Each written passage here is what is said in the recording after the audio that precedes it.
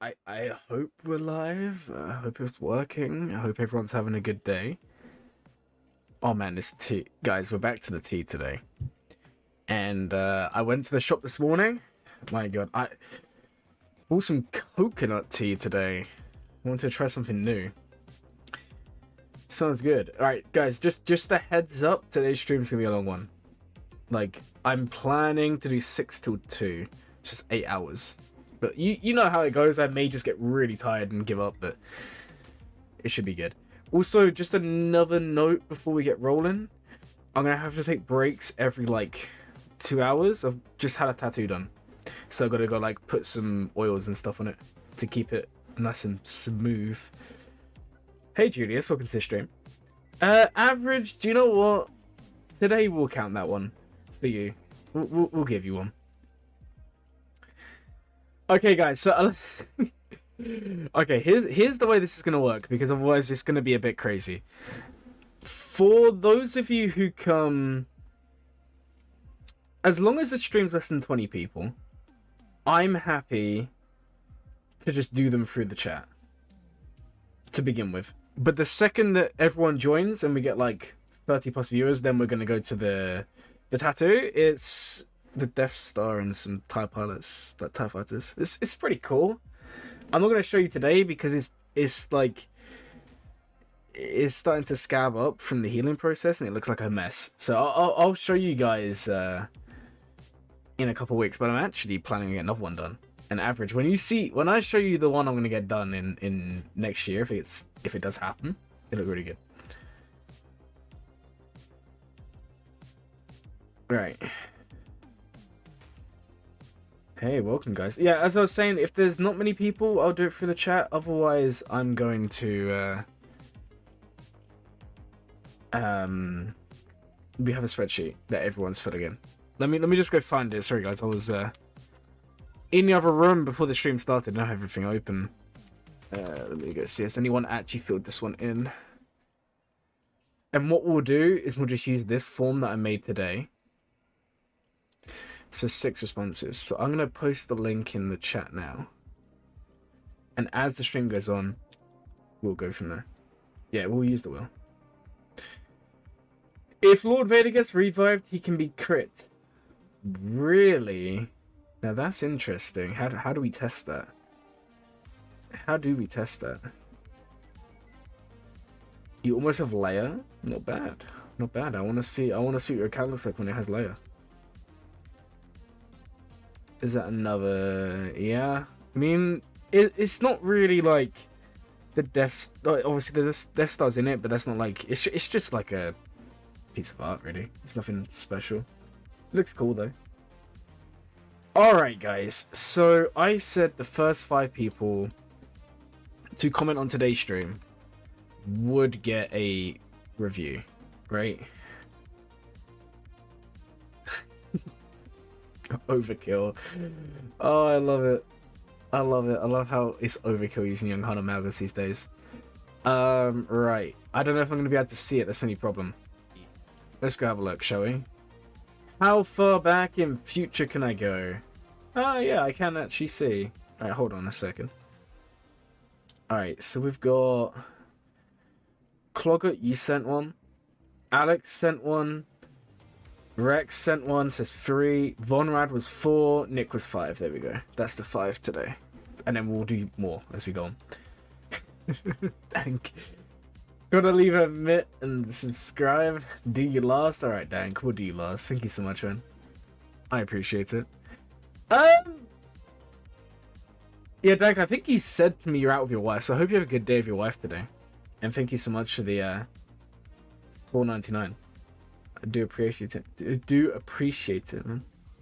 Dathomir route missions, really? I don't know if I'm doing Dathomir this phase.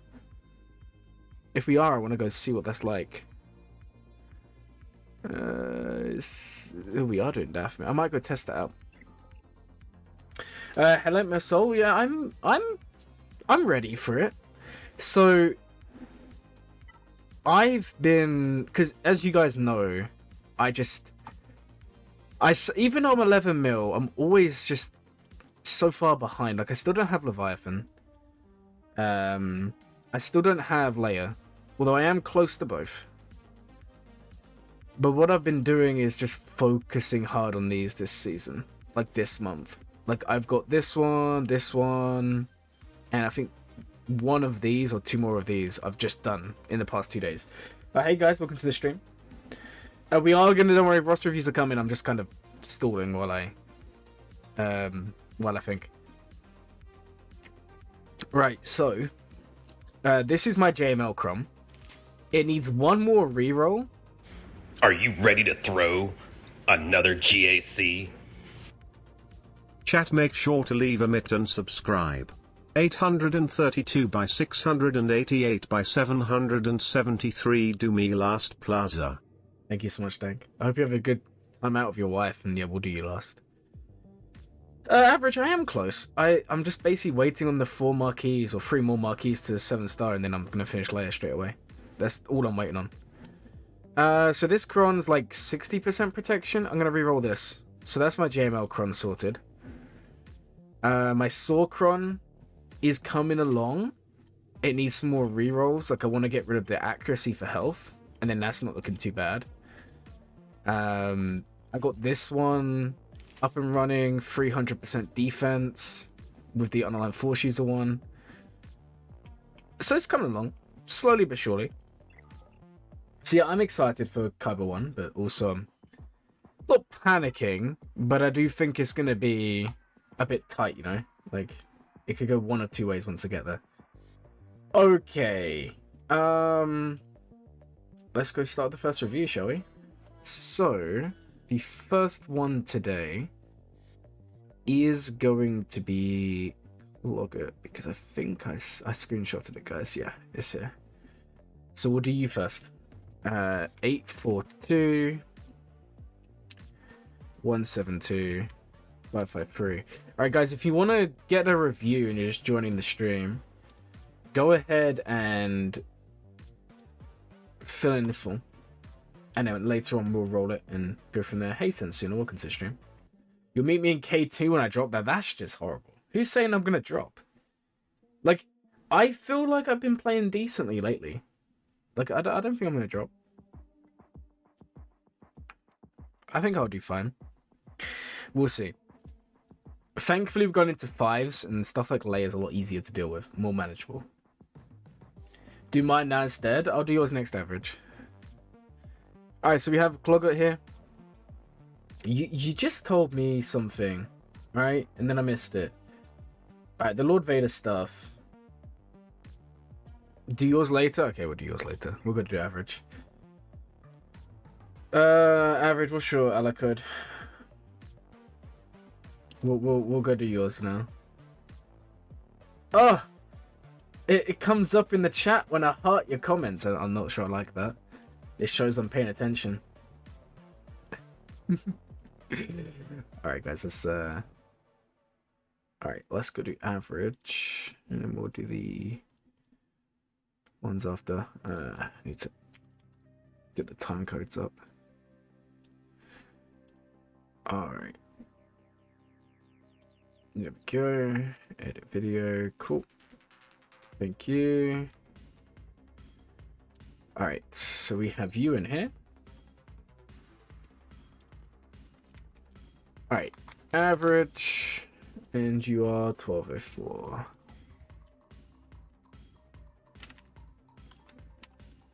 Okay, so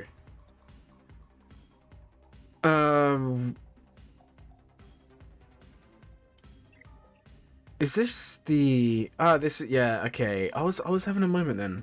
Your Lord Vader didn't die once and got wave 1 done. Nice. Not too bad. Not too bad. I understand here in K2. Yo, why is everyone saying when I drop you'll be waiting? Man, you're all actually so horrible to me. I mean, I might drop. It's probably gonna happen, right? But like, let a man dream. Okay, so you have actually. You know what? I'm gonna put this into a bot because it's easier for me to visualize it. How many relic lines do you have? For 9.6 mil, you have 8 Relic 9s. No, 4 Relic 9s and 9 Relic 8s. Radis, Chrysantin, Ray, JML. Then the Relic 8s, Piet, R2, Grandmaster Yoda, obviously GK. Who else is Relic 8? Han Solo. Okay, it's just basic requirements.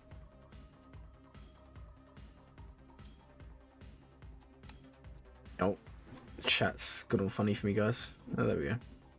I've not yet faced Leia and Gak. What is the best counter in 5s? So, I haven't faced her in 5s. But everything I'm looking at and seeing is, basically... Oh, sorry, I didn't see you say if. For some reason, I got, like, some weird heart on my screen. It's like a new YouTube thing. I missed the if. I thought you just was memeing on me again. Like average. So everything I'm seeing is leaning towards either more Mandos or Inquisitors being the best counter to Leia. Now, the only thing to bear in mind, and it is kind of important, is Leia kind of screws with people at the moment because of the data crunch, right? Especially the Drogon one, because everyone gains the offense at the beginning. But on the other hand, right? Actually, you know what? Hold on, average. You can wait 10 seconds. I want to explain this while I'm on it. There was a Leia. I don't think that she's going to be here now. We can do it later on when we have like a slowdown period. There was another Leia pop up in my shard. So now there should be like 2 or 3. Yeah, there's one here. There's one here. And there should be one more. But I've been pretty consistent with just more Mandos. Like, it's actually kind of crazy. More Mandos with Gus Saxon and all of that, just Leia just dies. It's kind of funny. The thing is, I don't know how much Grand Arena Omicrons and all of that would make a change there.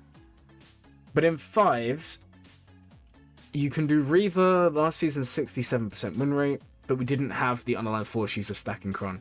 Maul was a 47%, but this is before his before Gus Saxon's nerf. But I think they're going to be the 2 best. Oh, JML also works as well, but I don't really want to use JML and Leia. Like, if I can beat Leia with Inquisitors or beat Leia with Maul, then I will save JML.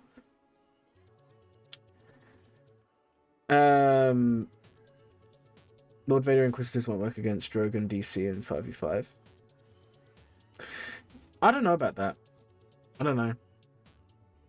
I think the problem with Lord Vader is it's just taunts. That's kind of what struggles him.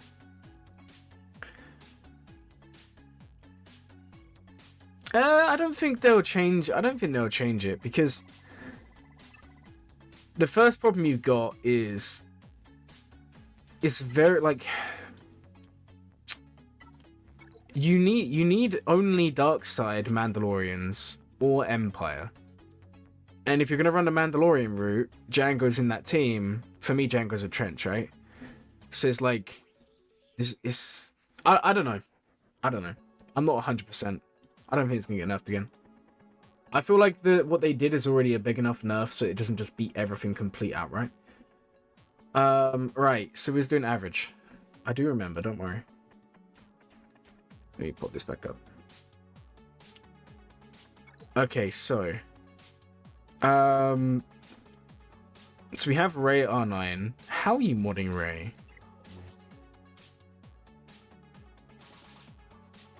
Okay. You need to... Oh, I mean, you got good health. Offense is low, though. They overbuffed the terrible 6-year-old character who's beaten the 2 Super GLs. JMK, yes. But Leia's not intended to be defensive. So if it beats Leia, I don't think CG will care.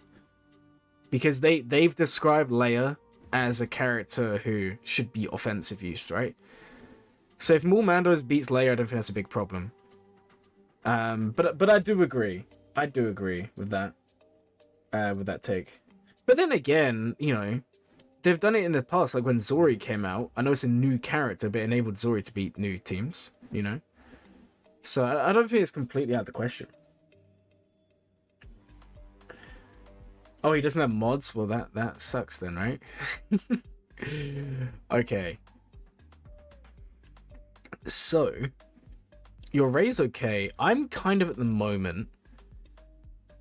Like, if I was to show you my Ray's mods, let me pop them up on the screen for you. Because my Ray held a bunch last Grand Arena. Like, an absolute bunch. And I just remodded her. So I don't know if you would benefit from doing something similar. So I actually made my Ray... as slow as possible, or as slow within reason, 471. But I made her offense a lot higher. I didn't really care about health. And I'm seeing a trend where people basically pick offense or health, jack it up, like you've done, but you could probably go even higher if you wanted. And then you go as higher health, or as high offense as possible, lower the speed. And it might sound counterintuitive, but the idea is she'll take less turns, right? But then she's in damage immunity longer, and she's in ult in longer. And if you then add on the unaligned force user stacking Kron, if you have one with good defense, that's also really nice. And then if you want to go the other route, because the problem is the current Datacron set, the unaligned force uses dark side only, so you can't use it with Ray. But you can, and I mean, we had it in Grand Arena last season, right? At the end, when Ray one-shotted Lord Vader, and I was like, well, what happened? You could, if you go the offense version like me, and it's what I'm going to try, is go as high defense on the Kron. Like, if you can, like, I don't know, 200-300% minimum. And then you get the offense up on basic, and I think that's also quite nice. Thanks to the answer, I had not heard about the Mormandos. Yeah, I mean, we'll see what happens in the next round, right? But I've been messing around, and Mormandos has done okay. The only problem is basically it just comes down to they need to hit you, and Canderous has to give you the turn. Because if you remember, Canderous gains a bunch of turn meter whenever anyone's hit, and then he will give Maul the turn. And that's all that matters. And if that happens, Maul goes, first stacks of Anguish, Leia dies. That's it. It's that simple. But obviously, it's never that simple in reality, right? I'm probably going to end up running Inquisitors, because I think with a defense stacking Kron, Inquisitors will be fine. I think they'll be absolutely fine. But yeah, JML is fine. But like I said, I would rather save JML for other stuff. Right, so yeah, that was just my talk on Ray. Online Force user stacking Kron's good, but like I said, if you get a like a basic, like say you roll one of these and you don't get the Rebel one, like obviously you want lots of these, but say you get Ewoks, right, and you're not going to use them. This is terrible. You need to reroll these. But if you get this with good defense, I would also try that out as something else, because if you go for the offense-based Ray, that could be really nice. Chrysanthemum's a nice R9. What's his defense at? Where is his armor? Why am I blind? Chrysanthemum's armor is here. 79%. Not bad. What do you got on him? Health. Okay, so you got him modded health. You have the Omicron. See, if you're... I would honestly do him protection.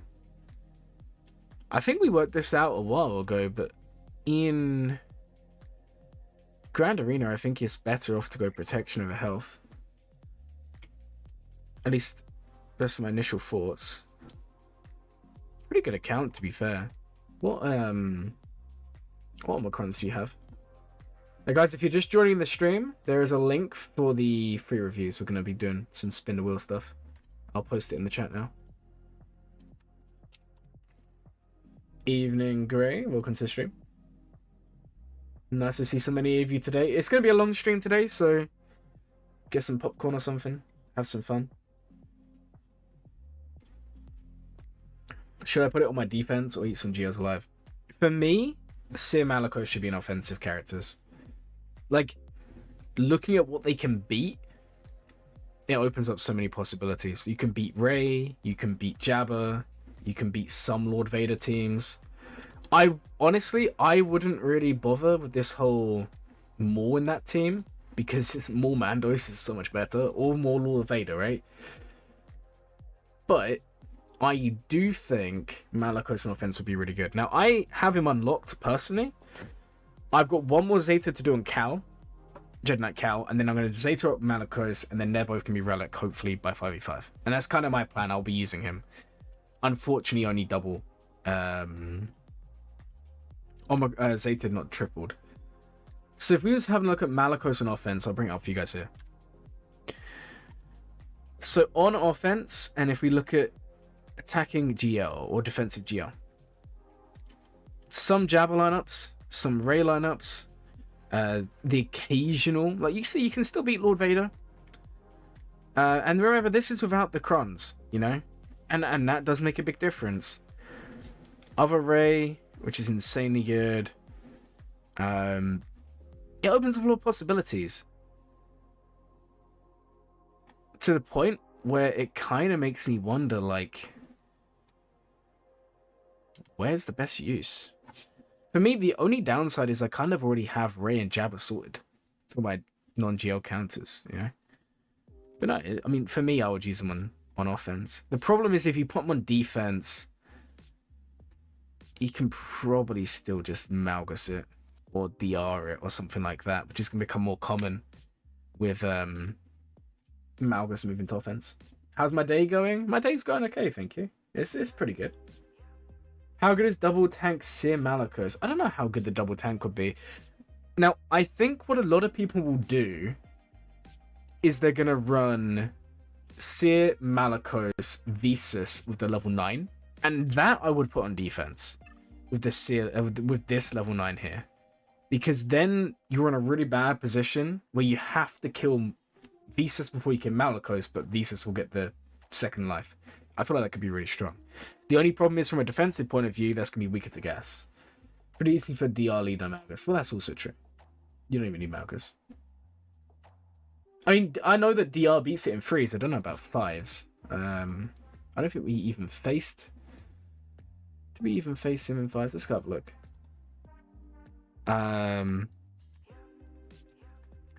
But also, like, if you're not using Malgus with DR, then where are you using DR? In 5s anyway. So Darth Revan versus Seer with Malicos in there. Yeah, there you go. 73%. Okay. Cool. So you can just do DR regardless. Thanks for bringing that up. Seer Malicos Crew Fulcrum Cow is the best comp without Visas. Yeah, I would say this is just an offensive team.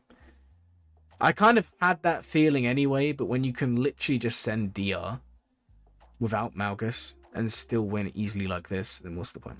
So there you go, guys. Just don't put on defense, just go offense. Right. So I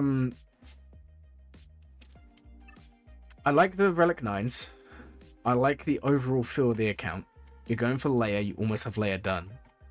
So I'm curious, where are you standing on the team? And who are you going to run in this team? So we have Drogon. He should really be Relic 8.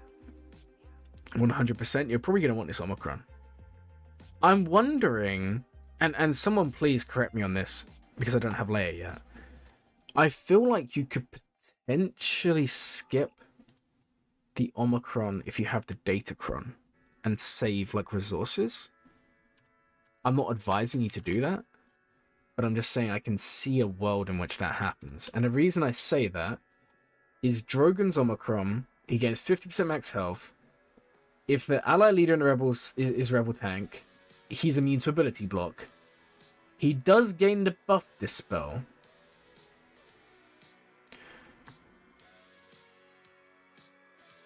But I kind of feel like if you don't... I feel like you can kind of skip that for now. Yeah. That's what I thought.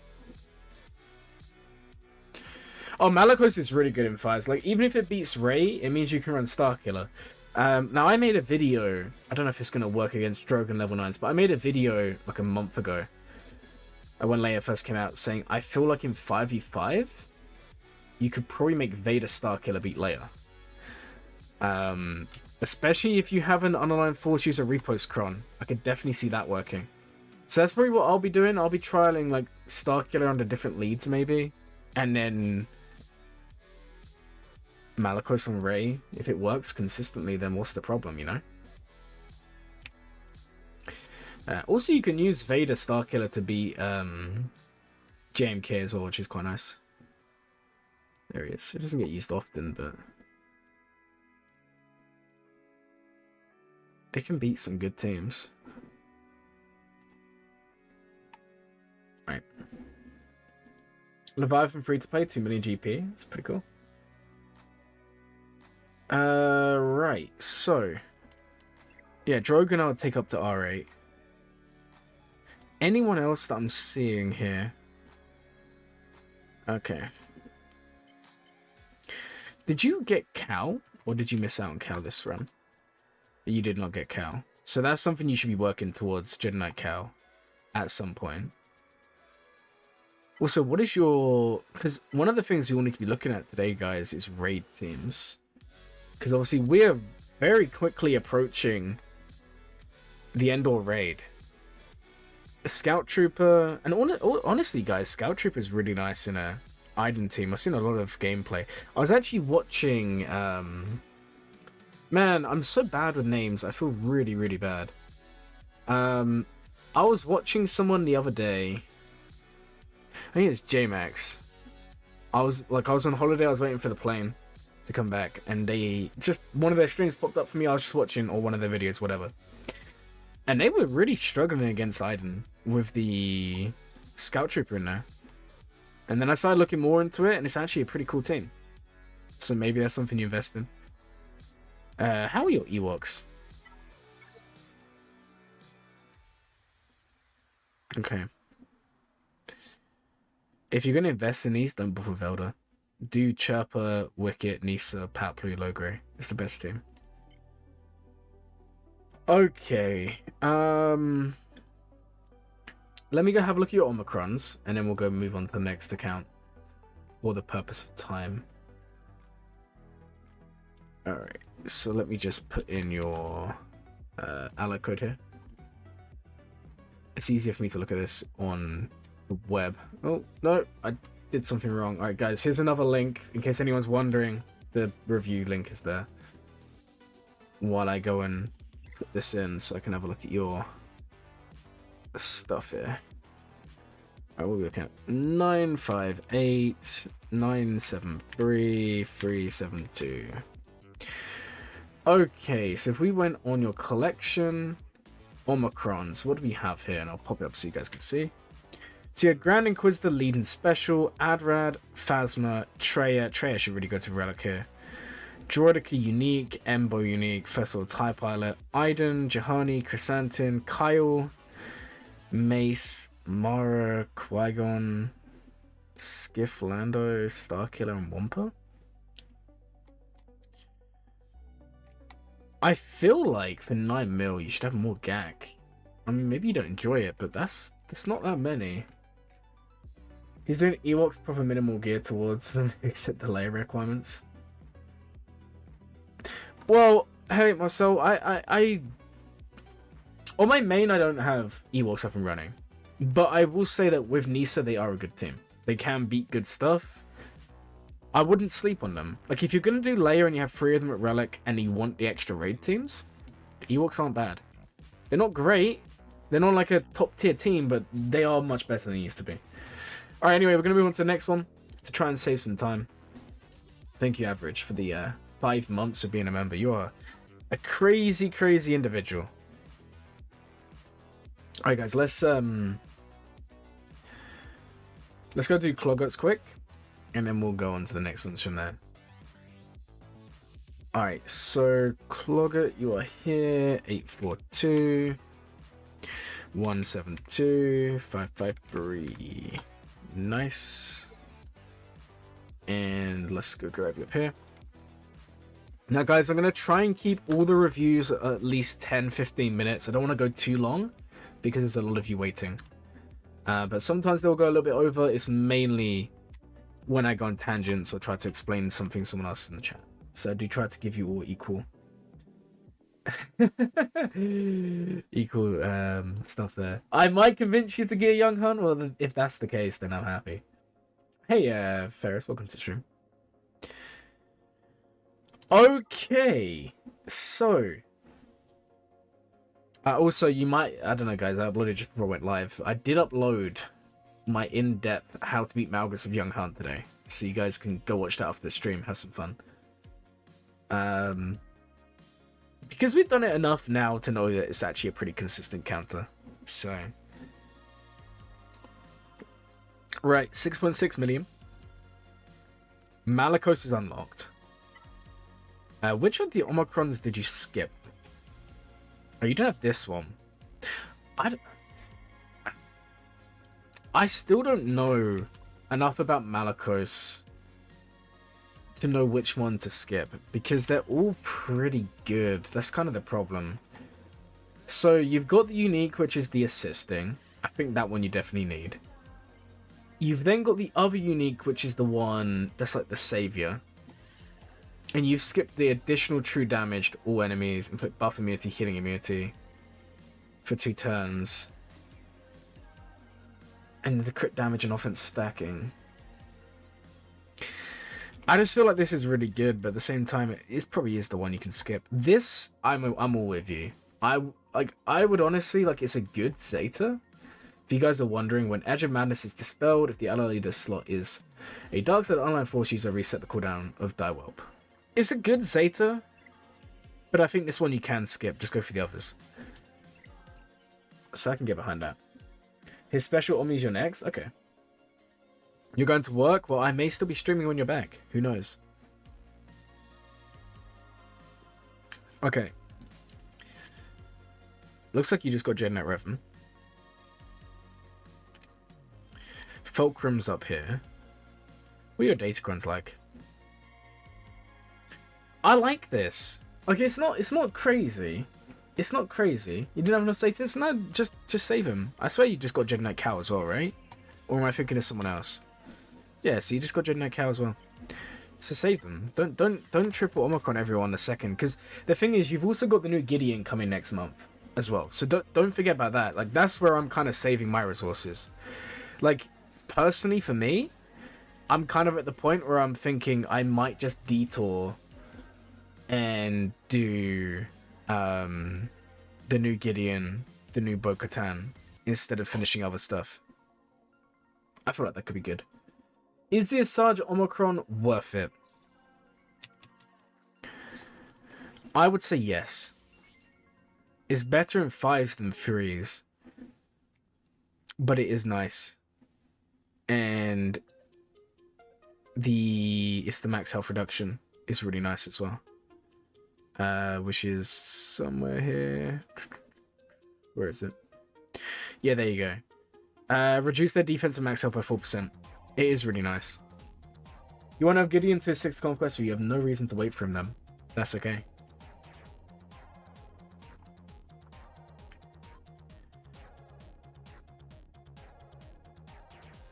Pretty good account.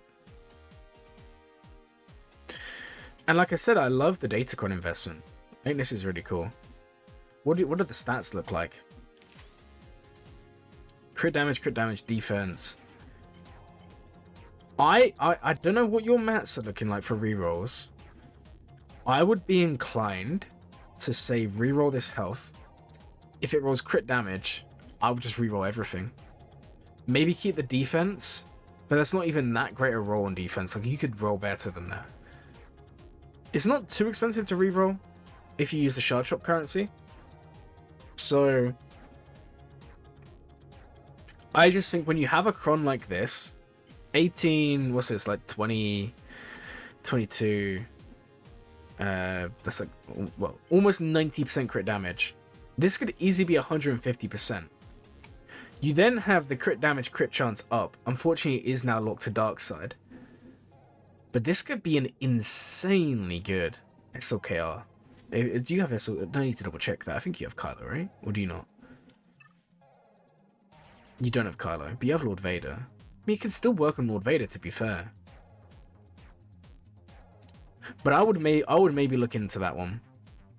This Kron here, what have we got? Defense, defense, protection, protection, crit damage, health still. Bad. You could change to 50% defense.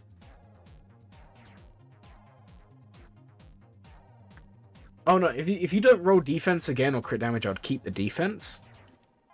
But like, Datacron rerollings go 20, 40, 80, and then just stay 80. And the tier 1 and 2 materials, even at 80 cost, it's not too bad for reroll.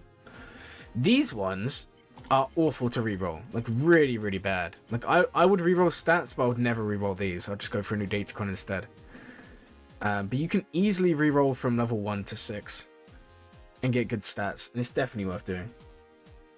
Lord Vader probably needs to crit damage more. Yeah, that's kind of what I'm thinking. If you had that Kron on Lord Vader, let's go have a look at your Lord Vader's mods, right? Your Lord Vader is crit damage anyway. He's got 222 crit damage, right? And then he would gain 90%. That's crazy. I'm telling you now, that would be really hard to deal with. Because people would be unprepared, and when he starts one-shotting earlier on, that's crazy. The other one? I don't know. I would... The one with more crit damage, like this one you're saying he gets. Personally, I would give him the first one. Also... Yeah, do the first one. Now, this may sound crazy, but if he was to keep this one on the other one, right? Having an extra protection, if you do decide to set Malicos on defense or whatever, and people do try to Gibmay it as like a 2-shot, that extra protection might be enough to counter the amount of health you get. Potentially. I don't know how much of a difference it would make, but it could do. But personally, I would be using this one on your Lord Vader every day of the week. If you can reroll the health and you get defense or crit damage, you're laughing. That's an insane Datacron. That's really cool. Yeah, but it does have the level 6. Okay, so maybe that's why you're using it on the others. What's level 6 here? Yeah, you would just need to reroll this. You reroll the 70% health still on the other Seacron. You can choose between crit damage or 90... hold on. On the other one, let me have a look. Crit damage or defense? Defense. It's not even close. You go for defense here. Because if you go for defense, you just need to potentially reroll the 2 protections and you have like a 300% defense Kron. That right there, that's like 70... Well, no, that's like 90%. No. Yes, 80%. And then that'll be 170, and then you can reroll both of these for a minimum of 270. That's what I'll do. Anyway, nice work on Datacrons. We love to see it. I love seeing accounts like your 6.6 million. Good Datacrons, you can really punch up. Honestly, guys, you go up against someone who doesn't care about Datacrons at all, which does happen, you're going to have such an advantage. And it's not even like it's a paid advantage these days, because you probably did this all without spending. That's insane. We have a Nisa one. Not bad. Not that great. I'm not really a fan of that one, but it is what it is. It's a pretty cool account. Right, so you have Cal, you have Fulcrum Omicron. I saw you have some Night Sister stuff going on. Not too bad. Do you know what I would maybe do? Okay. I would possibly... I just saw Savage, right? I think he should be going to Relic here. And the other one, I just want to check his Treya. Also to Relic. That's what I'll do, Savage and Treya. Without DCs, I wouldn't be in Aurodium 2. Yeah, exactly. And that's kind of the thing. Like, if you have DCs, you can punch well above your bracket. Because I'm telling you now, you get like a Lord Vader or General, or even General Skywalker, and you put like a light side Kron with 100% crit damage on him, with the crit down jump offense up on basic. And that is going to be killing all the common counters. And unless like your opponent knows what they're doing, they're going to struggle. Like, this is the thing. If you farm Datacrons, you can easily beat people a lot lower than you. Now, my advice to you is I wouldn't use this method that you're doing here. Doing it once or twice, like maybe do one dark side, one light side Cron and re-roll them, right?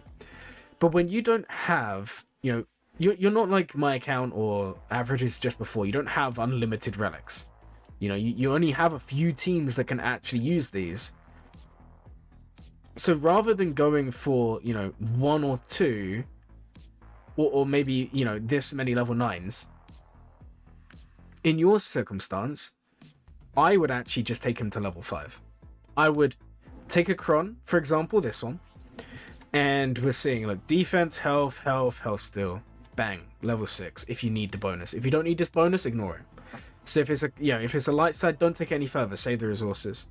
And if you just get loads of these, you could easily have a Cron for every team on defense and a Cron for every team on offense, and that will benefit you way more than having like 1, 2, 3, 4, 5, 6, 7. That's like 6 Crons, 7 Crons, whatever. Where are you getting reroll mats from? I'll show you. So every time the store refreshes, you can go in here and you can actually buy reroll mats. It's 25 for 600, and then these ones are like, there you go, 25 for 300. So it is a little bit expensive, but once you've kind of maxed out your stores, like I've maxed out Galactic War, Fleet Arena, obviously I buy Zetas, I'm not crazy, and Grand Arena, I obviously buy these. But like once you've kind of maxed out your stores, I sometimes use Squad Arena store currency because I don't need credits from there anymore and I've got enough prestige. I use Galactic War currency, and then sometimes I use this one, Cantina Battles, and I'll buy like these, right? And I basically just buy MK1 rerolls, converters, and MK2 converters for shard drop currency. And I get like 80 a day, which even if you're maxed out on a Datacron, you can still reroll. That's kind of how I treat it anyway.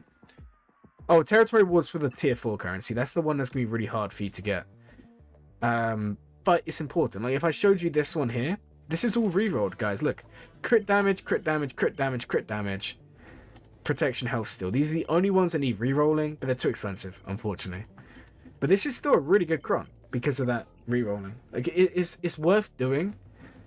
Like what I prefer to do, and you guys may do it as well, is I take a few Crons up. Like I just spend the Conquest farming Crons, right? I do 6 refreshes a day on Conquest. I'm currently on Sector 4. I'll spend the next like 5 days, maybe 4 or 5 days, just doing Conquest, right? If I show you how many materials I have, you can see that I have quite a lot stockpiled to be able to take them up. And I'll take them all up, and ones that are promising, I'll reroll. Is, in your opinion, R8 Cal worth it? No, I'm very strapped for Signal. You mean R9 Jedi Knight Cal? I'd say no. Now, I know I saw Zareth's video, I think it was this morning, or was it yesterday?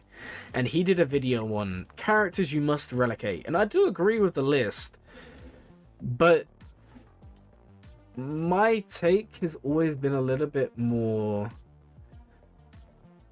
How do I describe this? I just don't think it's very smart to go ahead and start acting like you're 3 or 4 million GP ahead of where you are. So if we took the example of Kloggot's roster, okay? And I fall into this trap as well, guys, because I don't have Leviathan yet. And I could have Leviathan or, you know, all of that stuff. Right, so if I was to show you this again and bring this up, and we was to take a look, yeah, Jedi Cal, cool. So if we was to go through on their roster and see Relicates, right? Relicate Lord Vader, Relicate Piet, General Kenobi, Count Dooku, Arc Trooper, and that's it. The Relic 8s are just Journey Guide requirements with the exception of Lord Vader. Now, for me personally, I think if you're going to relicate anyone that's not a Journey Guide requirement, it's going to be your Rey, or Kylo, or Lord Vader, or just a GL, right? He watched Sarah videos and struggling to sleep. I don't know. His videos lately have been pretty good. I mean, I've enjoyed the ones lately a lot more than some others I've watched. But I think that's also because the videos lately have like targeted me personally with like the whole crunch I put my account in. But yeah, when it comes to R8s, like you'll see people say you need R8 BT1, you'll see people say you need R8 Cal or R8 whatever. R8 Cal makes a sense if you're in a TB focused guild and you don't have enough R8s to do the missions, and you want to do the missions, you have the Omicron, and yeah, in that case do it. If not, just leave them at R7. Save yourself the resources. Because unless you're competing in like Kyber 2, Kyber 1, Kyber 3, and you're really competing at the top level, why would you put unnecessary pressure there?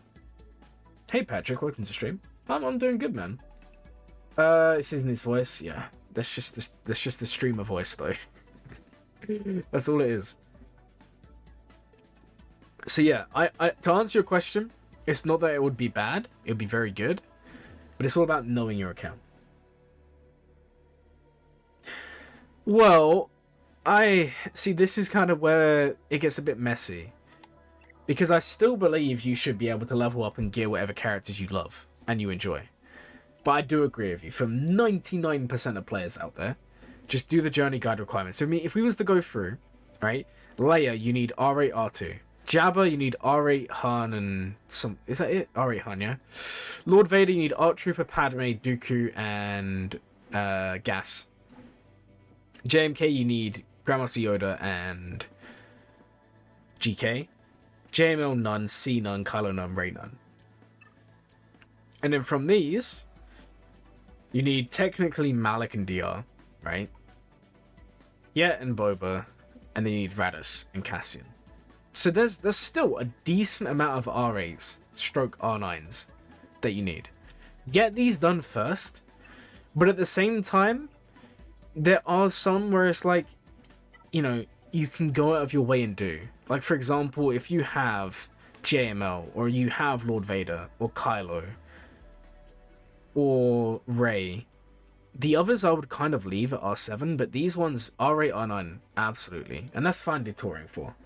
In your squad arena team, a good team, Jedi Cal, let me have a look. Sorry, I know I keep on jumping off. We'll take a look at this, we'll take a look at mods, and then we'll move on to the next one. Well, I don't know what alloc code that is.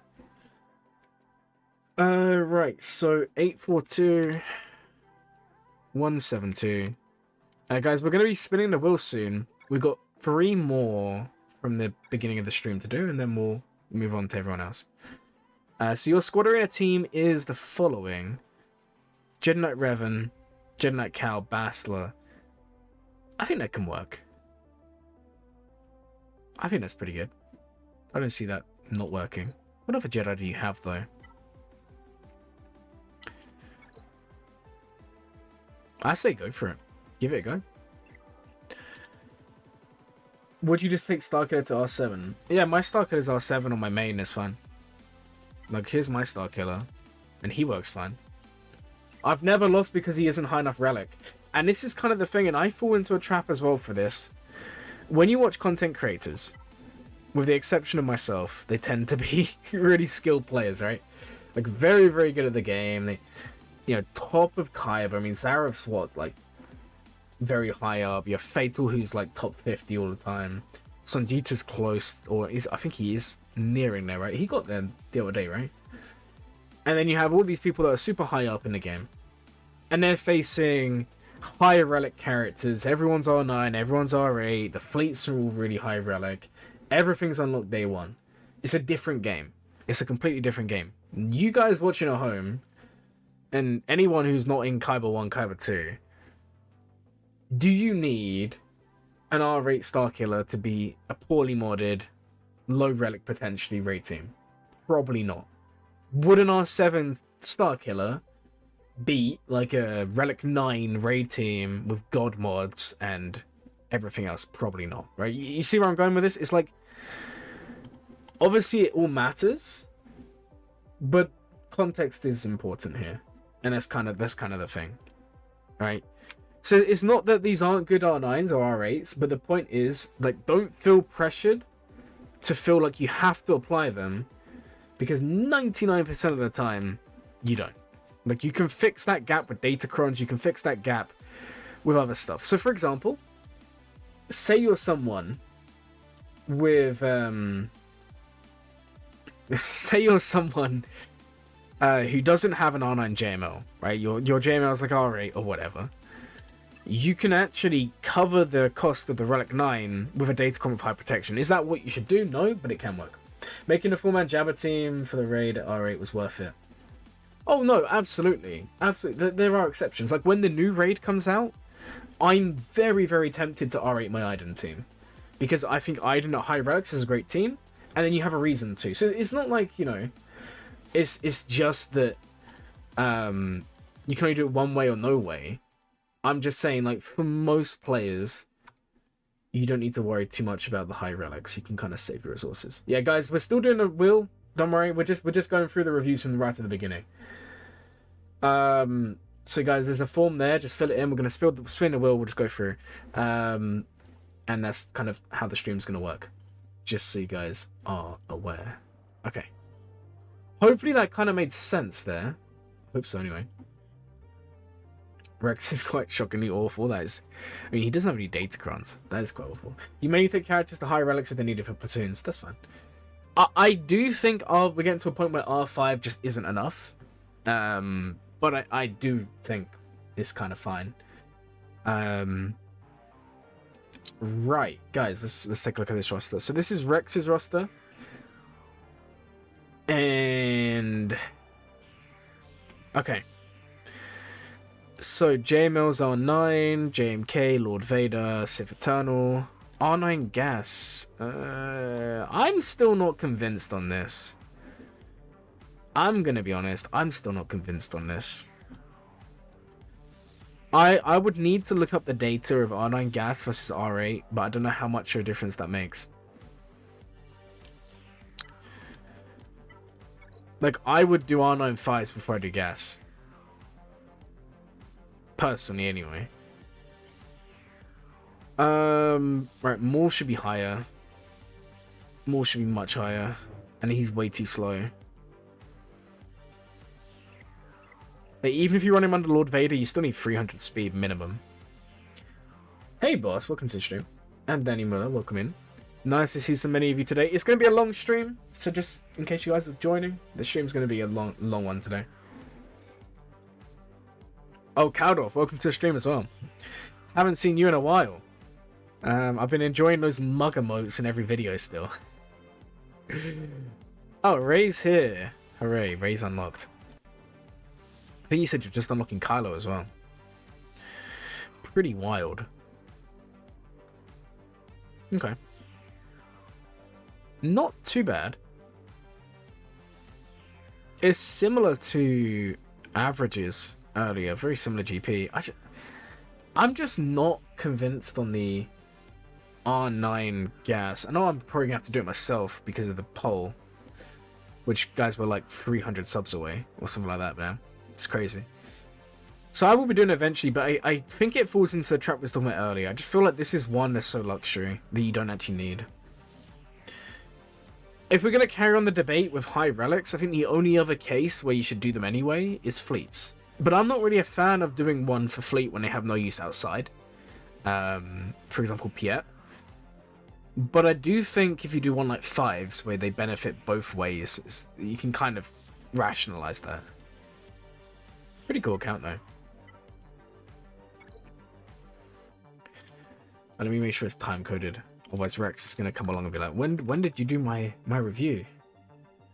Mug Poor Man's Edition. Gas is needed on for platoons later down the road. Yeah, but I don't think that's a problem for Rex. But yeah, you are right. Later on down the road. But do you not think that's a problem you can kind of solve later on?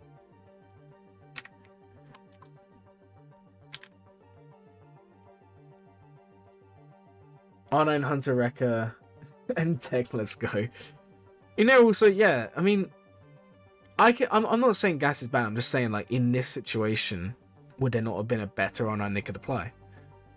like an R9 Lord Vader, or yeah, I mean, I guess it's okay. High relics for raid should only if your guild is hard pushing it.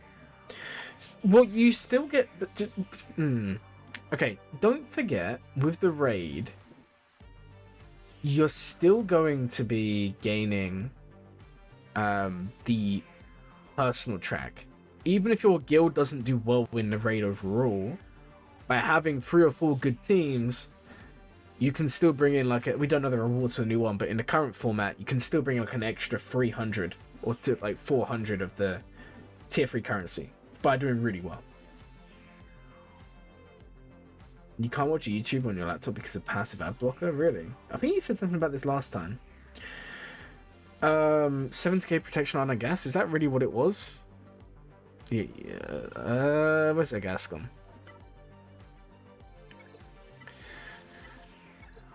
No way their gas was... Yeah, what is this? Why are they modded for health? Rex, when you watch this later... yeah.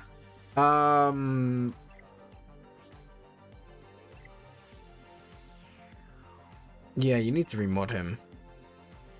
Like, desperately. Like, why has he got health? Protection? I don't know. We'll we'll dive back into that one later, right? Holy gas, yeah, that is not the best gas I've ever seen, right? Oh my days. I don't know how I feel about this.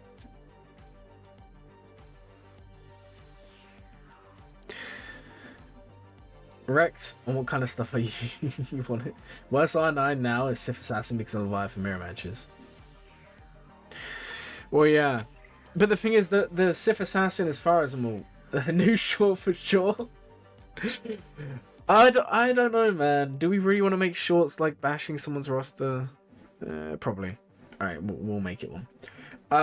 Right. Yeah, so what I'm seeing is Sith Marauder does make a massive difference. In general. Oh, not Sith Marauder, Sith Assassin, sorry. Makes a big difference at R9. I'm seeing a lot of people do that. But again, I just don't...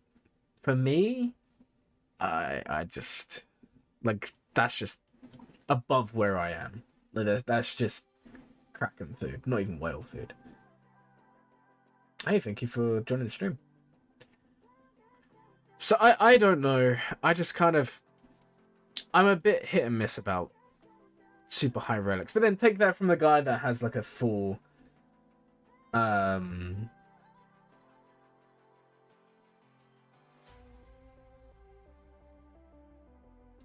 mean, I guess. It's more I wouldn't want like Rex to watch it and get like upset because some people, you know, put a lot of time into the game and it's quite emotional. I don't know. You face R7, Sith Assassin, and face R8 and R9. Oh, you are face R7. You face R8 and 9, you still beat them. That's not too bad.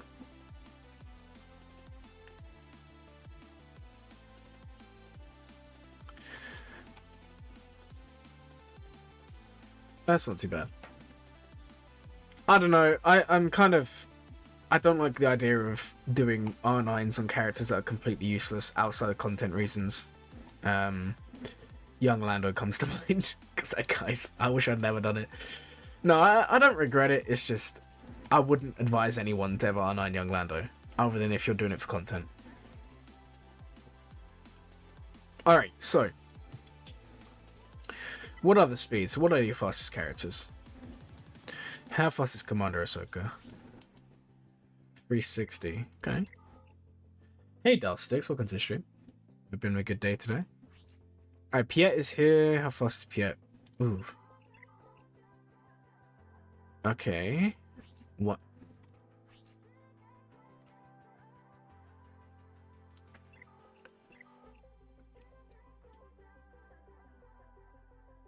Let's play a game, guys.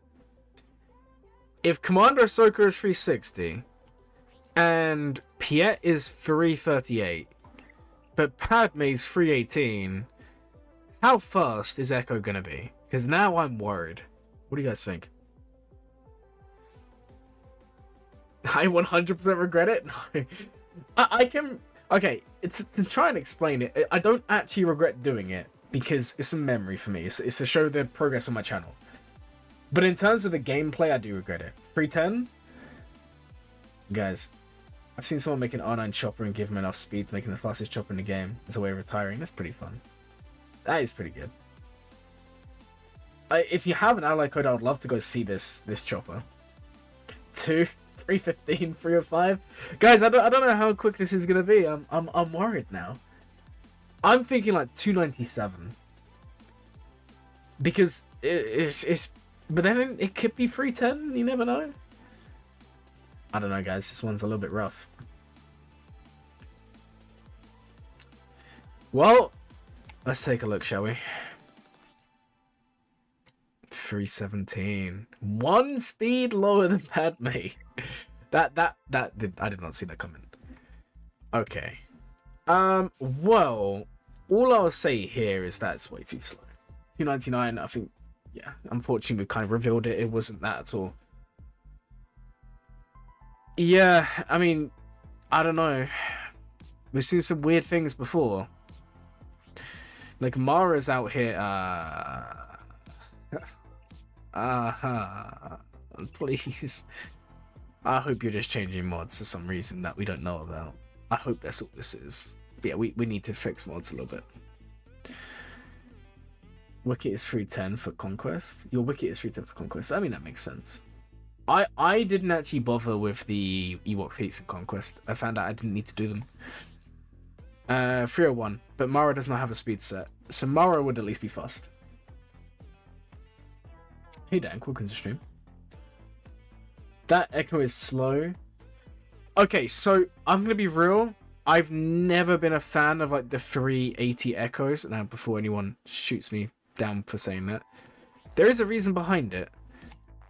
If your tech is not fast enough, I think it's. I need to remember now. I think it's 10%. And if someone wants to correct me, go for it, because I know I'm not always right. So tech gains 1 speed for each country per ally doubled for Bad Batch. So he's going to gain 10 speed, right? And he's not unmodded either. Okay, I don't know what's going on here. So he'll gain 10 speed. So you can get him like, I don't know. Let's for an argument's sake, right? Let's say that your Echo is 360 and your tech is, I don't know, like 260, 270.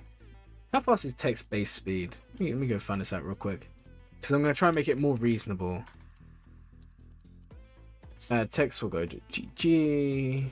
Tech base speed, well, yeah, it's 160. So if we said tech is 280, I think that's more reasonable. 120 mod set. You give him the 10 speed, because he starts with 10 speed. So he'll be 290 at the start of the battle. Now, if we go to Echo's kit, right? Echo is going to be, I don't think it's on.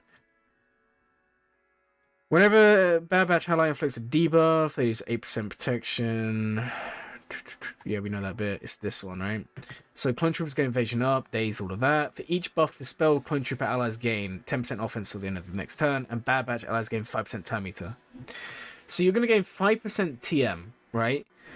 Now that 5%, let's say you're dispelling 5 buffs. Normally that's around about where you'd be turn 1, right? Around about, right? For Grievous, I don't know. Let's just say it's 5 buffs. That's 25%. So you would times this, or it's divided by the difference, isn't it? So it'd be 0.75. 386 is the speed it would come out to. Kind of. It's not actually calculated that way, but like, I'm just trying to give you guys an example of the numbers. Basically, all I'm trying to say here, and I probably did a really bad way of explaining this, because I used to have this problem, that's why I'm talking about it. I just did the math wrong. I'm sorry, guys. I'm not a mathematician. I wish I was. If you have a really, really fast Echo, and obviously then you're going up against faster teams, right? There's a chance sometimes that you don't loop. And what happens is Echo will... And I just did that, turned me to think completely wrong. I'm well aware, but... Echo will remove the buffs, and then they'll just go and they'll just cleanse the days, and then you never stun. Which is why you need to have a faster... Think of it, guys, like the Imperial Troopers. Remember how they have to be like a certain speed in order to guarantee the turn? Like, most of the time it won't even matter, but to guarantee the turn. It's the same with the Bad Batch, and I'm pretty sure I read earlier it was like 10% speed difference. So, for example, say your Echo's 380 speed, then your tech should be... I don't even know how to do maths, guys. It's like this, right? 342, 10%. To guarantee you take the turn. Something like that. I don't know. You need... I have gone up from the world. You need tech as fast as... I can't read the message. I've got some heart blocking my screen. Let me go put this in a different chat and I'll go have a look. You need tech as fast as your Echo. Well, tech will never be as fast as Echo because he's much slower. Yeah, the looping, yeah, that's the point I'm trying to make, but I think I explained it wrong. Someone definitely needs to work on mods, yeah. No. No. I've had it before where they just don't go enough. Like, you still need to have the speeds, like, set. And I feel like if you make Echo really fast and your tech's still really slow, it doesn't make a difference. But then you gotta remember, I'm not a fan of having mod rosters like this. Like, 360 Commander Ahsoka's great, right? But then we go 360 to 338, and we go 338 to 318. Could we not just balance this out and go 340, 340, 340? You see where I'm going with this? Oh, yeah, tech needs to be faster mod-wise, yeah. Because tech is so slow. But anyway, I'll look up the specifics and talk about it another day in detail. I was just making a bad point there, right? If you have them at the same speed, tech will be faster. No, it's not as in the same speed. It's like the same mod speed, I think is what they're trying to say. So, like, for example, if we was to look at Echo, and we see that Echo is plus 119, then what they're saying is you would need tech to be around about plus 119, right? You can see it's 78, so that makes more sense. Anyway, we're not here to talk about Bad Batch modding. I don't know. I'm not, like... I don't think the account is bad, but I do think the modding is a complete mess. And that's the nicest way to put it. Like, characters who should be fast aren't fast. Characters who shouldn't be fast are fast, you know? I can get behind Padme. If you use it with, like, JMK, there's a reason to have her fast, right?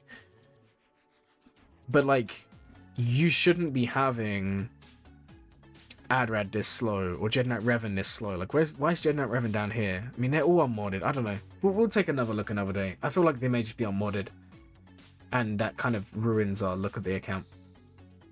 Alright, let's go do the next one, guys. Which is going to be Vonraad. 364, 332, 661, and I should have screenshot the other two. I think it was... I don't actually know who was the next... Oh, no, the next one isn't. We missed one. It's Alex, but I couldn't see your Alec code. Alex, if you're watching a stream, post your Alec code, because you was one of the first people to comment, and you did your stuff, so we'll do Vonraad first, and then we'll do Alex and go from there. Okay, so for this one, we have Vonraad. Kyber 4, not too bad. Similar situation to an early game Bosk lead team. Yeah, very similar.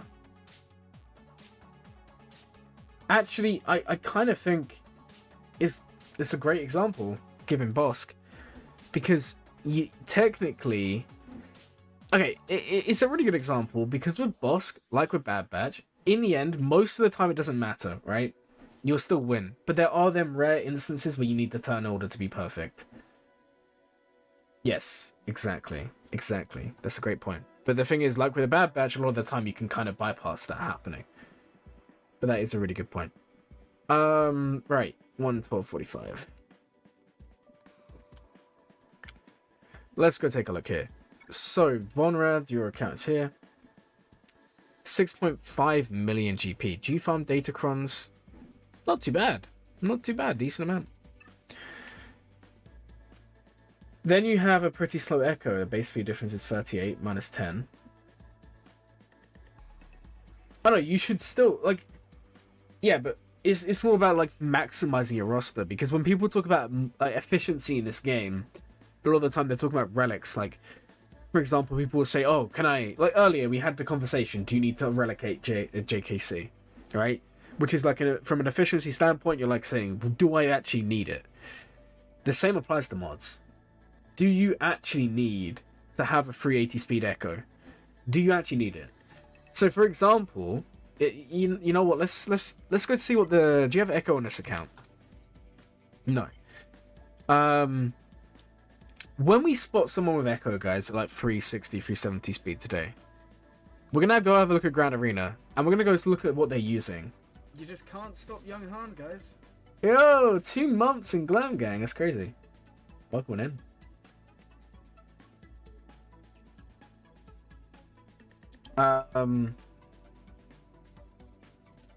That does, you know. Where is it?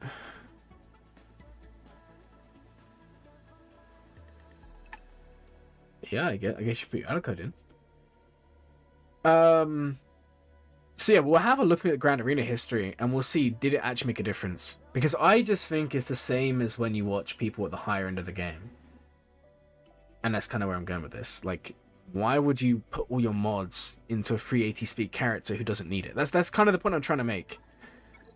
Let's have a look at this account, right? In terms of speeds. Commander Ahsoka 346. See, I feel like that's more reasonable. I feel like that's more reasonable for where you're at, right? Piet, down here, 332. 346, 332, still a drop-off, but it's not crazy. Padme really fast again, 324. It's not as big as a drop-off as last time. Let's see how it continues, right? Nice. Nice. And Darth Revan? Okay. You see the difference here, guys? There is a drop-off, very clearly. You go down 20 speed in 3 characters, which is fine. But you see how then everyone else is kind of around this same speed? This is nice. And the thing is, a more balanced roster is going to help you in the long run. Especially if you're in Kaiba. You need to have sort of this balance. You lost your membership? It happens. You just got to become a member again, I guess.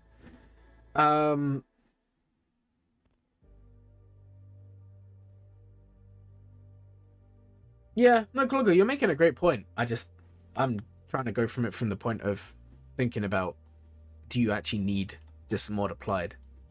Because people should treat it the same way you treat gear. Because mods are a finite resource that we don't have enough of. And I think too many people just see like people with ridiculous mods and go, oh, we need this. How does the roster review Google Docs work? Is it in order? No, so what I'm going to do is, at the moment, when I posted the stream in the Discord server, I'm left a comment and said first 5 to comment, get a review, right? So we're doing those 5 first. I think we're on the 3rd one, so there's 2 more to go. And once they're done, we're going to spin the wheel, do someone, spin the wheel, do someone, and then obviously anyone who becomes a member or whatnot, they get a review as well. But like... I mean, that was great timing. I was just explaining.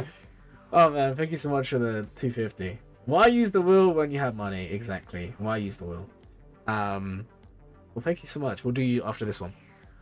And that's kind of how it will roll. The stream's going to be very long, so if you stick around, there's a chance you'll get what done.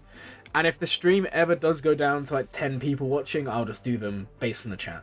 But when there's like 40 or 50 of you, that's impossible. It would be chaos, especially when I go so in detail.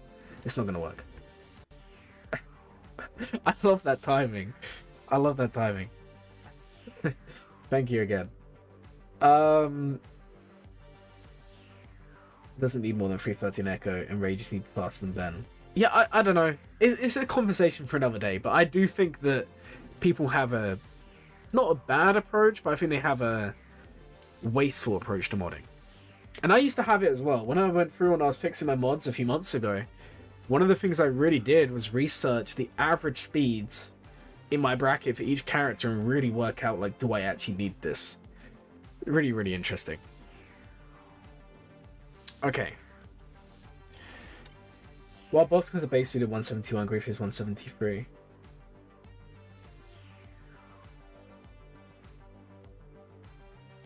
Yeah, it was in the... If any of you are in the Discord server, make sure to turn on, in the role section, just turn on the live stream notifications. Are you ready to throw another GAC? Why use the wheel when I have money? Thank you again for the 250. Make sure to drop your ally code or send it to my Discord if it's not sending in chat.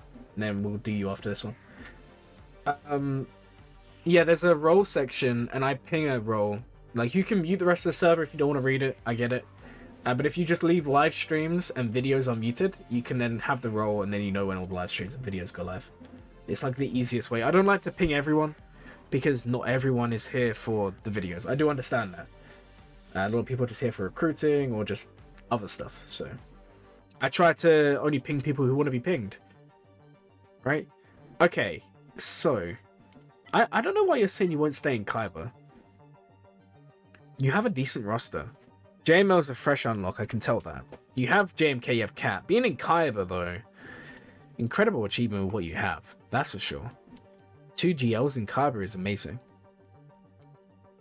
How can we make you stay here? That's kind of my question. Oh yeah, you definitely want boss faster.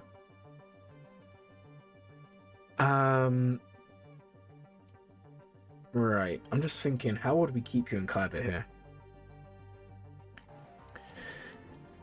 Is there anyone you could farm, or anyone you could go for here that would maybe help you out?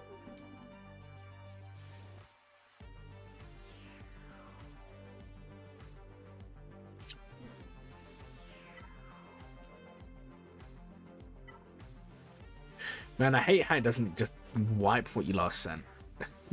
Zori. Okay, I would take Zori to gear 8. And yeah, Provoking Profundity, I figured because you have Adrad's Omicron. That kind of was a signal to me. I would definitely invest in Zori here. To some degree.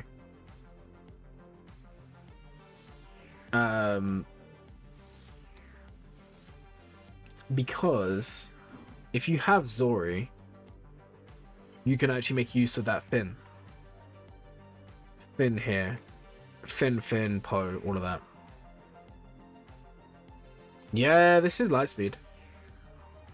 That's fine. It's gonna be quite common. A lot of short-term projects. Well, I'm sure a lot of you saw my videos that I've done. And I feel like a lot of people missed what I was trying to say, because I wasn't trying to be negative about the bundles. I was just explaining how... And it's hard to kind of vocalize, if it makes sense, but I think the bundles are really good. But at the same time, I felt like, especially on my Race to Kyber account, where I had a very strict plan that I was following, I didn't really like being derailed for something that I didn't plan to do. You know, and that was kind of the point I was trying to make. It wasn't that the packs are bad, the packs are fantastic. But I do think it's good if your next time is Profundity, get Profundity done. Now, at the same time, you would be silly not to invest in Zori. You'd be silly not to invest in, you know, Finn Zeta, so you want Finn lead. You want Zori's uniques. And then that's a team. Leave Zori at 2 stars, it doesn't matter. You need, what, 3 Zetas to make the team work. That's it, nothing else. Did you buy any of the other ones? Did you do First Order? You did. Now, unfortunately, First Order is just kind of lame. I'm going to be real until you get Kylo. Like... That's where the problems arise. Because if you want to use Phasma to full potential in Territory War, you're going to need Zeta, Zeta, Zeta. Maybe it could help. And no Zeta. But you're going to need 4 Zetas and an Omicron. Value's great, it just complicates every grad. Yeah, and that's kind of the point I'm making. I was also trying to be very clear, because the whole point of me making a video is those people in the guild I'm in. Really good guild, but it's a newer guild. And they were saying, do we actually have to buy these? And you have to kind of remember, guys, it is still £100, $100, €100, whatever. It still costs a lot of money, you know? So it wasn't me trying to be negative. I was just saying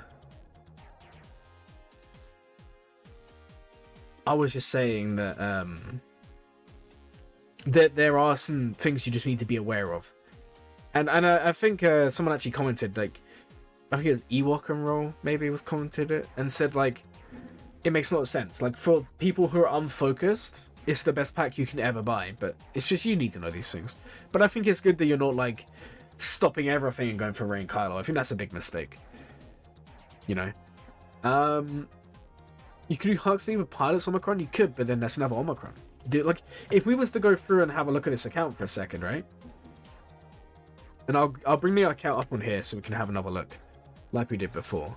Let me just put in the ally code here so we can see. 364 332 861. Okay, so in terms of Omicrons, let's just have a look. We have Treya, Radis. Oh, sorry guys, and a T just made me hiccup. We have Treya, Radis, Iden, Qui-Gon, Savage, Wampa, and Zam. Now, if we used to have a look at characters who could potentially be Omicroned, right, and that's kind of what we're looking at here. We have Zetas for, or Omicrons even, that you can apply for Droidica Omicron, potentially, if you wanted to go down the TW route and help your guild out. Droidica's here, that's an Omicron you could do, of high value. We also have Zori, which you could... Zori's fine, low gear, Omicron, she still works really well. If you did Zori, that opens up Rose, potentially. You've already done Adrad, and there's none others that I would do. So maybe, you know, in your case, First Order TIE Pilot could make sense. It wouldn't be bad. 400 offense, 15 speed. It depends on the speed. Droidica is very good for TW. It's just I know some people still don't like TW Omicrons, and I get it. I get it. But what I would say is just because you have the Omicrons, don't spend them.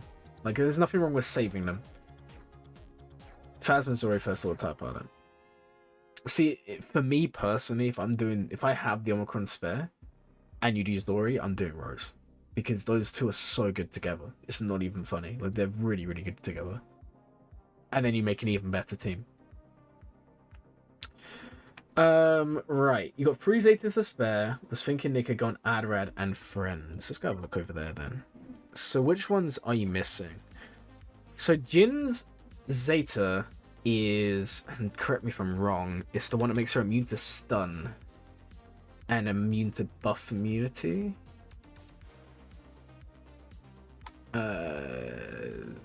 Yes. Immune to buff immunity, Jin's immune to stun. That's quite nice. In fact, I'd say that's really nice for an Adrad team because buff immunity would just kill you. Making her immune to stun's quite nice. Cassian's, that one is the protection up, right? It's on here. I'm sure Cassian's is protection up on the unique. Where is it? So the Zeta, Cassian, the Slightly Cancel, Rebel Allies gain protection up. I feel like this one you could maybe skip. For now, it's still good. It's a good one, but maybe skip it. K2 is the stacking protection. He gains 1% protection whenever he deals damage. That's really nice, especially because Adrad can make you retaunt and gives you that protection recovery. Radis has 2, and they are...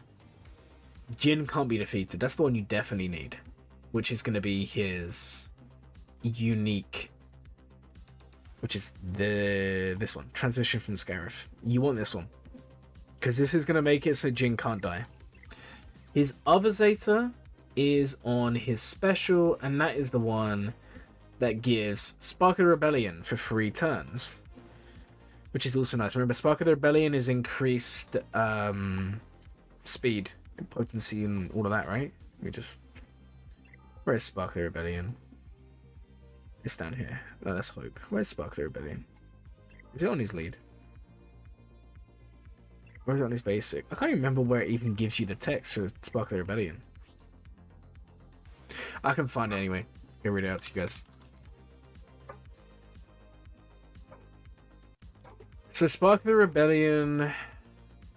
Gain 40% offense, 30 speed. Whenever this character attacks, recover 20% max self-max protection. Empire enemies defeated, this character can't be revived. If Spark of the Rebellion is dispelled, gain 40% TM. Okay. Guys, I'm going to be back in 2 seconds here.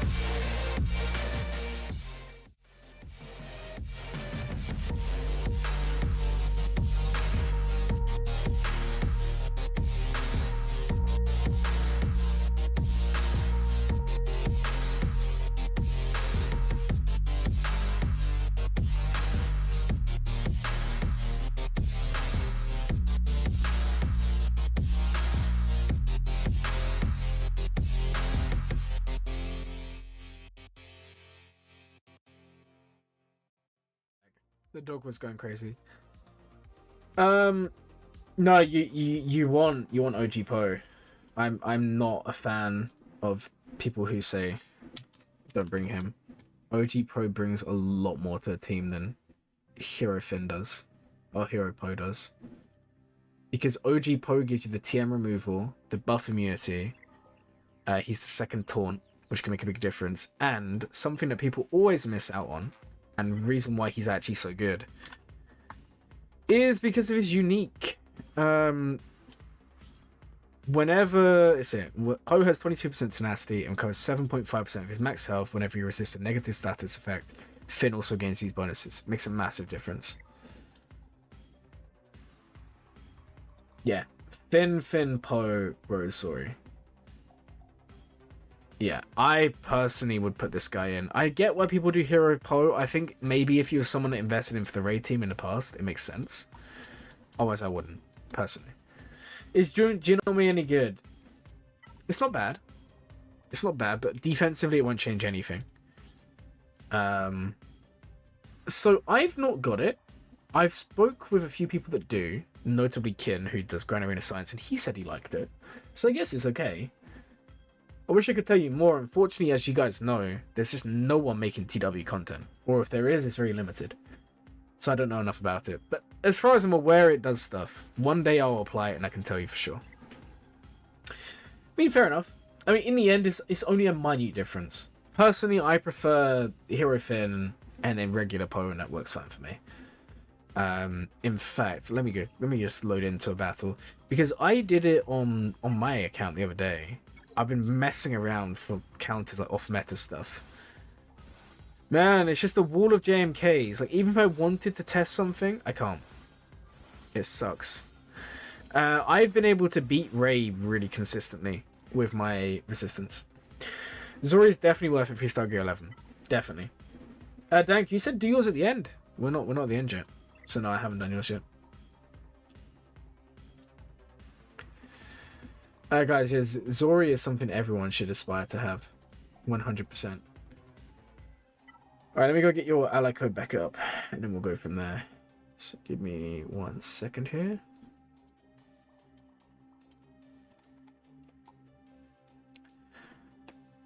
Alright. 364. So yeah, going back to your account, definitely go for Zori. That's the whole point of that conversation, right? 861. Zori's too good. You can also use Zori to beat, like, gas as well.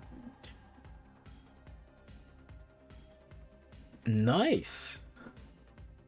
That's pretty good. Yeah, I mean, especially now that bulk jabber's gone, I can definitely see that working.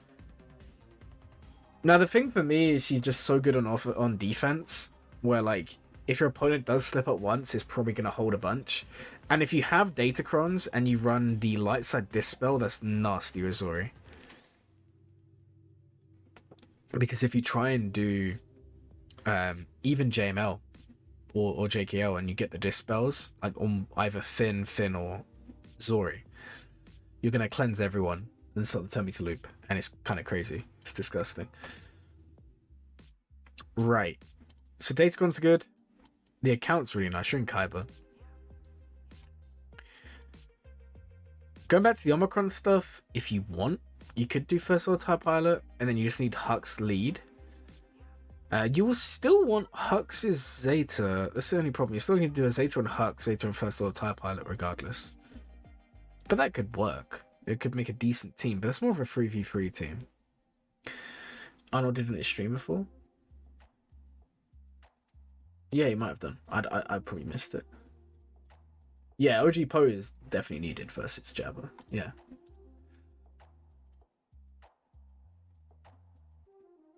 You don't need Zori's Omi. Zori's Omi is, I think, better for defense. Also, just bear in mind, the whole reason that Rose is so good, Rose is like the only one giving Tenacity up. And whenever someone with Tenacity up starts their turn, there is like a 25 or 35% chance to inflict and expose. And whenever anyone gains Tenacity up, everyone gains Tenacity up. So if you have Zori in the team with Rose, and this is about Zetas, by the way, guys. Whenever a resistance ally with Tenacity up starts their turn, they have a 35% chance to inflict expose for one turn, which kind of makes up for not having the Omicron. I think Rose's Omicron is actually a little bit better than Zori's, but in synergy they're amazing because then you have the infinite TM even more. You have like the extra offense, crit damage, all of that. It's really nice. Definitely something for you to invest in, though. I definitely recommend it. All right, guys. We looked at mods already, didn't we? Did you get the Star Killer pack as well? You didn't. Okay, that one you didn't buy. Is there a specific resistance character that needs to be the fastest in the team? If you're gonna run it, it's gotta be Resistance Hero Finn. Because what happens is Resistance Hero Finn passes the turn to anyone you choose, and then most likely Zori, and then the turn to train starts. Well, yeah, and that's kind of what I was trying to say, is the problem is she's so good on offense, but she's also so good on defense. I can't name the amount of times I've won a GAC because my opponent held, like, my Zori held like 10 times. And this is like in Kaiba. She's too good, and that's the problem. I want to use her on offense, but it's like, you can't fill that gap. So I personally don't go with a fast Zori because she's kind of slow. Like, my Zori's like plus 120, she's still only like 290. But if you can make her fast, she's the better to be fast. But Hero Finn you can make super quick. Mine's like 355, I think. But that's kind of my problem. I do agree with you. It's a great offensive team. It's just no one really uses them. Like, if we was to bring up the data, right? And we used to have a look at 5v5 counters. Finn, Poe, Zori, Resistance Hero, Finn, and I don't know why people don't use Rose. It's actually crazy. It's actually crazy, guys, why people don't use them. So it's only seen 187 times. Crazy. Beating General Skywalker 90%. Beating Jabba. Adrad. Although Adrad's not really impressive. CLS, more General Skywalker, any Inquisitor lineup. And then that's kind of what we're looking at. Now, if we was to take out, because people, I don't know why people don't use Rose. But yeah, you take Rose out. Tuskens, Phasma, Jabba, Trench. Personally, I think you've got to have Rose in there, otherwise you're missing out on so much. But people don't like to do that. I don't know. The Zoricon is no longer here, is it? Nope, it's not. So that does make a bit of a difference. But you don't need Zori's Cron for her to be good. She was good already before. I mean, anyone who was following the channel back when she came out will know I posted like 20 videos when she first came out saying like, you need this character, you need... Yeah, I was on it. Because she's so good. Even low gear. Like, if you have 3-star Zori, you can still beat General Skywalker. You had Zori beating Malicos last season. Gonna see how it works without Boltron. That's pretty good. I can see that. That's nice. Unfortunately for me, I'm still gonna have her on defense, but for those of you who want to use her on offense, then go ahead and do it, right? Okay, so the last 2 free ones is Alex, if you're in the chat. And Nick. I need your Alaka because she was the last one. And I'm going to go message Sensuna.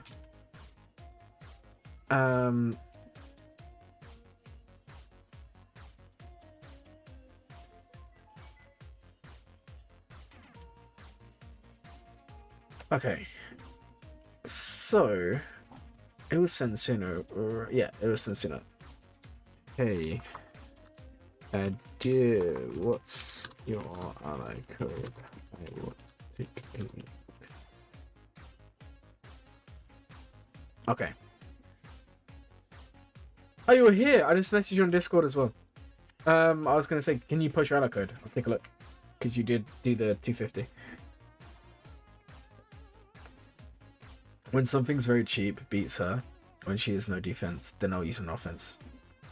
Well, all you need to remember is Phoenix does dunk on her. Like, Phoenix completely ruins Zori. But the thing is, right now, Phoenix is not cheap. And that's kind of the thing. Phoenix is beating Reaver, Phoenix is beating Lord Vader. Although it'll be interesting to see if Phoenix can beat the stacking defense Reavers or high crit damage Reavers. I feel like that might still be a bit difficult. But I can definitely see it going that way. You also have Tuscans as well that can beat Zori, and then you also have Trench, which can beat Zori, especially in fives. So that there are some counters, but it's not cheap at the moment. So I do agree. Thank you, Vonraad. Sorry that we got a little bit tangents there and all of that stuff, but that's fine. All right, cool. All right, here's your ally code. Awesome. Let's bring you up on here. So, I'll try and find Nick's ally code, or whenever they come to the chat, they can give it, and then we'll start rolling the random ones. So if you guys want to have a chance at a review, the form is here. Keep filling it in, guys. Now, unfortunately, I'm not filtering it, so I'm hoping people don't appear on it like multiple times. That would kind of suck, but it is what it is, right? I think I can easily filter it by name, alphabetical or something, to get rid of the multiple ones. 39 and 40. Okay.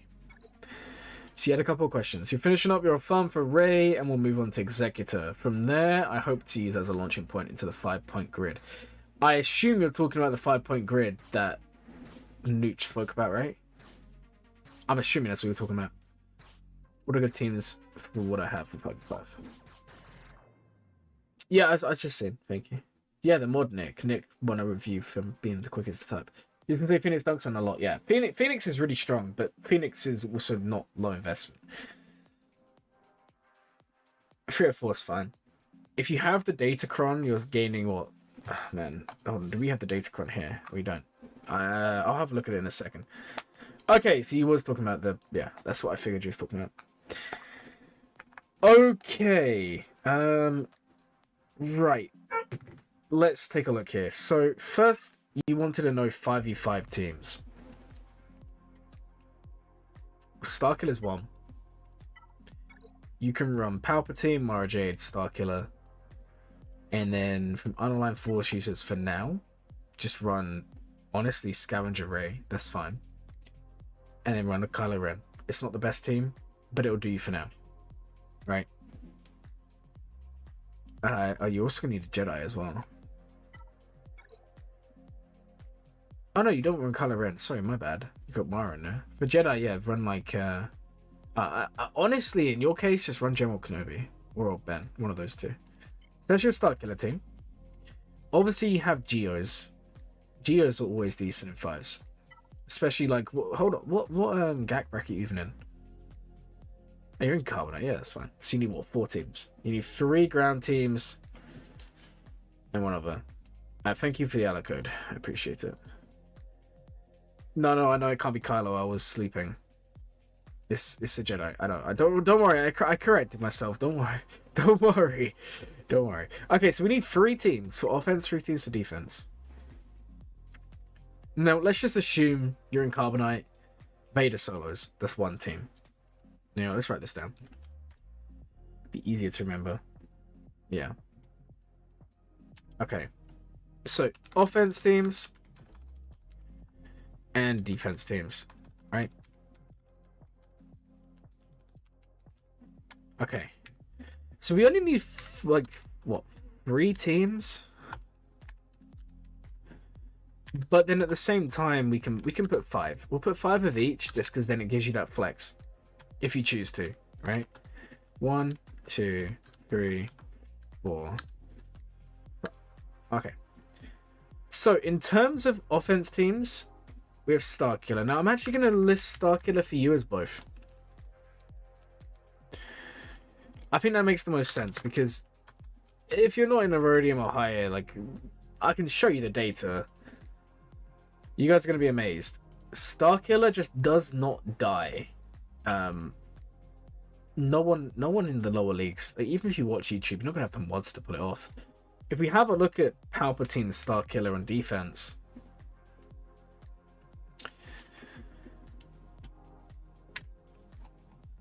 in Kyber, 65% win rate.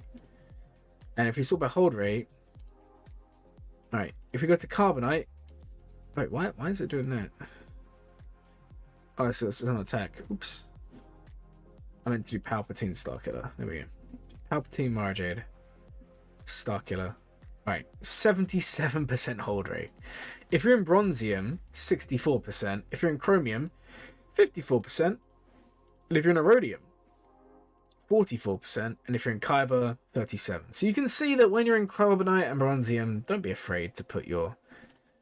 Like, if you're in these two, don't be afraid to put Starkiller in defense. Because it's gonna... No one's gonna have to deal with it. So that's kind of the first thing. Alright guys, I'll be back in a second.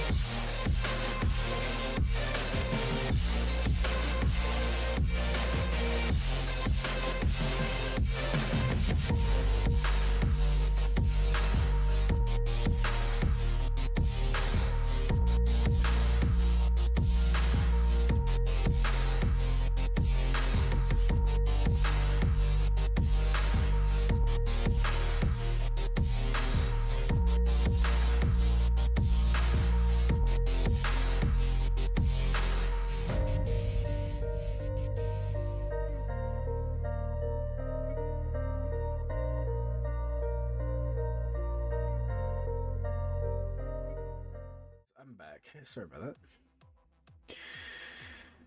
All right, green screen's wrong. There we go. We're kind of sorted. Right, guys. So, where were we? I can see some of you talking in the chat. I'll take a look in a second. So we have Starkiller, possibly offense or defense. Like, all I'll say is when you're in Carbonite, when you're in Bronzium, don't overthink it. Don't overthink it. If you go into the match and it's very clear that if you set Starkiller on defense, you're gonna win, why would you change it? Now, someone said bounty hunters. What bounty hunters do we have? See, I don't know. I don't know if this will hold. Hey, Kloggot, welcome. Well, welcome back. I'm welcoming myself back. I'll put bounty hunters maybe, but all I'm going to say is just be in mind a lot of people you're going to face are going to have the Lightspeed bundles now. And people will very quickly work out that Mara Jade Palpatine just wrecks bounty hunters, but it can still work. We can still put it down. But the question is there something better we can place for now? I'll tell you what would be a really good defensive team for you for a long time. Dash. Because you clearly bought the packs. Just do Dash, L3, and these guys. Literally just do these 5. You have Dash's Zeta. You don't need any other Zetas. Just do this.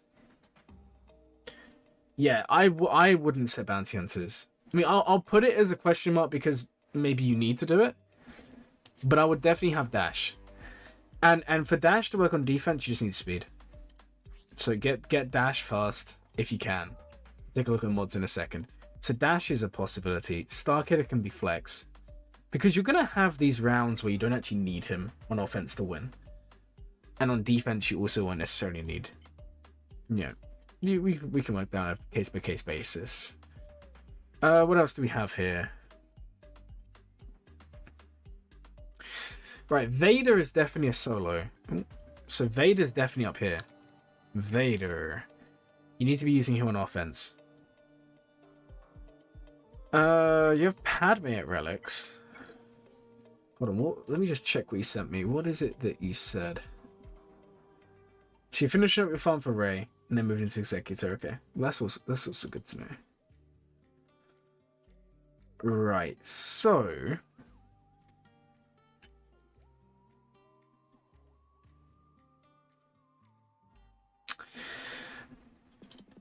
use old Ben in your Starkiller team, and then you have a Padme team. I'll put Padme on defense. Padme. I see a lot of people giving Dash an offense set. No, Dash is good with offense. Okay, here's the thing. Dash is really good with offense, and you're gonna see there's a trend in the very top of the game where people mod over crit damage or offense, and that's because he deals a lot of damage, right? But the way I see it is, he's the character on a team that's getting you started. Because he's the first character that goes. He's already very quick. He gains 20 speed just from existing. And if he goes, before everyone else, and man, sorry, I was making some tea. and if he goes and he dazes everyone, he not only does he daze them, he gives you turn meter. For me, I just think Dash is better quick. Maybe I'm wrong. Maybe the top players in the game should, be considering this whole offense crit damage stuff. I'll bring you guys up an example. So last time I did roster reviews a couple of weeks ago. Oh, so Rob's Mad World, of course. Young Hunt's gonna be your first R10. The day R10 comes out, I will be streaming Young Hunt R10, like the first R10 in the game. That's how much we're gonna push this. Of course, R10 Young Hunt any day.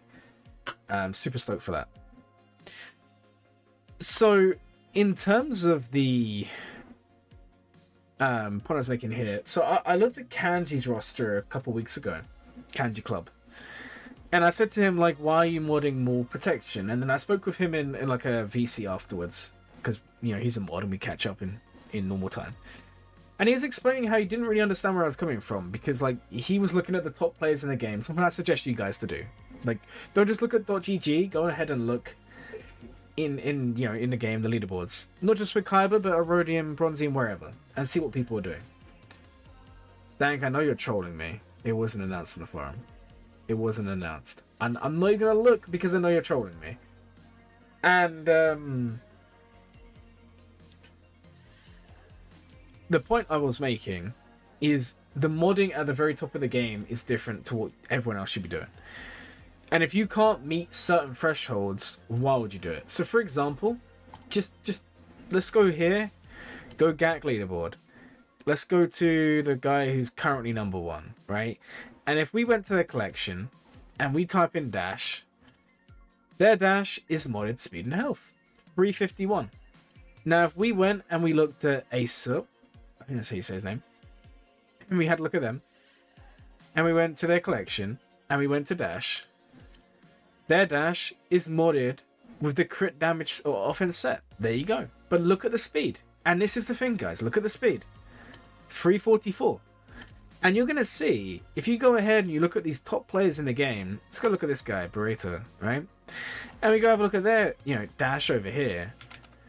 Most likely, okay, see, this one's slower, 319. Still with the offense set. But it's still relatively fast. It's like, it's not super quick. Let's go have a look at this one. And you can go through and you'll see there is just the, there you go, 360. Like, yeah, the point I'm trying to make is, yeah, the offense might work. It might be good. All of that stuff. But you have to have context, guys. Just because people say dash is good with an offense set doesn't mean you don't need speed. I mean, this is not a good dash. It's not even 6-dot. So no, I wouldn't necessarily agree with this one. Maybe they just don't use dash a lot. But no, for the most part, I mean, we could go through there for hours. What's the minimum spend? Maximum spend. If they do what they did before, they'll decrease Relic 9 prices down to 80.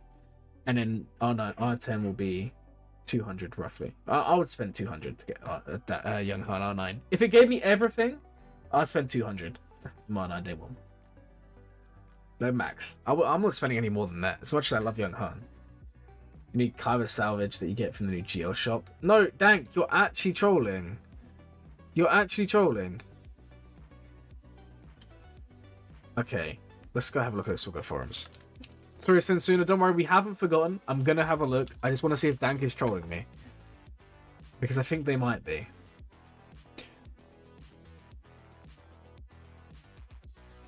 Well, no. What are you talking about, man? There's literally nothing on here. No, you're actually trolling, and I fell for it again. I fell for it again. Kyber salvage. Pathetic, only 200.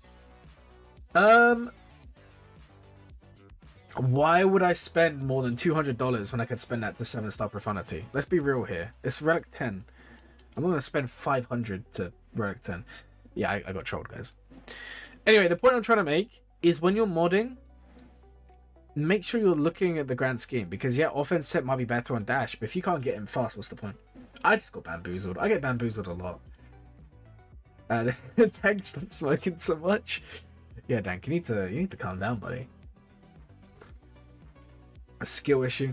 It was a skill issue. Let's get some skill issue emotes in the chat or something. Alright, now you asked about geos. I would say geos are both. Now, if you want to be sneaky and set your geos on defense more or less the whole time, then you need to do one simple trick. Take this guy and make him fast. Forget everything else. Now, I know he gains turn meter on a critical hit. He also gains crit chance. As long as he's around about, was it like 85% crit chance, he will crit, meaning he gets that turn meter. So forget about that bit. But he is naturally the fastest Geo in the game. I know, seems crazy. I think he's 251 base speed or something. If I was filtered by Geos, here we go. GBA, I'll show you guys so you can see. GBA is 160, Geo Soldiers 174, Geo Spies 147, Poggles 164, and Sunfax 129. So in terms of who you can make the fastest, it is this guy. Now because of that, it literally makes no sense not to have this guy the fastest. Because if you have him fast, if you think a 100 mod set will get him to 154 without the Gear 13, at Gear 13 he'll be 174. or 274. Vader on average, and we can even have a look at this if you was that interested. If we went to Vader and we went to best mods for Carbonite, where you are in the game, average speed is 170. This is only the average, bear that in mind, but 170. And then he would gain 16. And obviously, if they're well modded, I mean, even if we was having a look at Kyber, 271 is the average. Erodium, 251. You can see, as long as your soldier is faster, they're not going to be able to solo. It'll trip people up. The R10 troll is definitely a short. Yeah, we could probably put that in. No, shorts are good. Shorts are good. But yeah, I just think that if you want to set geos in defense, make your soldier quick. It's a nice trick you can pull. Which brings us, basically, this is what I've been writing down. So we've got Starkiller Vader Geos, Starkiller Bounty Hunters Dash, Padme Geos. I feel like the two teams you set every time is Padme and Dash. And then you interchange the last one. And because you're in Carbonite, I wouldn't worry too much. When you get to Bronzium, you're going to need way more teams, but we can talk about that later. Now, in terms of your other question, which was you're finishing Ray, moving on to Executor, then you hope to do this 5-point grid, the one Nooch spoke about in his video. Where is a good entry point and route for that?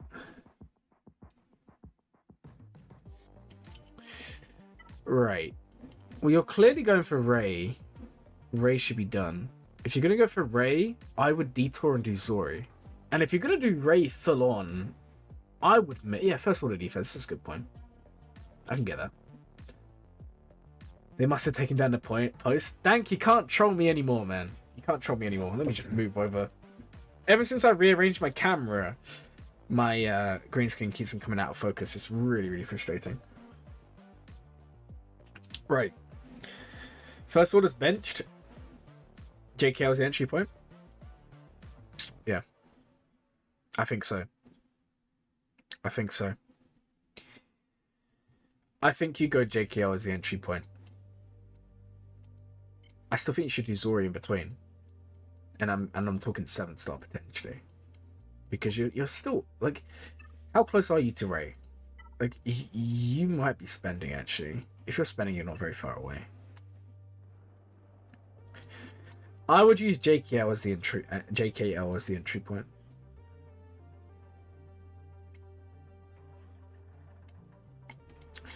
I think that could work quite well.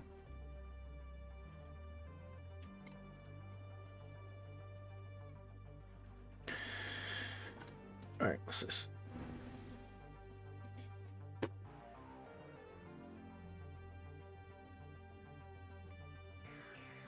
You're still quite far away from all of that.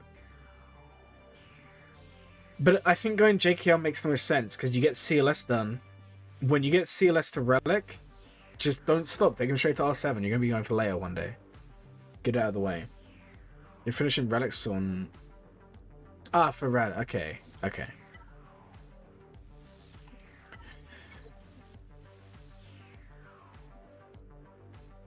I think going JKL, Leia, JML, one of those two, and then rotating towards the others would be best.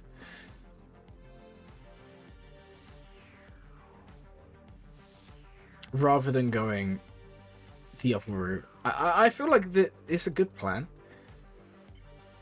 It does lock you into specific content for quite a long time though. So we'll see. Because you never know, we might be getting Mandalorian themed content for quite some time. We have the new bow coming out. JKO into JML into Leia. Yeah, see, that's kind of where I'm at. JKO into JML. I think Leia before Jabba. Because Leia's quicker. It sounds crazy, but if you do JML and you do everything else, then you basically finish Leia. Leia will be really quick. It's just 4 marquees. And then after that you do Jabba. That's what I would do anyway. Okay, let's go take a look at the speeds. So Mara Jade. Okay, nice mods on Mara. How fast is Bosk? Alright, this is where we fall off. That's fine. We got to remember that you was not 3.2 million, last month. You've been bloated heavily by the new Lightspeed bundles. JTR R7 already. It's a given. Yeah. Yeah, exactly. You make a really good point there. JTR is going to R7.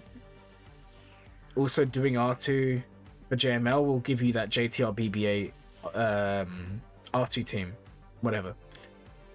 I meant to say JTR BB8 R2, not R2. You guys know what I mean, but yeah, you get the 3v3 team as well. And then obviously you're finishing exec, so you're going to have the bounty hunter stuff done. Which will give you Chewy. He was 2.1 last month, yeah. I figured you would grow like 1 million. So the mods will come. I would say you do need to focus on mods a little bit. But they'll get there. They will get there. Yeah, that's a really good point. So yeah, once you finish up your farm for Ray, while you're finishing exec, I would be doing the layer marquees. Even if it's just one attempt a day, just get it started. Because otherwise it's gonna take too long. Because they're all single drop. Great account though. Hopefully I answered your questions right. I know we got a little bit distracted in the middle because obviously I had to go sort stuff out, but alright, alright,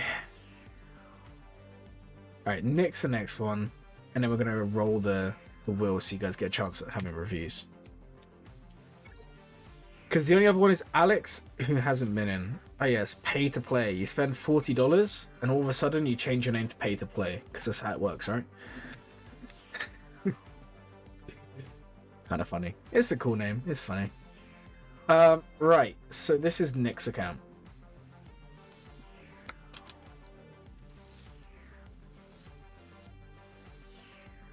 Ray, exec, JKL, JML layer. Yeah, I like that path. Yeah, show me your mod list later. Send it in Discord. I'd love to look at it. Modding is very difficult.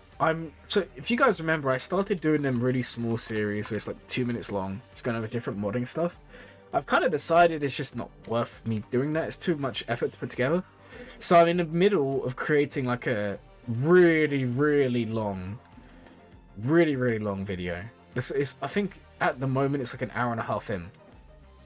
And it just goes over, it's chaptered, and I'm going over every part of modding, starting from the very basics, to what characters need what mods, how to determine what mods are good, like everything, it's just me everything. And then what I might do is then re-upload the sections as individual videos for people that don't want to watch a whole thing. Spent 90, that still doesn't make you pay to play. It just makes you not free to play. How far down do you want it to go? As far down as you want. Yes, you came at the right time because someone pre-pinged you. Okay, guys, this is a Wales account. We've got to be careful when we review this, guys. They're going to have layer, jabber, everything in like 2 weeks. I'm only kidding.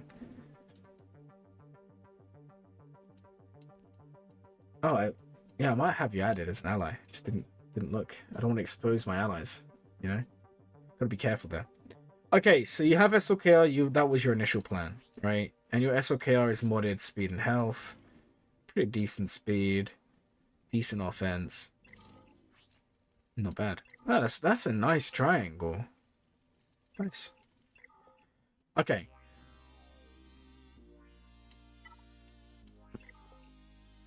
What is your fastest characters? Mara Jade, 341. You need to 6-dot these. She's 343. No, 344. Darth Revan. I'm going to be honest, I would like to see... Oh, that's a decently fast Darth Revan. But I'd like to see him... Hold on. Have you... What primaries do you have on him? Okay. That makes sense. Yo! Thank you so much for the 1999. Man, you need to push your ally code. We'll take a look at your roster in a second. Do appreciate it. Also, you sent a sticker. I don't know what that is. It looks like a controller. It's It's waving at me. I don't know how I feel. I don't know how I feel about that. All right. I know, Nick. I was just joking around. If you have Jabba, do you think JML or Layne makes more sense? Those marquees that we nearly found. Layne. Do Layne. Because Layne gives you the overtime Omicrons and Relic Mats.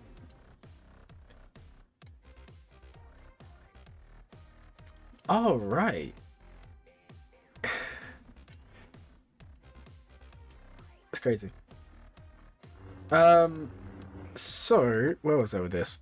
Right. I was looking at your DR. Are you ready to throw another GAC? Well, thank you again for the 1999. Make sure to post your ally code so I can actually take a look at your account. And we'll do it after next. Okay, so you've clearly got your DR for everyone just modded for speed. I would be inclined to say, because you're 4 mil, I don't know how long it's going to take you, but the day you unlock Malgus, I would change DR's mods up and mod him for higher offense.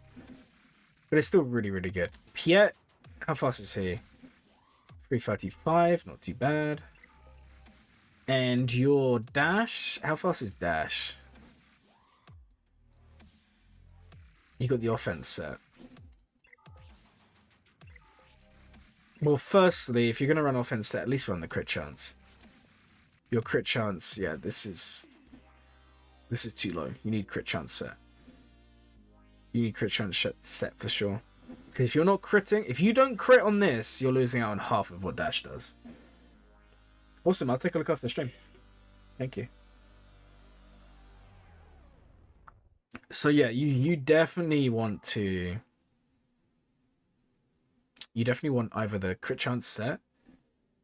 You missed it, Nick, but we had a whole discussion about this. I personally still think higher speed is better.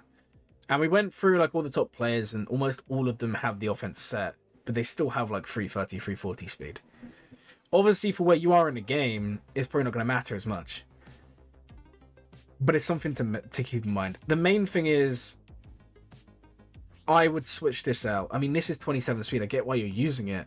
Put this on someone else. It sounds crazy, but you need the crit chance desperately. Also, like Dash, if you're gonna go the offense set, don't put protection. Go offense. I would change this up.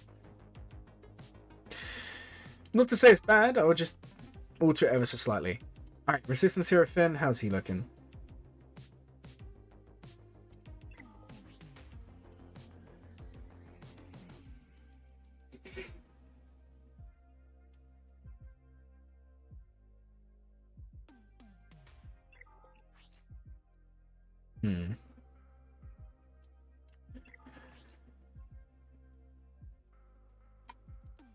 I'm trying to figure out why you have potency. I don't know why you got potency on Finn. I would change that.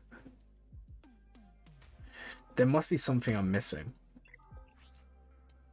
As far as I'm aware, I've never needed potency on this guy. His is the tummy to swap. Pose is the stun. That's what I was double checking before I made myself look like a clown. This guy, he's the one on... This one is the stun and stagger, the daze and stagger, and then this one is the stun.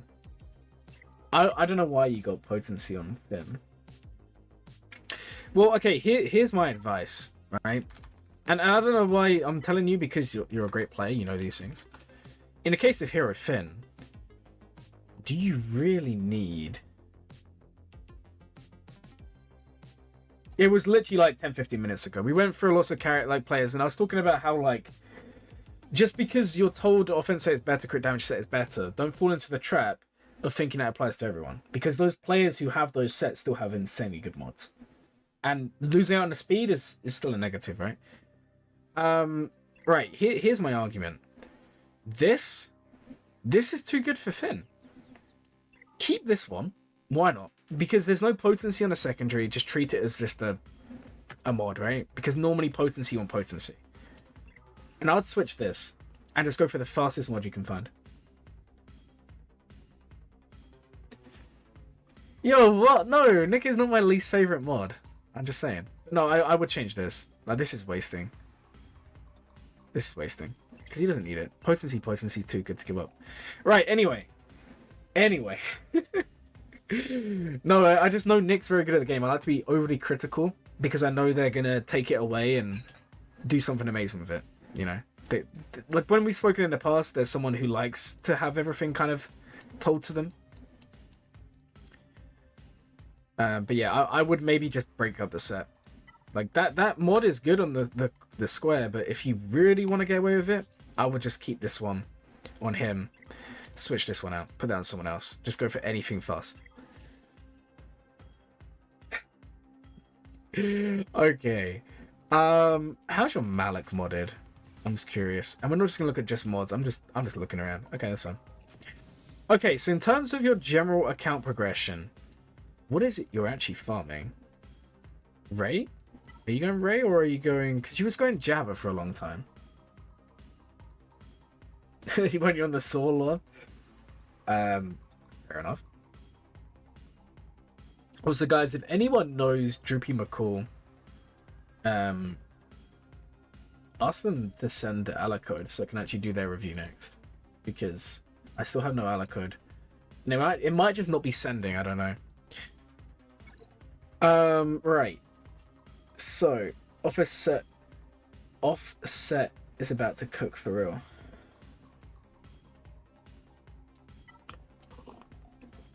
Right, so you're going for... Alright, Ray Jabber, I need help. Thinking layer profanity. So you've actually postponed everything for out of your Jabber farm? Alright, what's your Ray farm looking like? Zora's up and running. Nice. Which Zeta did you do? Okay, you need this one as well. But that's good. Just jumped on the stream. Still okay. So at the moment we're still doing the ones right at the beginning. If you go ahead and fill in this this form, you can actually have a chance at getting a review. We're gonna be spinning the wheel very soon. So don't worry. The stream's just started. We've still got like 5-6 hours left to go. So we should be getting for a decent amount today.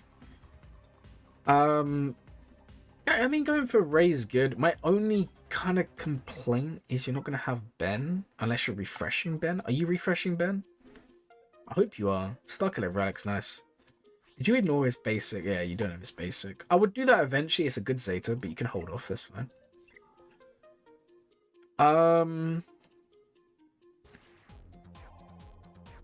Yeah, if I was you, I would try and fit one Ben refresh in, because otherwise Ray's just not going to be... Here's the problem. You might get Ray, but very quickly everyone's going to have Starkiller, whether this is through farming him or buying him with the Lightspeed bundles. And Starkiller against Ray with no Ben is just a joke. You just hit auto, it's done. It's not even close. You need Ben to even make it a competition. Okay, well, once you finish 7-star exec, I would maybe do one refresh a month. If you think that is what? 2,200 crystals for refresh, something like that, right? Or 2,000, yeah, it's like 2,200, 2,400, something like this. And if you divided that by, I can't remember what you can get for finishing first. It's like 400, isn't it? There's 6 days of crystals you need to save. I would try and do that. I would try and do that. Because the thing is, Ray is good, but without Ben, she's just not as good as she should be. And I feel like you may struggle there. Having Kylo's good. Going for Jabber, and then you were saying layer or profundity. Is that what you said to me earlier? Alright, so Jabber's next. Layer or profundity. Man, that's tough. That is tough. On one hand, okay, let me try and rationalize this. Yeah, that's true. That is true, but you would still need Ben for that. You would still need Ben to make that team amazing. Starkiller will still beat the Irish Shorty without Ben. Right, where was I going to go with this? Rebels. Okay, so if you went for Leia, there's kind of two ways to look at this. The first is that Profundity is a fleet, and it's still probably like tied for the best defensive fleet in the game with Leviathan. Leviathan and Profundity beat almost everything, right? So you have that aspect of it. You also have the fact that Profundity will give you Adrad. Now, I'll be honest, guys. I'm not the biggest fan of Adrad. I think he's very good, but I think he's extremely overrated defensively. But it's still a team. It's still a good team. And the other benefit is, if you're a serious player and you farm Datacrons, it's a team you can really take advantage of. That's when he does become god tier. Like, for example, I know you're doing it because I heard all about your endeavors with the Rebel level 6. If you have this on Adrad, it's insane, right? Obviously, you're not going to have that in time, but it's just trying to explain. Whereas if you go for Leia, you might get her quick, but what do you actually gain? And we're not talking about what do you gain that you already have. I'm not interested in that, because whether you go for Leia or Profundity, you already have a CLS team, so it's irrelevant.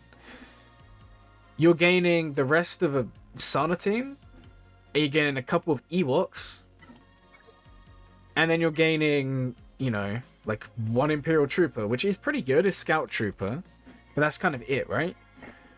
Now, if we was to go for Profundity, what are you gaining from that? Well, you're gaining a whole second fleet, okay? Because it might not be the best fleet ever, but then your Millennium Falcon and all of that goes into your Profundity fleet, and then you're literally being given the second fleet, which is going to be the leftover Rebels, which if you farmed the Raven's Claw, you basically have it. And more asset relics, Biston, Cassian, Wedge, you know, not Phantom Ghost, it's Biston, Cassian, Wedge, and then you have Biggs and the Raven's Claw. So you literally get 2 fleets. So you're gaining an additional fleet. It may not be the best fleet, but it's not a bad fleet. And I hope you kind of understand where I'm going with this. Because no matter what you do, you're not gaining CLS because you already have CLS. Now, if this was the case of you not having CLS even unlocked, and it was like, okay, now I'm thinking of going for it, it'd be slightly different. But because you already have it, you're not actually gaining. I hope that makes sense. I personally think going for Profundity gives you more value. Because you're gaining that extra fleet, which if you're going to start climbing in GAC, you have to be aware. You know, you're in Chromium now. When you get to Rhodium, it's 2 fleets. Or is it 2 fleets you're already in Chromium? I'm not actually too sure. I don't know the lower leagues properly.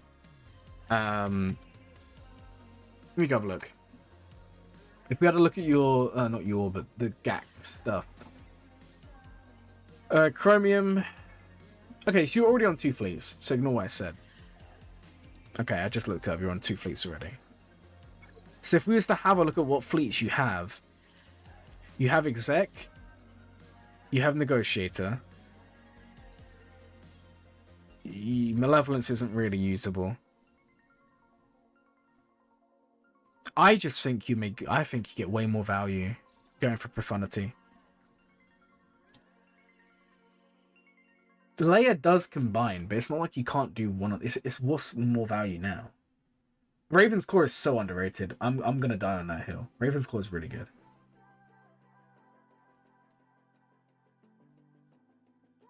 No, but they already have it. They've had Exec for ages.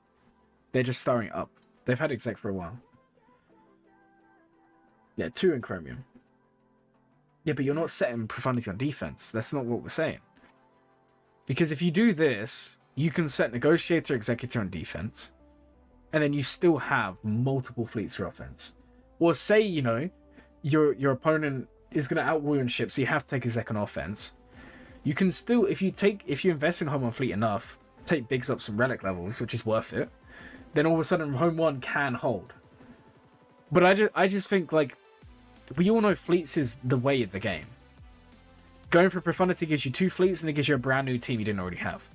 If you go for Leia, you get pieces of the puzzle, which are good. You know, Captain Rex, but then what your Phoenix like? Terrible. So you have to invest in all of these. Extra weight. You know, you then get the Imperial Trooper stuff, but then what's your Iden team like? Again, like, I don't know how much of a difference this is going to make. And then you get Ewoks, which I don't think you're really in a position to even worry about.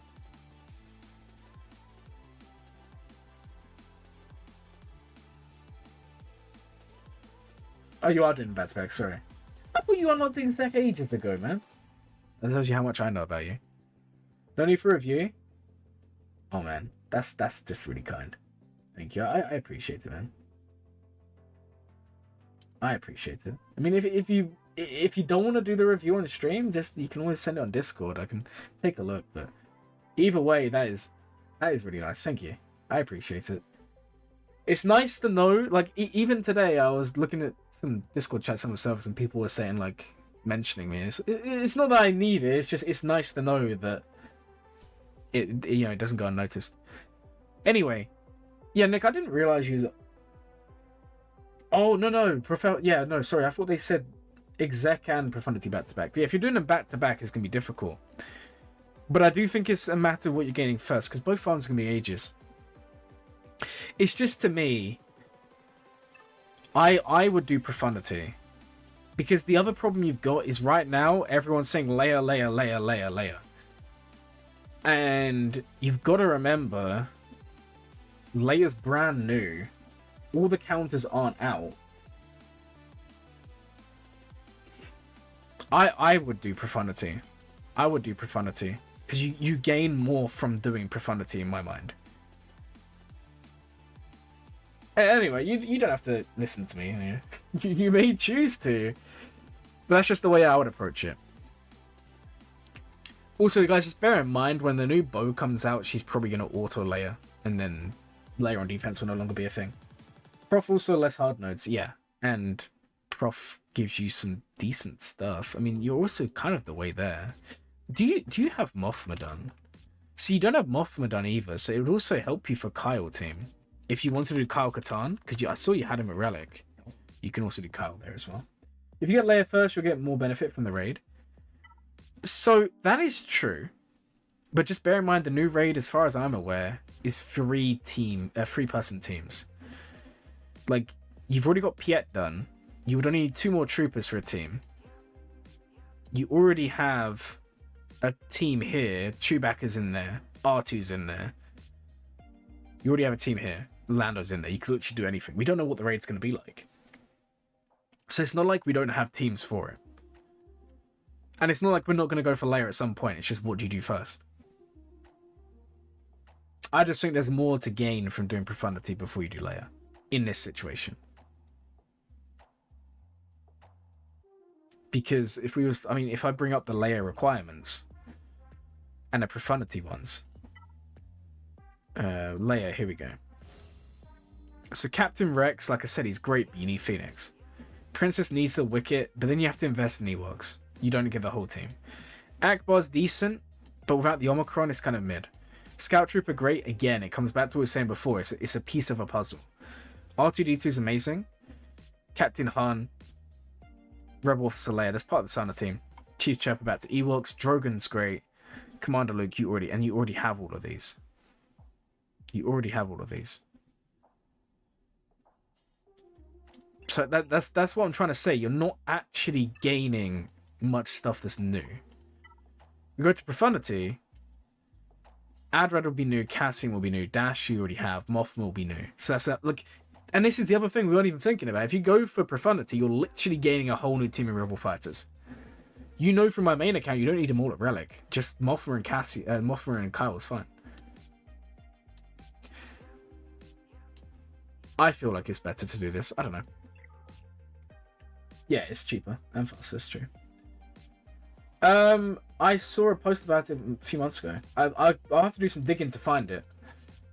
Like I said, I'm happy to be corrected if I'm wrong, but as far as I was aware, it's 3-person teams.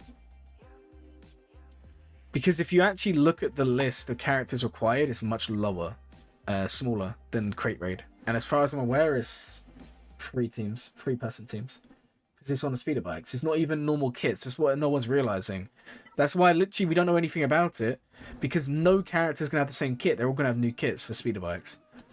As far as I'm aware. That was all in the original post for it. So who knows? Who knows what it's going to be like? There is 5 marquees. If you haven't done... Yeah, but she's also accelerated now. Yeah, it's 3-person, yeah. It's 3-person teams with new kits. So, like, I don't know. You could literally probably end... Like, who knows how it's going to go. 1 RNM versus 4 marquees. Yeah, but 4 marquees is a lot of Kyrotech, if you're bothered about that. If you're doing GML first, you get Biggs and Wedge for your Rebel Fighters. That's true as well. I don't think they want to do GML first, though. Anyway, Nick, we're going to move on to the next one. Because we... hopefully we answered your question there. That's the main thing, right? Hopefully we answered your question there. Well, no, for Profundity you need 1 R8 and 1 R9. But they're not that bad. I mean... Like I said, I'm not a big fan of Radis in defense, but I am a fan of Radis in general. I think he's a great team. That can punch up. Yeah, JML's really good. Especially if you go for Jedi Knight Cal. I think I'm one of the only players with an 8-star... Wait, 8? Oh, I know what you mean now. I just read the whole thing. Okay, so the only ones left here, unless Dank wants his one now or later, it's up to you, is going to be Alex, who hasn't replied back. So when they come back, because I can't scroll back far enough to get their Alec code, we will start opening it up to random people for us to reviews. How fun, right? Okay, guys, so I'm going to post it one more time so you guys can join in with a chance. It's all going to be done on the wheel, so you may win, you may not, who knows. And we'll just see how this goes. Now, while we do that, I actually want to do an arena battle here because I want to showcase what I was talking about at the beginning about Maul versus Leia. I think I only need to... man, I think I've got to climb twice is the problem. That kind of sucks. I'm not going to lie. So, I'll do this real quick, and then we'll spin the wheel. Once Cat's dead, I'll just auto anyway. So don't panic there. Also, Datacron's OP. What have I got on my one? I think it is, yeah, 63% protection. Which is just crazy. Alright. That's fine. Get this over here. Alright. Do this. Okay. Like I said, once Cat's dead, we'll be fine here. It'll just take a while. Thankfully, she doesn't gain the bonuses from the Tron here. So we should just zap her, like, instantly. Come on, gas. Okay. Do this. And then he ulted. Okay, that was just bad timing. I probably should have waited for him to take another turn, right? Alright, that's fine.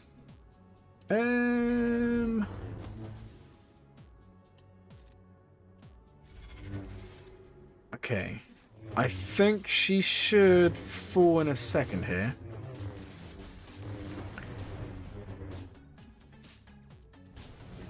Okay, it would be really nice if we could just... Okay. Next turn, guys, maybe. Don't go kill Hoda. That would be nasty. There we go. Alright, let's leave this on auto, and then I'll go roll the dice. Hey, Glenmere Enthusiast, welcome to the stream. Hope you're having a good day today. Alright, guys, so we have 39 responses. I'm going to leave this on in the background. We should still win. I would be surprised if we didn't. At least I really hope we win, but... these things can go a little bit dicey, you never know. Okay, so if I was to sort this, I need to work out how to do this. Sort. No, that's wrong. I don't know how to sort this, I'm not gonna lie. I don't really do these things. Oh, let's just do it like this. If someone's on there twice, someone's on there twice. Okay. Guys, it looks like we may actually lose this. Oh no, maybe not. We just did a load of damage to GK there. There we go. Maybe we still win. Alright, guys. Let's get everyone added in. And then let's go from here. So... I don't see... anyone who shouldn't be here. Okay. Alright guys, here is the Wheel of Fortune, let's call it. 39 singular entries. I mean, we can go through if you guys see someone that's in here twice and tell me. Rex, hello my soul. I don't see anyone else. I'm not seeing any extras. So we should be good. We should be good. I hope so anyway.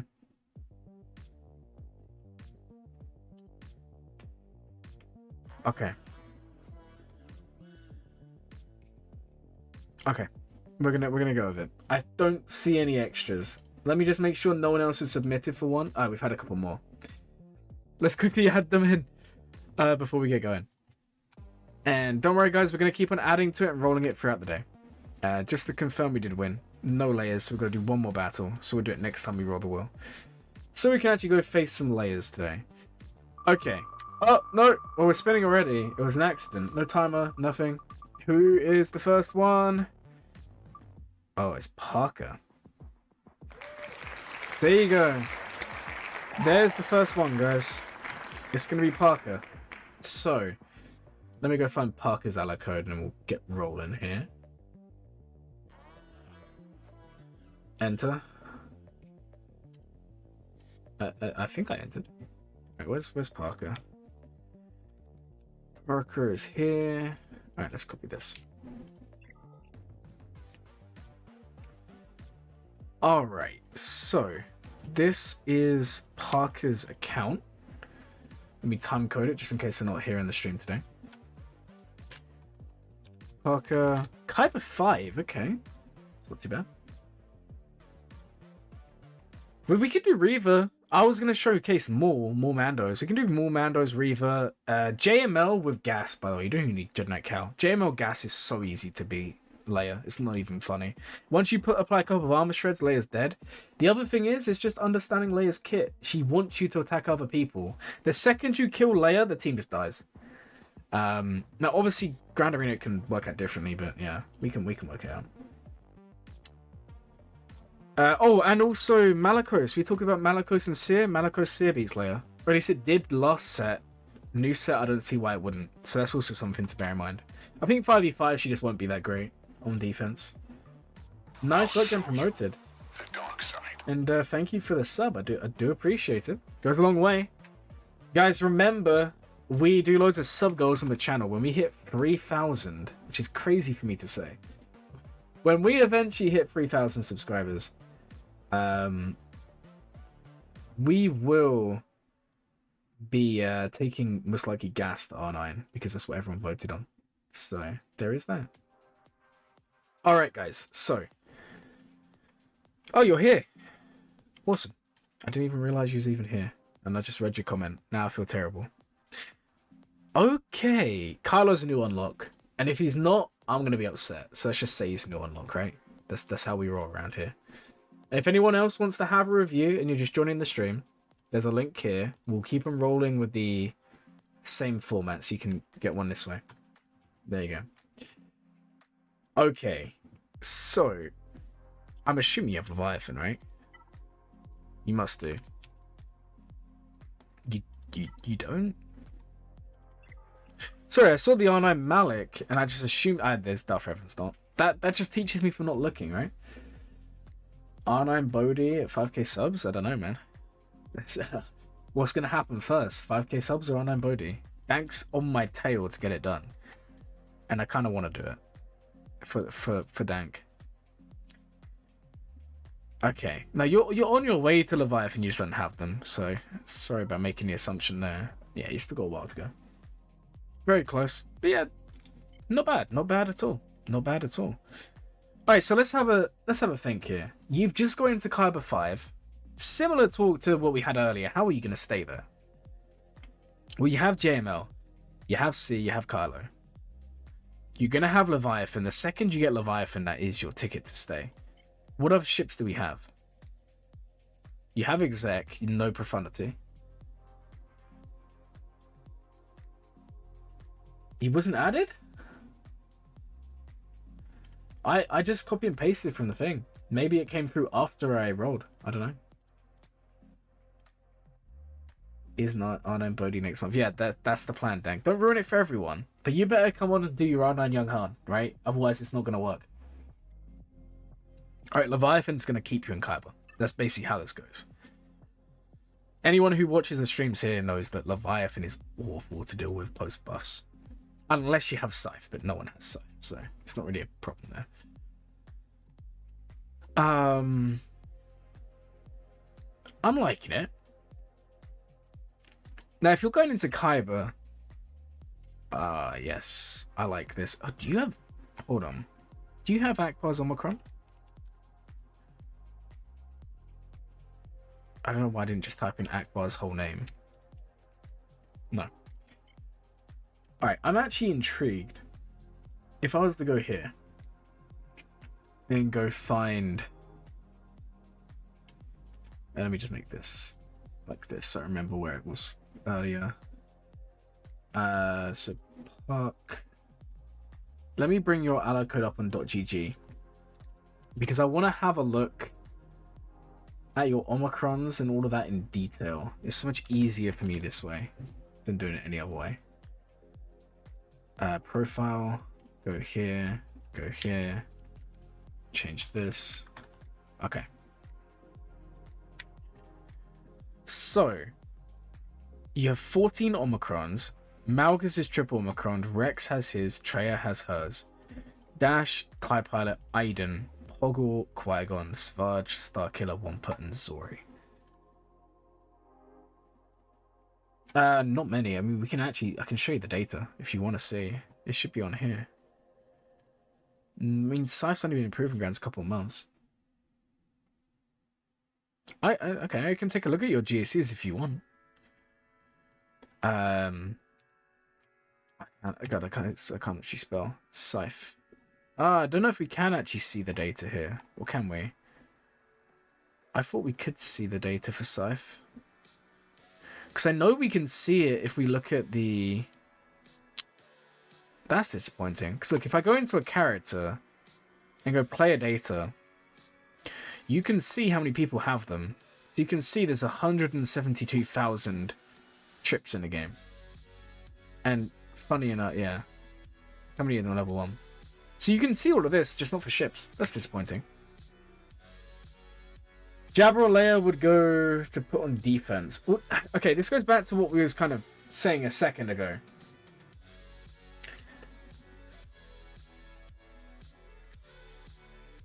Ah, yes, Young Han is my R9 list up to 8 right now. We love to see it. We love to see it, man. Young Han hype.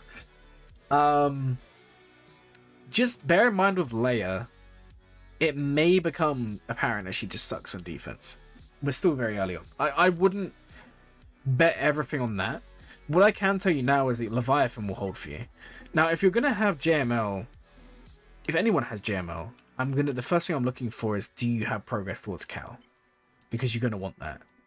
The other thing is, you're 7.8 million. Do you have Malakos? I might have actually spelled him wrong. Maybe you just don't have him. No, you don't have him. Okay, if we go back further, do you have Trench? No, he may not be unlocked. And if you go back further than that, do you have Ben? He may not be unlocked. Or you just don't play Conquest. How many GIs are there? How many GIs are there? That's max possible amount of scythes. Yeah, but that's going to be so skewed. That's going to be so skewed. I don't know how many scythes... you know what? There's an easier way to see this. Hold on. We can literally work this out. Hold on. We can see how many scythes there are. So if I was to go here... Change it to fleet... Okay. So, in total, last Grand Arena season, there were 16,000. Oh no, this isn't going to be a good indication. There was 16,487 scythes on defense. But then we can divide. Okay, we can kind of work out a rough number here. And on offense, there was... Yeah, this isn't going to be a very good indication. 53,000. Okay, so if we just look at the 53,000, how many times has Interceptor shown up? 7,000.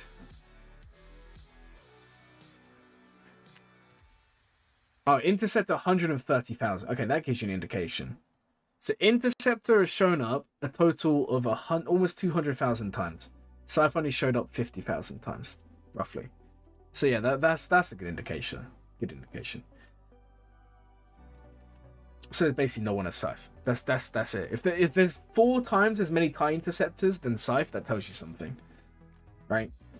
So I was looking at all the data, not just Kyber.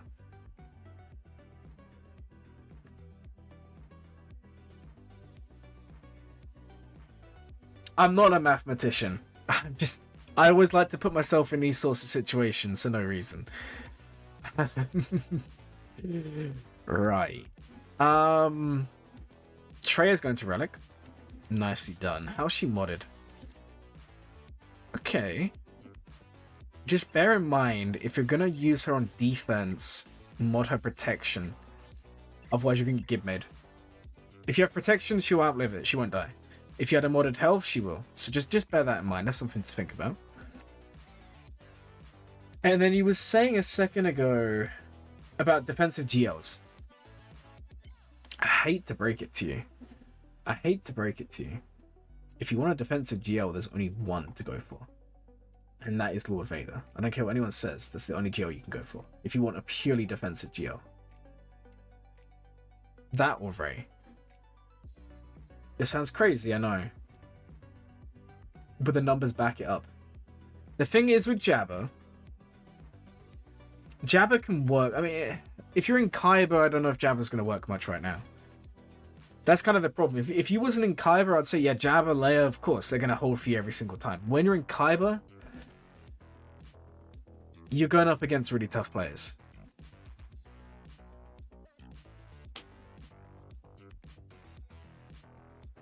Kloggot, you're right, but like in terms of defensive viability, it's Rey or Lord Vader.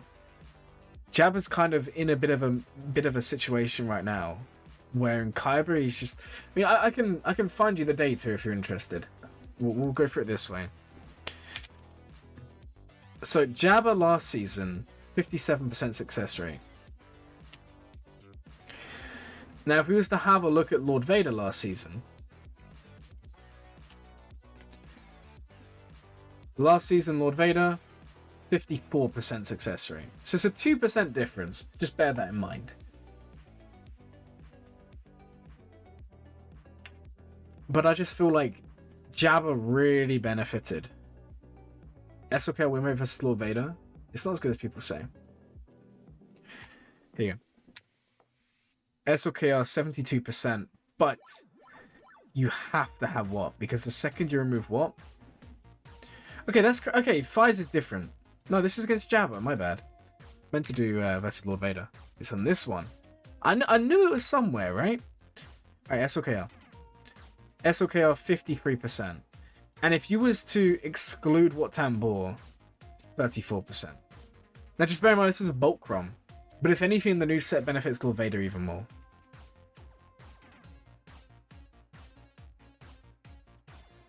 I don't know. I think going for either of them would be fine. But I'm just saying, like, if you wanted just something to put on defense, it's Lord Vader for me. Lord Vader or Rey. But then you don't have Ben. I don't know if you have Ben. If Ben's in the back, I would do Ben. Lord Vader's been crazy for every DC set. The last few DC sets basically brought the Fennec counter to full stop. Yeah. Guys, if I was to show you... for the next battle, I'll leave it on auto in the background while I talk. With the current set and online force users like Inquisitors, Lord Vader, you just can't kill him. It's just crazy. I can see the data. Yeah, I can. I can see the data. So look, if we was to look... Okay, so for example, this is Kylo versus Lord Vader in Kyber. If we had a look in Erodium, look at the difference, guys. Erodium versus Kyber. So in Kyber, 53%. In Erodium, 50%. And then in Chromium, 29%. Bronzium, 25%. And Carbonite, 22%. Now, if we just have a look at overall hold rates, 48%. We can change it this way. Okay, that's confusing. That's not how it should... I don't know why it does it like that. It's weird.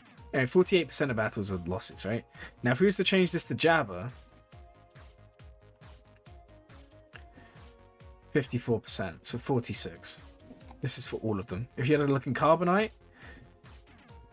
only a 7% success rate. Guys, you can see, like, the difference. Like, if you're not in like, Erodium 45%, Kyber's 57. You can see there's a difference.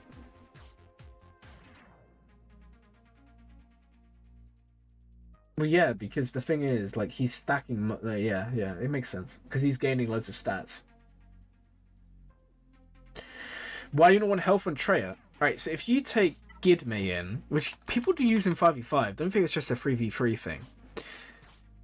Gideon gives the protection up, right? And we can kind of work this out, if he was that interested. So when he does control the situation, all support allies gain protection up. Which converts to around about 20 stacks. That's normally what you get. Now, Padme is going to be dealing damage based on protection up, right? That's like, not protection up, it's max health. It's on her courage, which is here.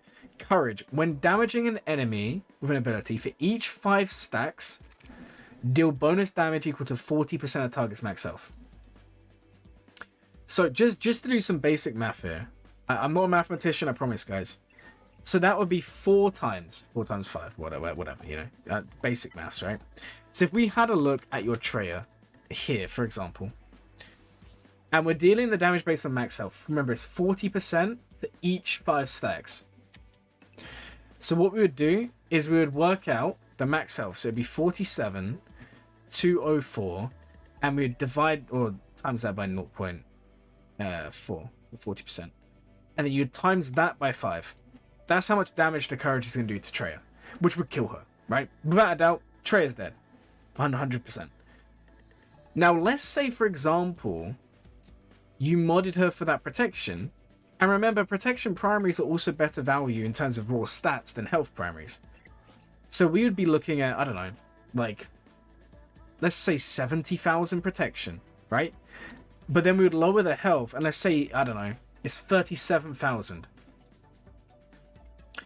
So we'd say 37,000, and we'd do exactly the same calculation. 74,000. You see the difference, guys? You're not even getting through the protection. Or just getting through the protection. Like, she lives. Because instead of having, like, 80,000 combined, you've got more left over. You see the difference? Now, okay, you could say, what if we 6-dotted these mods? Yeah, if you 6-dotted these mods, it'd be even worse. Like, 60,000 health, for example. Times that by the 0.4 for the courage. And times that by 5. You're still going to die. You see where I'm going with this, guys? And that's basically... what town bore? Yeah, I don't agree. He won't be in one. And that's basically why you're going to be modding. For if you want to stop it's only for counters that affect Padme. But if you want to stop Padme counters in general, you mod for protection. So that's why I would say put it on defense, because the thing is, it's very, very easy to get me, or Padme in general, because of the courage. Like, they basically go in, they one-shot everyone. That's why it's very important. Now, you can overcome this if you can do datacrons. So say, for example, in the current set, if you have one with like 50 or 60% protection, that would cover the excess. But it's just something to watch out for. So that, hopefully that answered your question. I think it was Justin who asked that. So hopefully that kind of answered your question there. But yeah, I would say modding for protection is probably better in that sense, just to shut down a very, very easy counter. Same goes for the Malicos team. Unfortunately, they gain so much max health, it's very hard to deal with that. But you can kind of get away with it. Right. So where were we with this? I love how you're just talking with each other there. Man, I would hate to match with Dank, because you would never know what they've unlocked that week. Because the guy just makes so much progression, it's unreal. Okay. So.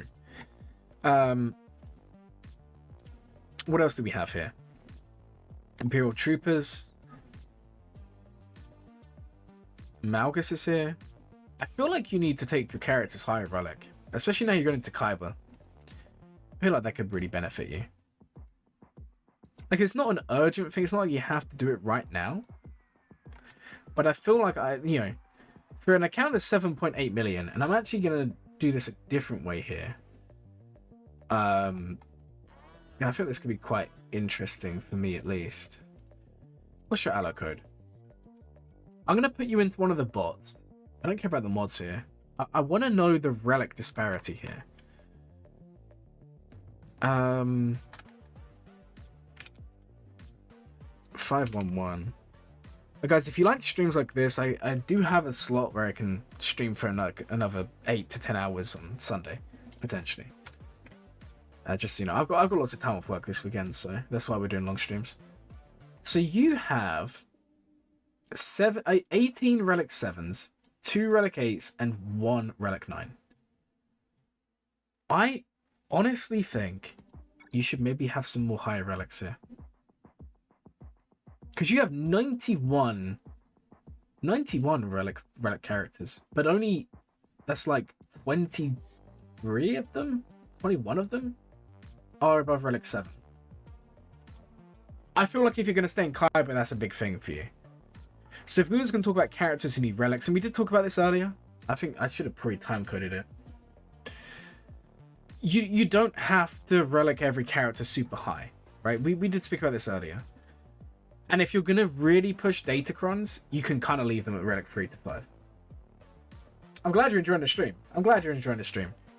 I just wish I had noted down all the topics, because then it would have been, better for people coming back and watching. No, it's only good because you guys are engaging and giving really good questions.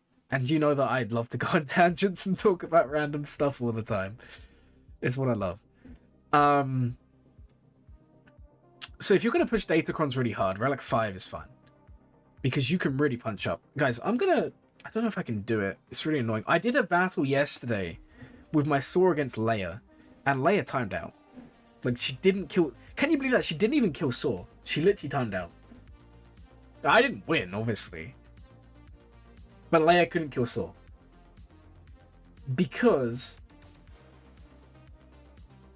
it was the... Tangent's the best part of the stream, I guess. But if you're waiting for a review, it can kind of probably be really annoying. She timed out because of all the damage reduction on the Cron. And that's without good relics. And the point I'm trying to make, if you invest heavily in Datacrons, and hint guys, it's going to be a video next week. I'm working on it. I just can't word it right, because I know some people don't like Datacrons, so I'm trying to engage it from a certain point of view here. But if you really do engage in Datacrons, you can leave the characters lower relics. But if we was going to talk about characters that did need the relics regardless, General Skywalker's one. I would also say Jedi Knight Revan to R5. I would say Malgus R5 minimum. Probably R7. I wouldn't advise you to go any higher than that. 11 out of 10 stream. Glad you're enjoying it.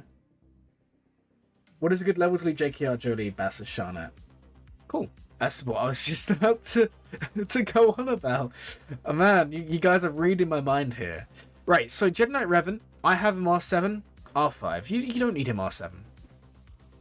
Now, interestingly, you can actually get away with modding him differently. It's something I've been trialing. So unless you go for the super fast one, which is speed, I've actually been modding Jedi Knight Revan for full health. It sounds very interesting, but almost every character in the game that comes out just targets this guy or Grandmaster Yoda down. And I find that having him modded health and keeping him alive is more beneficial than him just dying off. 5-star 7? Yeah, definitely. I would also say Jolie. So you said Jolie, Bastler. Bastler, I'm going to be real. If you're not doing Leviathan, I would leave her not even at Relic. I'll just get 12 her. If you're taking her up for Leviathan, then sure, R7. Leave her there. Jolie, R5 is fine. The higher Relic, the better, but it's not like it's crazy. So yours all Gear 12 currently. I would leave Bastler at Gear 12. I would Relic Jedi Knight Revan. Relic 3, Relic 5 is fine to begin with. Jolie, I would also Relic. I think Jolie's a low-key really good Relic. The thing you'll find with Bastler is that she doesn't really make... Until you get Jedi Knight Cal, she kind of gets shoved out of the team. Because when you get JML, you'll run JML, Jedi Knight Luke, Jedi Knight Revan, Hermit Yoda, Grandmaster Yoda, or Jolie. And you're not going to have the whole Jedi Knight Revan team at Relic. Then in 3v3, you don't even need Bastila to beat SLKR. You just run Jedi Knight Revan, Jedi Knight Luke, armor. having your character survive is more beneficial than just dying. Yeah, I am kind of Captain Obvious there. Yeah, Jedi Knight Revan Jolie. If you're 2 million, don't worry too much about it. You know, Jolie was your first relic. Amazing relic. Amazing relic. After Leviathan, you're planning on to get JML to R9. Amazing. That is amazing. Why am I getting TikTok? Look, someone. Why does TikTok tell me about people interacting with me posting videos? I don't want to know about that. JMCK is cat for JML. Yes, absolutely, absolutely. But yeah, it's not like we're saying you have to go and relic everyone. I'm just saying, like, you should consider taking some characters up. Like, you left a lot of people off free. And one thing you're missing out on, especially for the GL teams, is mastery. Because obviously, the higher relic you are, the more mastery you're gaining. GLs are all based on that. So for example, take a look at JML. His mastery is all based on Jedi Lessons. When they have Jedi Lessons, they gain 20% mastery per stack. This is why, when you're playing with JML, it's better to actually apply Jedi Lessons to everyone rather than just Jedi Knight Luke. I do it myself, but if you apply it to everyone, everyone gains more mastery, right? And obviously, if you're Relic 3, you have a way less mastery than if you're Relic 7, or Relic 8, or Relic 9. So that's why you start getting more damage. And then obviously pilots as well, ships. And again, if it's kind of working for you, don't change it. But my one worry is you're going into Kyber, where there's 3 crunches, or maybe 4. The first crunch in Kyber is really going to come down to account size. Like if we was to have a look at your account, for example, let's just look at your account in terms of relics. Let's have a look at mine. Now, obviously, we're not going to match, right? I would hope not. Not because I don't want to play you, but because that would be really bad matchmaking for you. But we're still in Kyber, so you're going to come up against accounts similar to mine. So I have, in total, right now I have... Where is it? Where is Gear 13? I have 217 relics. You have 91. So I'm almost, like, I'm over double your relics. Now, that's not me trying to flex. I'm just saying you're going to come up against accounts like this. So that's the first crunch, the relic crunch, where you just come up against people who just have a ridiculous amount of relics. The second is mods. And mods is more important than relics. I will die on that hill. So how fast is your Mara Jade? 352. That is above Kyber standard. Kyber standard is like 330, 340 on average. So you're above the minimum threshold. Your Commander Ahsoka, with an offense set, 333, that is just ridiculously good. Ridiculously good. Like amazing mod. So clearly you're going to be well in that regard. The next crunch is obviously new characters. It won't be much of a problem for you in Kyber 5, Kyber 4. But when you get up to Kyber 2, Kyber 1, every player you have is going to have Leviathan, Profundity, Leia, you name it. If it's been out more than a month, they're going to have it. Even if it feels like you're so far behind, everyone's going to have it. It's just the way it is. It'll be a miracle the day you match against someone who doesn't have all the new stuff. And the final one is Datacrons. And this is the one that you can make the most value from. Because no one invests. You know? If we were to look at... let me get my profile in a different way. And let me get my profile... Oh, your profile in a different way here.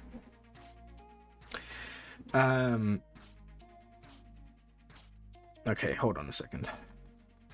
Let me see if I can get this to work. Guys, I know we're spending a long time to do this, but... It's all fun and games, right? Hopefully we're covering some topics you guys find interesting. Alright, so if I was to... I'm going to compare me and you. I'm not going to bring it up on the stream. But I just want to compare it on Datacrons. That's all I really care about here. I'll show you the dark Yo, side. thank you so much for the sub. Do appreciate it. Alright, so it's going to take 1 or 2 seconds and then I can tell you what it's going to bring up. There we go. Okay, so... In terms of the Datacrons, right? You have 2 level 9s, 7 3 to 5s, 8 6 to 8s, and 20 rerolls. Now, I have 21 level 9s. I have 5 3 to 5s. I have 0 6 to 8, and I have 110 rerolls. So I've done almost, what, 5 times as many rerolls this year?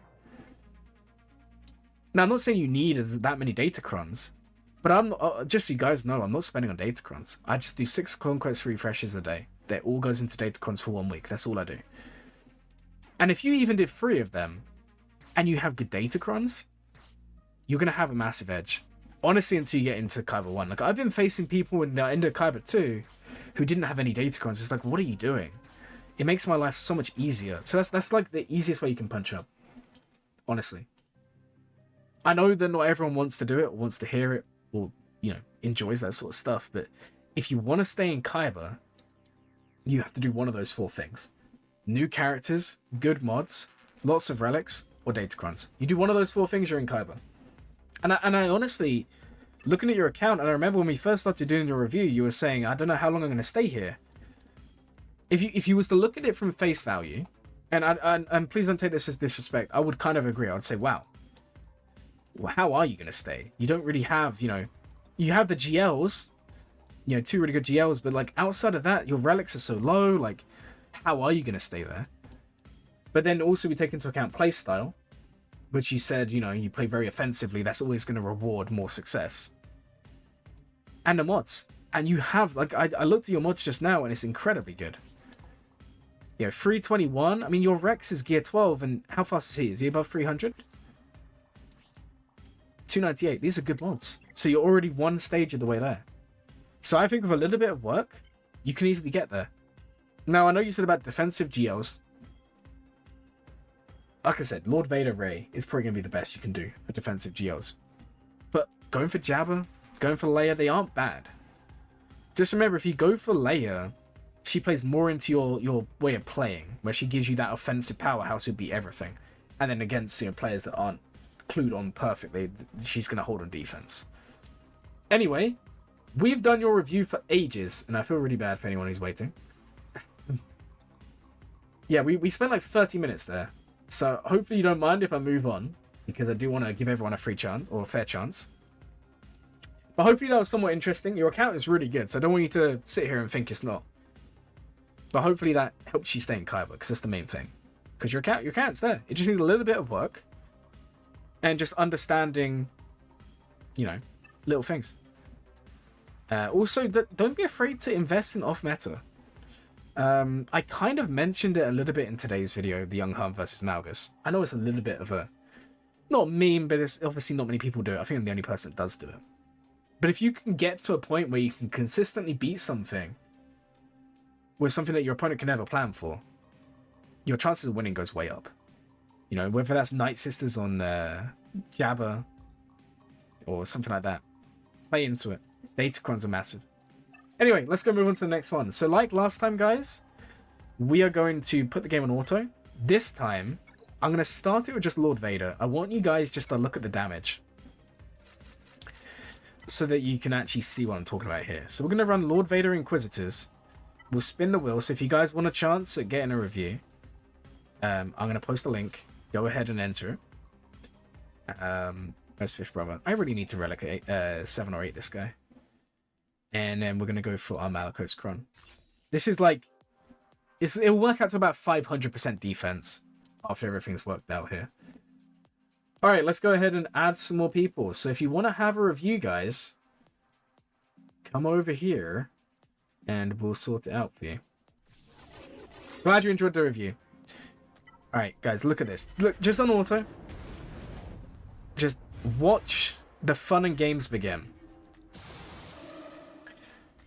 All right, so we have one more to add, Mando. Anyone else want a review? Because now's the time to fill in the form and you guys can get a review. Just be ready, guys, because in a second, we're just, like, you can see they're doing no damage at all. No one's taking any damage.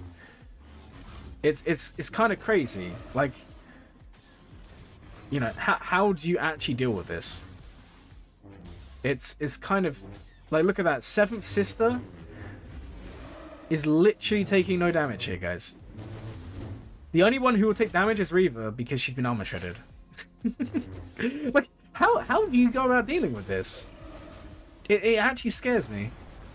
I think in Grand Arena this is going to be a disgusting team. Like, yeah, you could say Phoenix, but Phoenix isn't even an instant win because if, you know, if you kill someone off, they're screwed. I mean, look at that. Fifth Brother took no damage. Let's go see if anyone else is put in for review. Alright, we have some more. Keep them coming, guys. We'll keep it open for a couple of minutes and then we'll go there. Thank you, getting one right at the end. That's what your review said. Your thing earlier. You said, please do me at the end, so we're going to.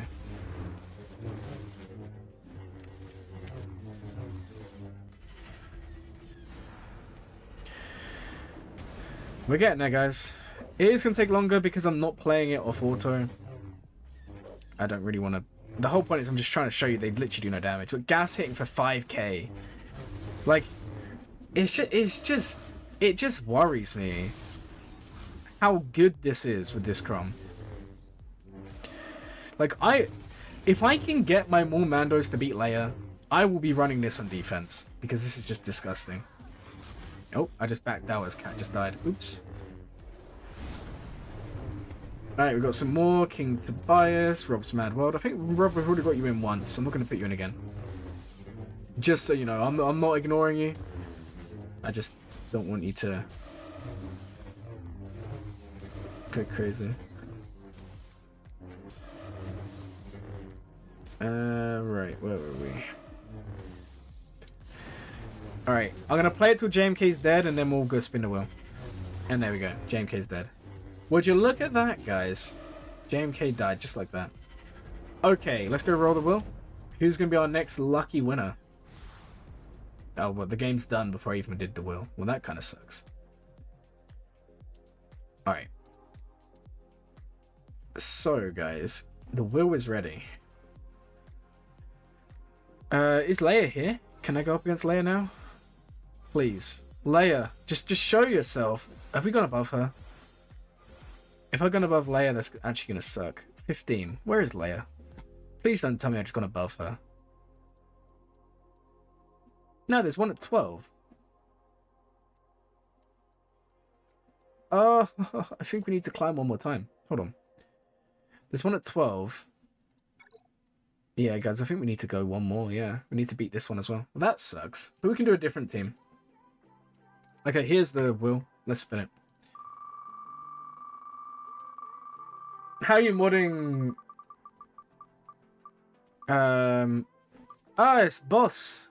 If you're here, man. It's your review. Your time to shine. Yes, I will show you my Reaver modding now. Before we go into the next one. So my Reaver's not modded. You should be on there. There's quite a lot of people. There is one at 14 too. Oh, is there one at 14? Well, I still need to climb because I can only hit 15. So my Reaver's here. She's not modded for Lord Vader because I never planned on using her there. And then the other day on a modding stream, we actually worked out how much health and protection she has. If I remodded her for protection, I lose out on... I gain like 10k. It's not worth it. This is my Reaver. So I've got her modded offense and health with health primaries. Crit damage on the triangle. Everything else is health. And she does okay. You know, she does what she needs to do. You was not on the wheel? Was you not? Did you fill in the form? If not, then I'll add you in manually.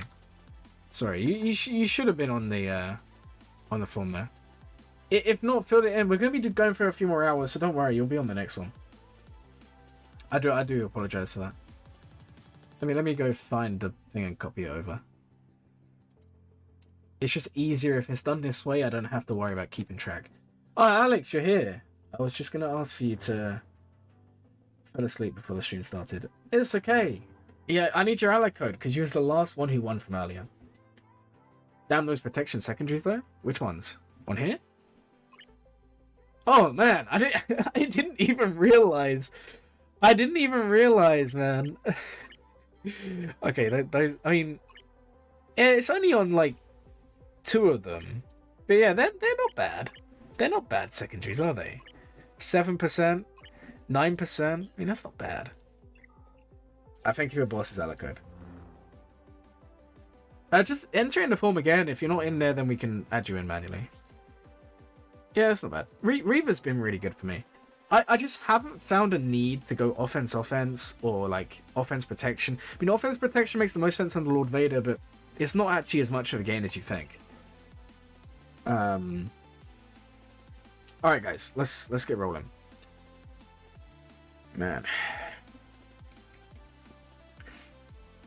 Now, after this one, I am gonna have to take a 2-minute break while I go and put some cream on my tattoo because I don't want it to dry out. Or at least that's what they say, right? Okay. Yeah, they're the only two I saw. Thought it was something you'd done. No, it wasn't. It was just a matter of me just slicing them up. I think I was actually aiming for offense primaries, but hey. No, I don't know. I don't know. I don't know about that one.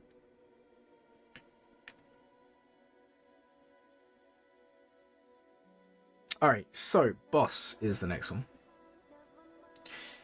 And then Alex, if you send yours, and then we'll spin the wheel again. Hopefully next time we can actually fight Leia. That would be really good.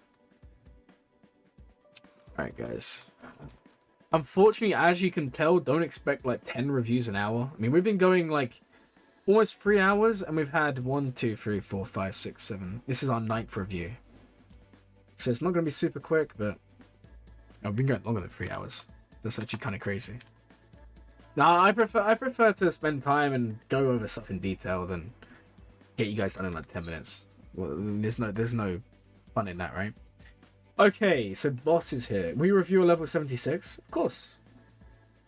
So Baller, I'm still gonna do it the same way as we're doing now, where it's just unfortunately it's gonna be random if you get picked. It's not because I don't want to look at everyone's roster. It's because you know I'm spending so long on everyone. If I did every single person here like in a list, it would take too long. You can always have me on Discord if you want to get just drop me it and I can take a look. It won't be a straight away reply, but when I have time, like when I'm doing, when I have time, I can take a look and do it that way. Thank you, Alex, for the review. Review? Alec code. Man, I'm already kind of messing up my words. Okay. Should I apply Zori, Zeta, Onomi, or JML, or Cal Zeta? JML and Cal. Why wouldn't you do JML and Cal? Okay. So we're doing boss. 4.8 million. SOKL is unlocked. I'm assuming Executive's unlocked. Nicely done. Wampa's done, and Omicron, and what is Wampa looking like? Health and tenacity, nice. No need to look any more at that. Jolie at Relic. Dash. Okay, this is all Lightspeed bundles, so we just need to take that into mind. It's not that it's bad, it's just the way it is, right?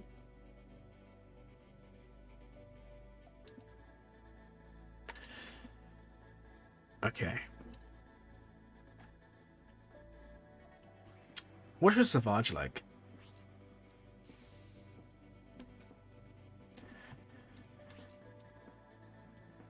Okay. Savage isn't too bad. He would really benefit from 6-dot mods, even at Gear 12. That's something I've been doing. So actually, I'm going to pull this up on my other monitor. I'm not going to show you guys, but it's just to reinforce a point that I want to make. And I'll compare it to boss, but remember, this isn't me trying to go out my way to screw at people. If I was to, so if you guys have been following the Race to Kyber account that I've been doing, you'll know that I have been spending a lot of time on mods.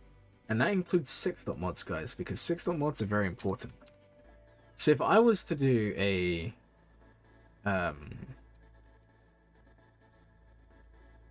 comparison here, and where is boss's one? Let me find it real quick. So I'm assuming boss is gonna have more than me. Oh, you're actually joking.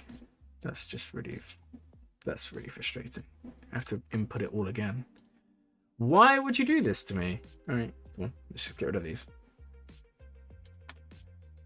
Alright, let's try this again. Alright, why is it saying this is invalid? Because I know it's not invalid. Well, sometimes it just doesn't like to do it. Yeah, because it isn't valid. What am I doing? This isn't his allo code. Where did I even get this allo code from? Man, I don't know what I'm doing, guys. I'm messing up. 839645161. Let's try this. There we go. This one's working this time. How often do you farm mod slicing mats for 6.mods? Basically every day. I guess for that matter, how do you split farming mod slicing? So I take a very different approach. If I unlock a new character who I know needs 6.mods, I will just farm slicing mats until I'm happy with that mod set. Even if it takes me 2 or 3 days. And then that character's done, they're locked, I'll never touch them again. Generally, I do mod farming Mondays, Tuesdays, Wednesdays, Thursdays, Fridays, and slicing Saturday, Sunday. So I always have an income. So if I was taking a look, and I'm not going to show you the actual comparison. I mean, I can, if you guys want to see. Don't think of this as me trying to brag or anything. This is mine on the left. This is boss on the right. So you can see, if you go to the speeds, my top 80's faster, my gear 11's faster. Mod analysis. This is what I wanted to really talk about. Now, we're not necessarily looking at the amount of 6 dots. We're looking at the amount based on what you have available to you. You can see I've already got 26 dots. And if you work this out, we can divide it by GP. That might actually be interesting to work out here. So if we was to do the 2. What's boss? It's 4.8. 4.81. Hold on. It used to be 481, and then like this. And we would divide this by the amount of 6 dots he has, which is 109. So on average, for every 44,000 GP, he has a 6 dot. So for me on my account, I'm half the G. Yeah, he's probably gonna have a much better ratio than me. It's still interesting. I like looking at stuff like this. I divide that by, I think I have 20. Yeah. So you can see, like, boss is actually doing really well. When you actually look at the numbers like that, boss is doing really well at 6 dotting. That's kind of the point I was gonna make. 6 dotting mods is so important. Like, we go down here. What you don't want to have, guys, is where you have like 400 10 plus speed mods and 20 or 30 15s plus speed mods, but then you literally have like 10 or 15 6 dots. That's terrible, because guys, you have to understand, pilots need 6 dot mods for sure. If we was to go have a look at actually, my mods would have been better in terms of slicing if I didn't buy Lightspeed, right? Because that kind of clouded it all. So if we went over here and we had a look at the pilots, where are they? Go on this one. Crew members. And we just want to see, does everyone have 6 dot mods? This is the first thing when you come to modding. All your pilots, yeah, see, this needs to be 6 dot. Like, 1 is actually a pretty okay mod. It's, 4 rolls, 15, that's not the best, but it's still a good mod. Health primary is nice. So that one needs to be 6 dotted. Although if we was going to be really pedantic,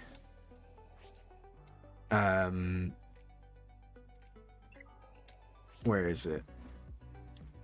No, I think it's okay. The health is fine. Wait, what about Palpatine? Does he have 6 dot mods? No. And this is kind of what I would do. At least start with the key ones. Now, when you were saying earlier, and I responded, and I was like, I actually go ahead and farm 6 dot mods specifically for certain characters. For example, First Order TIE Pilot. You unlock them, they have a ship, right? If I get a character like this and I Omicron them, I go ahead, I work out based on non-6 dots how much I need. I don't go overkill, unless they're like your favorite character like Scramble, then I wouldn't worry too much. But I start by determining how much I need. So it maybe I need 100 speed mod set. Normally, you actually find 230 to 240 speed's fine for this guy. So I get all the primaries done, all of this, and then I find a primary and I slice them all up. And once they're done, I leave them. This character's never going to be touched again. They're not a meta character who you need to mod all the time. But they're done. They're sorted. That's a pilot out of the way. Are you ready to throw another GAC? I don't want to review, angelic face. Thank you, Rat Gamer. I appreciate it, man. No, you missed the beginning. What bot is that? That is Hot Utils. You can do comparisons. That's what I used to compare mine and yours earlier. I did exactly the same thing because it breaks down. Like I'll show you again. You can see GAC wins, like offense and defense. You can see GP. You can see fleet ranks, all of that. You can see Gear 11's relics, all of that stuff. Modding. So when you look at it this way, you can really see like where are your strong points. And like I said, this isn't me comparing to boss. This is just me trying to show you guys some stuff. You can see relic analysis, Datacron stuff there as well. You don't really use Empire. No, it's fine. Boss, I wasn't making a point now. I was just saying, I was talking about how pilots should have 6-star mods. Because it all started because I saw your Savage had no 6-star mods, and I was going to talk about how there's certain characters who need them. If you guys are wondering, if you want to look at a priority list for 6-star mods that don't include speed. Alright, Gabriel, it's okay, man. I was wondering where you were. Normally you're like one of the first people in the stream, and today I didn't see you anywhere. Thank you so much again for the €2. And I appreciate it, man. I really do. You don't have the mod slicing mats to waste on 6 dots in the mod. But that's because you're not farming them. That's the difference. Because for me, if you're doing 3 mod refreshes a day, you should be able, and you do well in galactic challenges, you should still be able to 6 dot like 2 or 3 mods a week at a minimum. I feel like you just need to put it into your stuff there. Because, okay, if we was going to go through characters who need specific modding, there are characters who just need speed. Piet is an example. DR before Malgus is an example. Wampa needs very specific modding. You need health, primaries, or tenacity, and you need them 6 dot. If you don't have them 6 dot, you're losing out on way too much. So these you would want to 6 dot. Doesn't matter about speed in this case. Yeah, 2 to 3 mods a week, yeah. When I'm actually focusing. On my main account, on my main, at the moment, I'm 6-dotting 5 mods a week. 5 to 6 mods a week. Not including when I get mods from GAC or the, what do you call it? Hut Cartel thing, you know, the Jabba. The man, what's it called? Yeah, but okay, hold on, because are you farming every slicing map? Because I mainly only slice the 5A to 6E ones. Because the other ones you can buy through the guild store every refresh. 100 currency, they add up. But yeah, on my small account, I'm at the moment averaging like 2 to 3. I do farm new mods, just not all the time. I kind of balance it. I mean, you can see. I mean, like, let me get it up again. You can see on the comparison. It's not the best mods ever. My mod score was like 2. I want to say 2.5, and then it got brought down to like 1.7 when I bought the Lightspeed bundles. But you can see I'm definitely farming them. Look, 20 to 24 7s, 20 plus 7s, 7 of them. You can see that I'm definitely farming them. It's just slowly but surely. It's a marathon, not a sprint, right? Yeah, Smuggler's Run is going to help you a lot. You unlock Ray around 18th, that's good. On my main account, on my old account, they're not good enough. They're not at the point where I can do it. But the thing is, you have to prioritize it, because, and I've spoken about this before. If you ask someone, what mod should I slice, and you give them the example of, I don't know, like let's try and find 2 mods. Let's look at Wampa's one again. If we give them the example of this one, right, and then we give them the example of, I don't know, there's not really any good ones for Wampa, but say for example you have this one, health on health triangle, and the other option is a defense set with 14 speed or 15 speed, but no good secondaries, no good primaries. A lot of the time someone's going to say slice them on speed. And I'm going to go out there and say, I just don't think that's the way. Because this, obviously this is hypothetical, but in this situation, the health on health may be one of the best health on health you have. And you're always going to need them, even if it's lower speed. You can calibrate now, you can slice now, like you're not going to regret it. So I feel like characters and mods that get priority are the ones with the stats that matter most. Offense primaries, health primaries. Speed is the last thing I'm looking at. I'd rather have a very healthy Wumpa than a fast Wumpa, you know what I mean? I don't know. Maybe you don't agree. Well, okay, anyway, boss, let's actually do your review because you're kind of sitting here. So you're going to be unlocking Ray around the 18th. Okay. So how's your resistance looking? Not too bad. You've done the same as Nick, I assume you got this. I would still do this one. I think both Azori Satyrs are worth it. You're also going to want this. We spoke about it a couple of weeks ago. You can skip it initially, but you're going to want it long term. You're going to want balanced tactics, because it's the one that gives you the full-on turn-meter loop. So you definitely want to have that to some extent. Now, where else are we looking here? Guys, give me 1 second. I just want to check something real quick. Okay. Don't worry. It's okay. Now, you just got a Relic JTR, Relic BB-8 to R7. Okay, you're basically done then for Ray. I hope you're doing what Nick's doing, and that's refreshing Ben. Because otherwise you're not going to have as much fun as you want. Starkiller's Omicron. If you're going to leave him with this gear, I don't know if I would have Omicroned him yet. You could have done what I'm doing on my alt account. Where I've unlocked him, I just don't Omicron him. I would say to him until I'm ready. Because you can still get value. And again, it comes back to what we were talking about with Nick. It's all about what you're actually getting. What value do you get from Gear 8 non-safe Starkiller with an Omicron? What value do you get from applying Azori Omicron? Or someone else like that, like Jordico, if that was an example. Right? It's only an example. I'm not trying to convince you to do something. Full Relicking Starkiller and JKL, then Relicking some Jedi, then doing JML. But this is all after Ray. And the point I'm trying to... You got a lot of armies saved up. That's fair. That's fair. Some people don't. So that's fair enough. Treya should be done next, yeah. Treya's a good one. You also want 2 Zetas on her, of course. Right?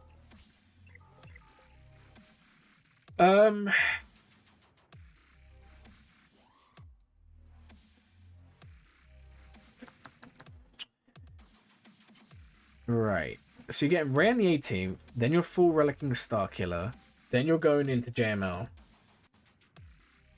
And then what comes after JML? Because that's kind of the important thing here, right?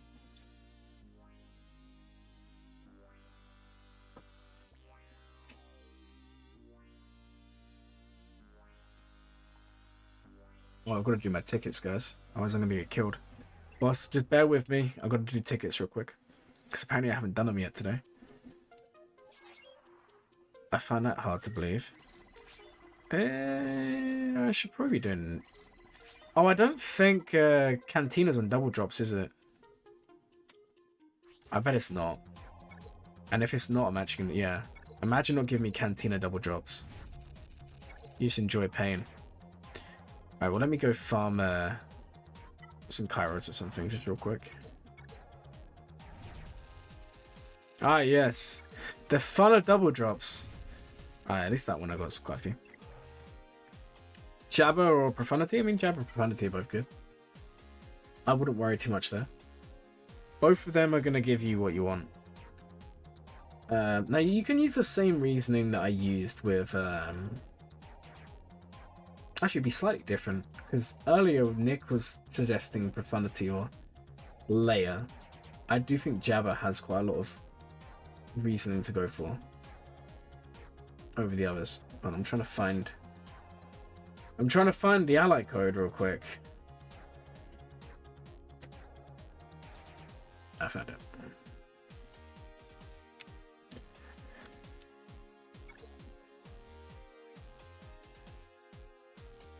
Only fleet and normal. I know, it sucks. It sucks so hard. I was really hoping it'd be in Cantina so I can finish Drogon. Because I want to Omicron him and have him up and running for my SWOR team. Going into 5v5, but I don't think it's going to happen. And he's not even in shipments anymore. Can you believe that, guys? They've already taken him out. Okay. I like the idea of going for Jabba. I think Treya next makes a lot of sense. I think that's a good decision to make.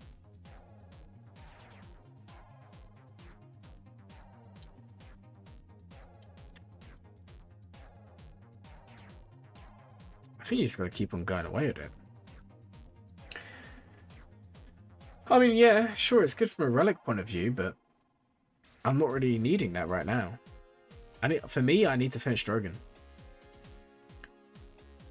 What are your datacons like? I like this. Investing in those crons. Yeah, you need to change this one. Just keep on re-rolling it. We spoke about this earlier. It's not that expensive to re-roll. You can re-roll that until you get the one you want. If anything... See, this is the tough thing. If you was to re-roll this now, you have a chance for Ewoks. If you was to level 9 that, and only one, you would only ever get Rebel re-rolls, so it'd be easier for you to get what you want. 90 out of 100 in Finalizer. Oh, what, for the 7th star? Nice. That's pretty good. Yeah, that's awesome. Get that Finalizer up. Okay, guys, I'm going to take a 2-minute break here, go grab a cup of coffee, because this show's been going on a while. Boss, we'll finish your review when I get back in like 2 minutes.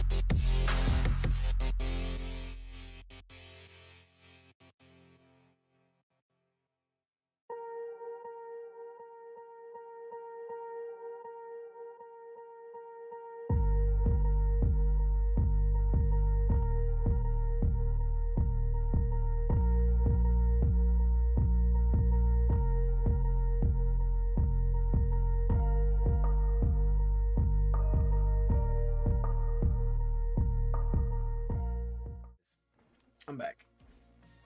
Sorry about that. I just needed to go grab a coffee and wake up and stuff, so. We are back. Alright, so as much as I like tea, it just doesn't give you that caffeine kick that coffee gives you. Kind of sucks, right? Alright, guys. So we was talking about bosses roster. They're getting finalizer, which is always good. And other than that, we had to look at mods a little bit. I don't know how much there is to touch on this roster. No, Cadolf, we've already had 2 cups of tea. But they're like herbal ones, so there's like no... I mean, one of them had a bit of caffeine, but the other one was like caffeine free, so... Like, this is just to keep me going. We still have a long time left of this stream. Man, I'm trying to find the right tea. I'm planning next week to do a tea making video for members. I feel like that'd be really fun. Marjay's pretty fast. It's good. Resistance Seraphim. Okay. Not too bad. Not too bad at all.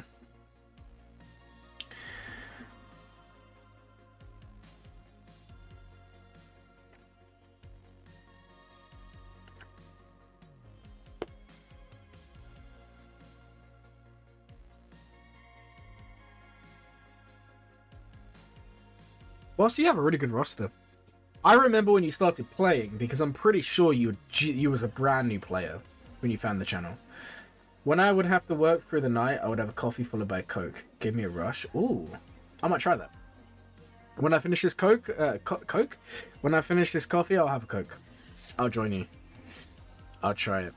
Yeah, but, I mean, the stream, I planned for it still to be about 4 hours from now. So that's yeah, we've still got quite a while to go. And I'm trying to balance it more today because otherwise I will burn myself out and then the stream ends. Because you know that the second that I start making lots of mistakes in my thought process is the second that I'm just going to finish it. Because I don't want to give you guys bad reviews. Also, if you guys saw, I posted a streaming schedule the other day. I don't know if all of you saw it. I'm going to post it on YouTube as well. Now, unfortunately, I didn't stick to it this week because it was Halloween, and I always go out for Halloween, so no stream on Tuesday. So, as of right now, Wednesdays, Fridays, Sundays, Grand Arena. If there's no Grand Arena, we do roster reviews, or sometimes GAC reviews. Thursdays will always be roster reviews. Mondays, I will never stream. I don't think I'm ever going to stream on Mondays, because I need days off to do other stuff. Saturdays, every other Saturday, me and StillPlays decided that we would trial having GA Chat be a live stream. He's going to live stream on Twitch, I'm going to live stream on YouTube, and we'll just answer all Grand Arena's questions and go over the Grand Arena for the week, or 2 weeks, or whatever. And then every Tuesday will be podcasts. So that's kind of how we're going now with full order content. And we all thought you died for like 5 months. Yeah, because the thing is, I work a lot of hours outside of here. Like, when I'm not doing YouTube, I'm either working or now I'm at the gym. Well, technically, now I'm making like a home gym, but I'm always doing something. And the thing is, I spent so long. Like, when I first started my channel, it was just content. And then I kind of blew up a little bit, had the whole AP thing. And then I was just like overwhelmed and really busy. And it was like, I didn't know how to manage my time. That's why I spent, like, you know, you'll know that I then came back and went again, and I was kind of putting in place the motions so I could carry on. Because I don't want to give this up, but you guys have to understand that... I mean, if you watched AP's video yesterday about content creators quitting, I'm not saying that's what's going to happen. I'm just saying, like, you have to understand that for a lot of us, it's not our job, you know? Arnold is his job, you know? He has all the time in the world. Not really, but kind of. But for a lot of us, you know, when you're working full time or you have other stuff, you've just got to grind. So that's why I'm now starting a schedule. It's tough, but it's coming. And you guys are here. Don't worry, I didn't die. I'm back. The channel did really, really well. Like I think I broke my record on almost everything last month for the channel, which was really cool. But yeah, it's fun. So yeah, that's why I decided Mondays and Saturdays I'm not really going to stream, because I need those days off so that I can just relax, because otherwise I go into the same sort of cycle as I did before. No, I'm not trying to defend myself, I'm just trying to explain so you guys actually know what's going on. But yeah, we got lots of fun stuff ahead. Loads of fun stuff ahead. The podcast on Tuesdays is going to be put on Spotify. I just need to finalize all of that. And then we've got one more week. It was going to be this week, but we thought it's Halloween. So we're going to do it next week. Is going to be Conquest. And then the week after is our first one with guests. So we're really excited about that. Anyways, let's go do Boss's review. And finish it off. Because we do need to do that. I'm interested... No, this is another tangent. If we're going to start seeing people mod Beskar Mando Zero Speed. Because you guys would have seen... 3v3, I was just wrecking. I think we lost once to Reaver, and that was it. That we completely ruined her. With Beskar Mando Zero Speed. Really fun counter. Now, in terms of anything I would pick up on, I don't really think there's anything. I mean, you're gearing up Gideon. I would maybe take Gideon to gear 12. I feel like that could benefit you quite a lot. Other than that, boss, I'm going to be honest, I think we kind of covered everything before I went off and made a coffee. I feel really bad now, but it is what it is, right? Oh, also, I meant to tell you guys, the free-to-play account is not going anywhere. So many people are asking me, where's the free-to-play content? Where's the free-to-play account? It's still here. So basically, when the Lightspeed bundles came out, I was like, okay, if I carry on with this account now, there's a real possibility that it just dies off because we'll never have a crystal income. So I spoke with the guild guys. I told them basically I was going to, like, not be inactive, but I just wasn't going to play the account properly. Until Lightspeed's gone. Lightspeed's now gone, but now I'm kind of reviewing the plan. So I'm going to have a video on it. It was going to come out this week. It's actually going to come out next week or the week after. I'm still kind of reviewing it. But when that comes out, I'm going to drop my new farming guide. For, like, the end of the year. Because I think a lot has changed. And the new account's going to follow the farming guides. Don't worry, guys. It's going to come. I know everyone keeps on asking me.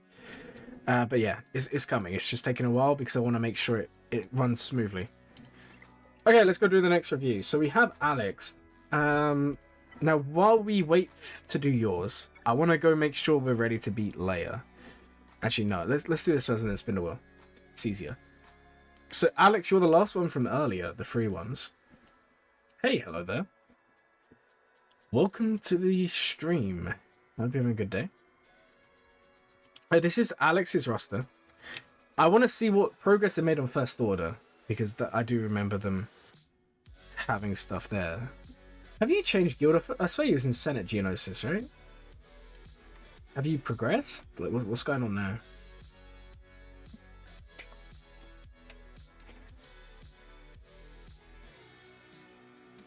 Can't wait for new farming guide. Nick, it's going to take a real big twist. If you've been listening to what I've been saying in streams, you'll kind of have a feeling of where I'm going to go with it.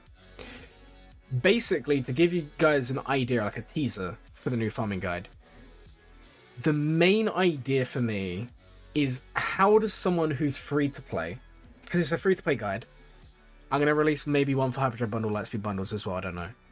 But it's free to play focused. And the whole point of the guide is how does someone who's free to play catch up and potentially overcome someone who spends money. That's basically the idea. I'm not going to say anything about that, but you are wrong. I'm not going to say anything. But all I'm saying is the idea of the account isn't necessarily about... Just bear in mind, guys, it's not going to be like you do this, you win Grand Arena, or you win Territory War. It's not that sort of focus. It's how do you actually set up an account to get the most rewards in the game and progress the quickest. Because there is a route, and I've been kind of thinking about it, and like kind of putting all the pieces together. I really do think if you followed this or a similar path, like if we got the graph thing out again, like whereas someone else would go like this, you're going to be like this, and then all of a sudden you go up and well above.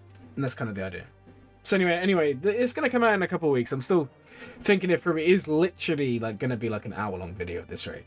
Because I don't want to make the same mistake as last time where I left fleets out because people got really upset. So it is going to be really detailed. I'm working on it. This is an alt account? Okay, good to know. Alright.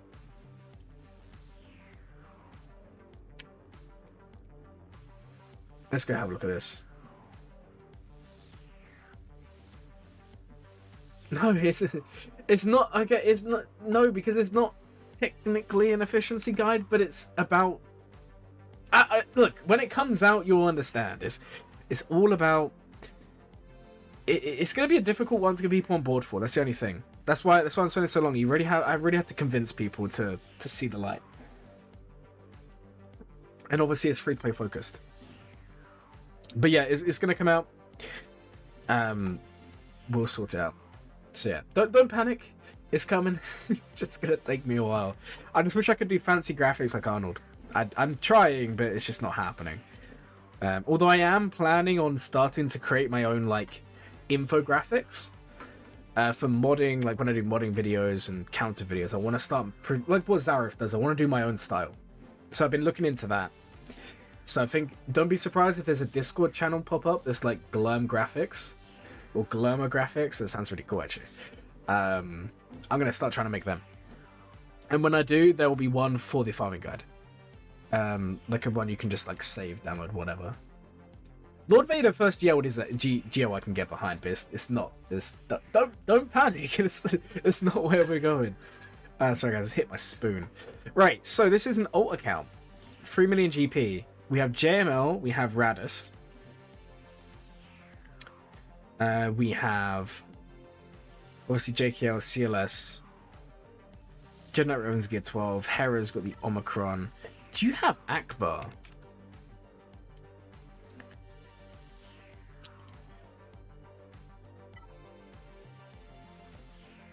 Alright.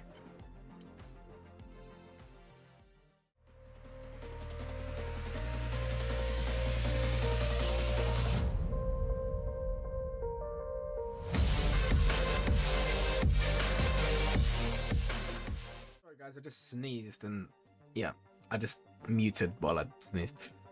Gonna have to DM about the guide. I mean, if you want, I can run you through a small section and get like a.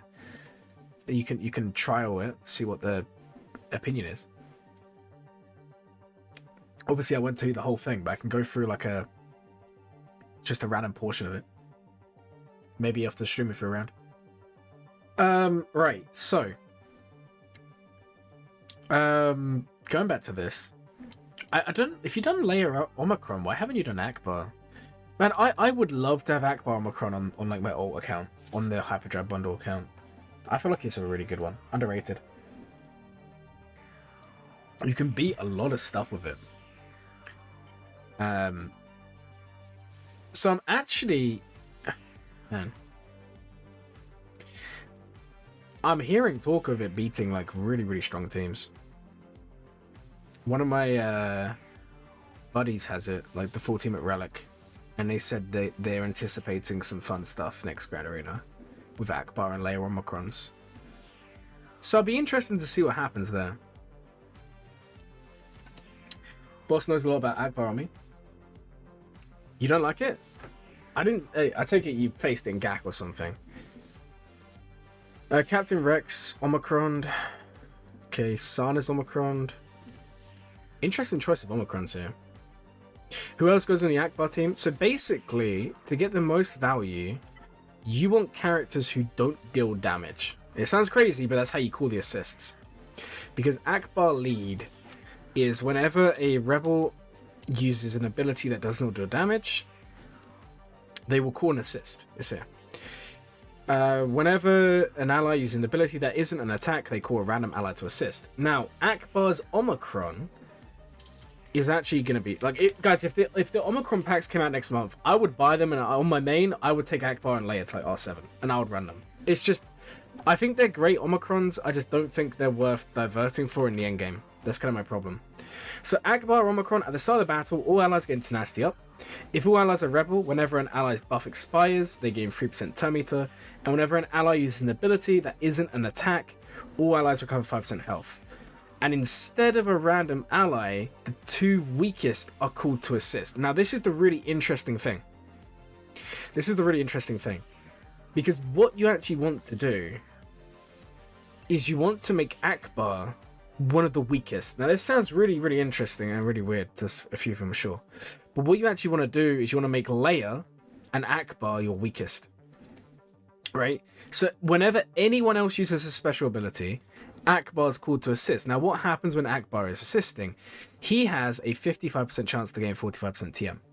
So if he's the weakest and he's always assisting, he's basically always going to be a max TM. It's crazy, right?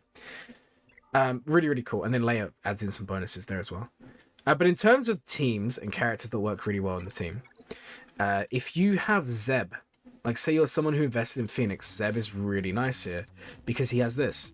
So whenever, because remember guys, you want characters who are going to be doing attacks that don't deal damage. That's kind of what we're going for here. Also, just bear in mind, allies who are assisting have their cooldowns reduced, which is why you can kind of spam Leia's special as well. Akbar's good in this team. You can also run Ezra in this team. That's really nice, because the thing with Ezra is they already call an assist, but because they use the ability that doesn't actually deal damage, you're then going to have two other characters assist. It's really nice as well.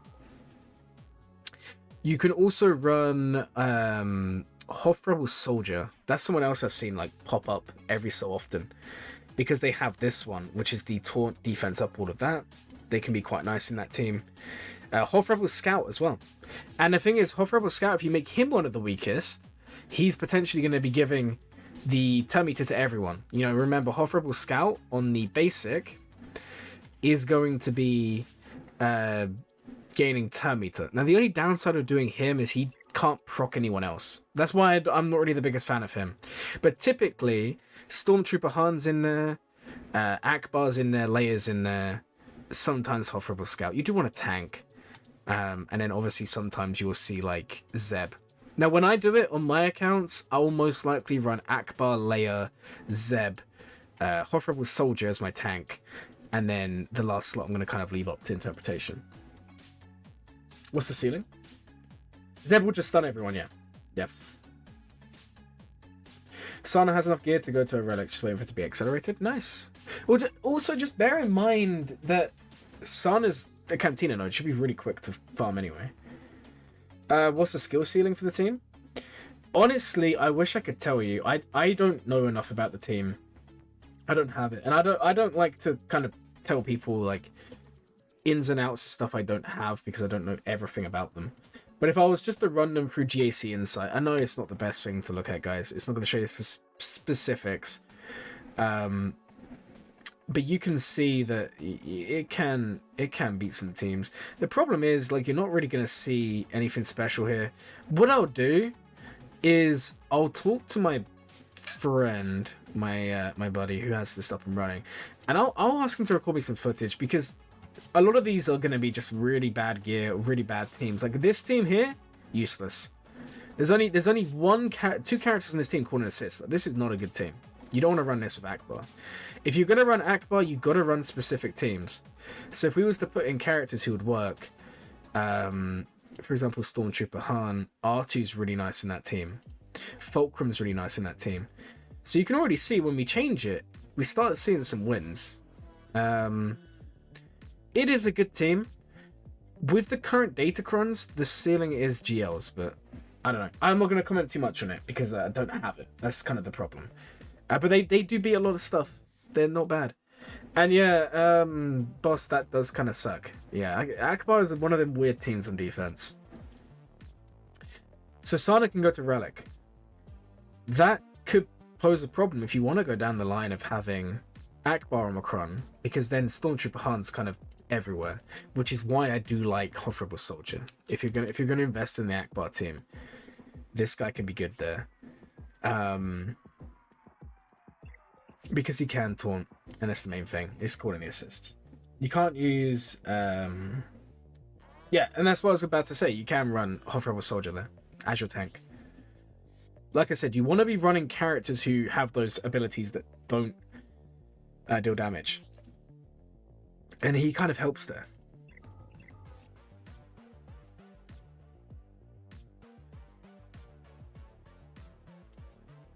Buys account in Kyber 1, get bashed by Glam. What are you talking about?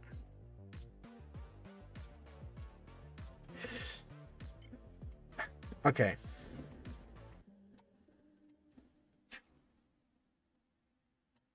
But yeah, also Zeb is really nice in that team because he's just going to be constantly stunning. Yeah, that's what I'm going to do anyway. So Stormtrooper Han, Stormtrooper Han's needed for Sana, and the reason for that is if you look at Sana's kit. Let's hear it. So whenever a rebel ally or Sana has less than 100% TM, sorry, it's this bit. If a rebel scoundrel, that's the first important thing, removes turn meter from an enemy, that enemy also takes damage equals 20% of their max health, which can't be evaded. And if we was to go have a look at the two rebel scoundrels, well, there's actually a few. But if we went to scoundrels and rebels, who do we have? Chewbacca. Well, does he actually remove any TM on people? And the answer is no. I don't think he does, right? Nope. So he's not going to be getting that. Han does, but you wouldn't run Han without Chewie. He does it on his basic. He's going to be removing turn meter. He would do it. Now, the next one is obviously Kara. Kara is a rebel scoundrel. And remember, one of the things is with Sana teams, you're relying on AoEs because they keep on refreshing cooldowns. Sana on here removes turn meter. Look at this, guys. Deal physical damage to all enemies, remove turn meter. So already you're getting that bonus. And then the last one is obviously our boy Stormtrooper Han. And he also, guess what, guys? He's going to be removing... Oh my god. Oh man, you just dropped 20 members? Boss got the membership back, guys. Thank you so much. You're crazy, man. You just can't stop young Han, guys. Oh man. Just out of nowhere. Yo, thank you so much, Joe. You're actually a legend. You just can't stop young Han, guys. Membership back. You guys, so many members again. It's not the time for Christmas yet. I'll finish the point about Stormtrooper Han in a second here. Thank you so much for the 20 gifted. Can't stop young Han, guys. You are crazy, man. W. That's wild, yeah, Joe out here gifting members. You just can't stop young Han, guys. I love how some of you are gonna be like 1 year members just for gifted. It's crazy. Man, I appreciate it. You're too kind, man. Dodge like a pro. You just can't did stop dodge. young Han, guys. Well, welcome all the new members. Sit up anytime you hear it. You just can't stop young Man, Han, guys. I'm gonna let this play through before I carry on talking here. Seems I'm still using Dodge Chrome. Yeah, it would seem that way. It would seem that way. It's gonna play. That sound's gonna play for a while, guys. Just bear in mind. How many people do we have left? It's gonna play like another 10 times. Let's get some W's in the chat for Joe. That was really kind of them. You just can't stop young Han, guys. I'll put a dank emote in just in celebration. Imagine not becoming a member. Seems like a skill issue. I'll be honest. You just can't stop young Han, guys. Where's the dank emote? There it is. Man, you are just. You just can't stop young Han, guys. Alright. Yeah, we'll give it a while, because if I talk now, the thing's going to interrupt the sound. And I'm all out of coffee. You just can't stop young Han, guys.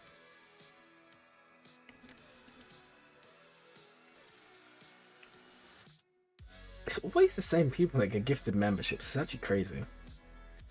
You just can't stop young Han, guys.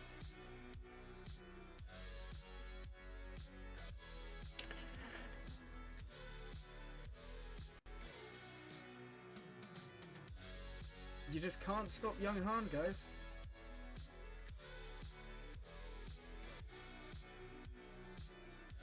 Got that Coke? I'm gonna go get the Coke in a minute. I'm gonna go get it, don't worry. Not yet, but You just can't stop in young like Han, guys. 10-15 minutes I'll go grab one.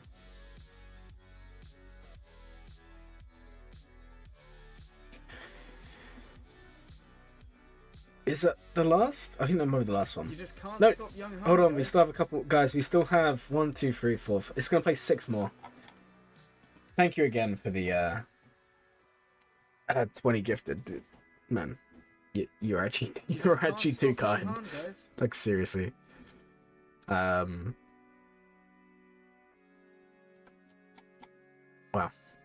I'm speechless, guys. You just can't stop Young Han. You can't stop Young Han. The guy's just unstoppable, right?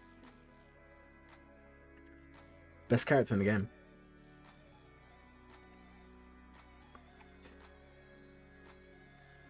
You just can't stop Young Han, guys. I think that might be the last one. No, one more to play. It's vintage. Yeah, guys, make sure you turn on accept gifts, otherwise you're not going to receive anything here. You just can't stop Young Han, guys. Make the most of the generosity that the Koreas bring.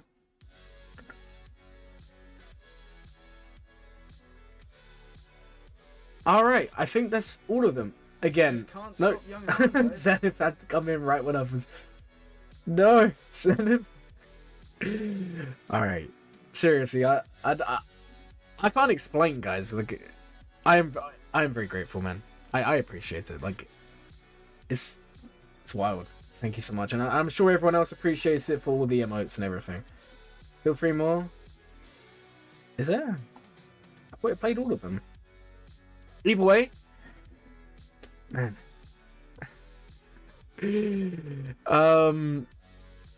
So, going back to Stormtrooper Han, right? 20 cups of coffee. I only drank 1 cup of coffee. Thankfully. No more just yet.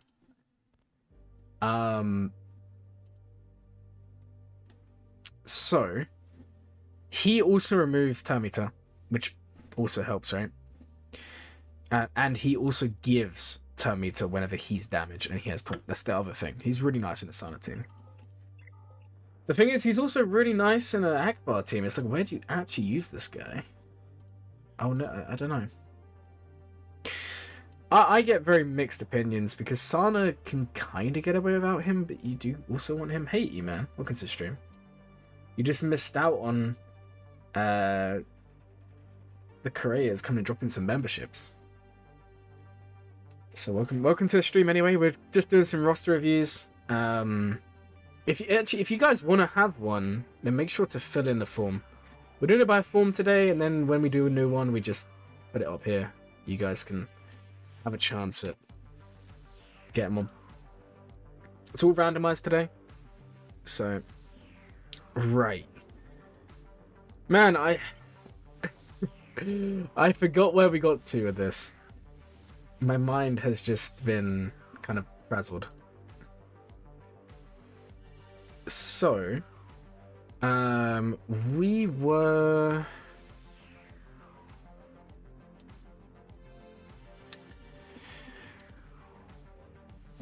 looking at Sana, wasn't we? If someone asked about Sana and Stormtrooper Han. We do love random? Apparently so. It's just the way this goes, right?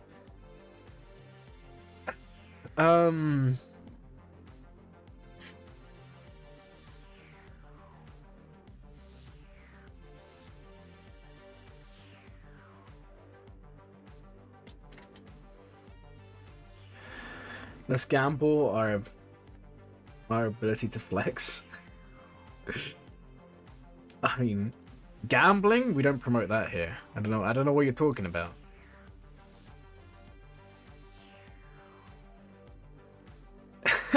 Boss has only just seen the editing slave.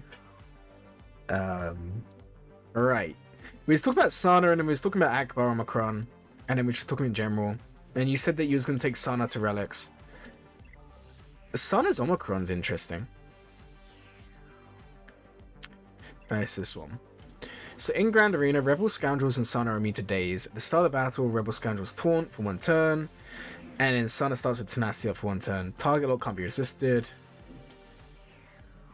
It's a nice one. I've actually seen there's a little bit of a trend. Some of the biggest guilds in the game do rely on Sana quite a bit on defense. She's a good team to have. So don't sleep on her. The thing is, it's not a flashy Omicron, you know. And also the team is one that typically people won't take super high relics. I mean, what are we normally looking at in terms of the team? Like Sana, Stormtrooper Han, Captain Han, Rolo, Kara. I mean, it's not a flashy team. Although, you know what? Rolo Relic 8, nasty to deal with. I would honestly put Sana on like the level of Iden. I think they're very similar in capabilities there. So I like the fact that you're going for him. Seems like a very TW focused account as well. You got a couple of Gak Omicrons in there, but mostly, you know, Sana's done, Poggle's done, Hera's done, and your Phoenix is looking pretty good here as well. Awesome account.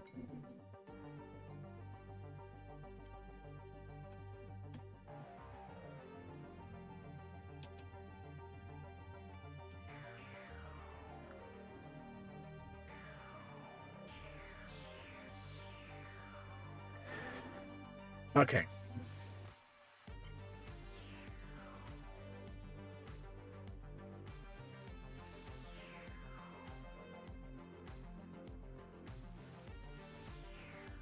Let's have a look at your mods, and then we'll go move on to another one. So, last time, Joe, and you... yeah, I mean, I think Joe's fine. Right. Last time when you gifted, I asked you about the roster reviews, and we spoke in DM. So I'm going to assume you don't want a roster review. But obviously, if you change your mind, tell me. But I think I already know the answer. Not so TW focus, actually. Thinking skipping Mara Jade Omicron. Yeah, but that's just Mara Jade Omicron. Like, if you make her fast, there's less need for the Omicron. That's not to say the Omicron's bad, but I've always been of the opinion you don't necessarily need it. Right? There's like limits.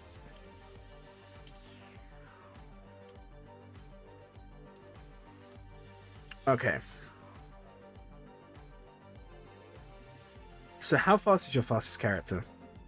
How fast is Adrad? 313. Interesting. That's not bad. And how fast is your CLS? Now that intrigues me. Yeah, that's a decent CLS. So decent mods, decent account. I'd like to see where this goes in the future. You're clearly farming Afra, which is good. Afra's a great character. I have her at Relic now, and she's done pretty well for me, guys. I'm going to be honest. She's fun. Also, Afra's like one of my favorite characters in Star Wars, so that also adds up. Right. Sorry that one's a little bit disjointed. Just, I may have got slightly distracted. I'm sorry. Okay, guys. What we'll do, the same as last time. Let's put a random team on. We're going to go ahead and we're going to beat this guy in 15. And I'm not going to do Lord Vader this time. This time we'll send in... who should we send in this time? Let's send in just Inquisitors. Let's just send in Reaver. Reaver, with you, and you. Same cron as last time. So we'll put this on. We'll leave it on auto. We'll place it in the background.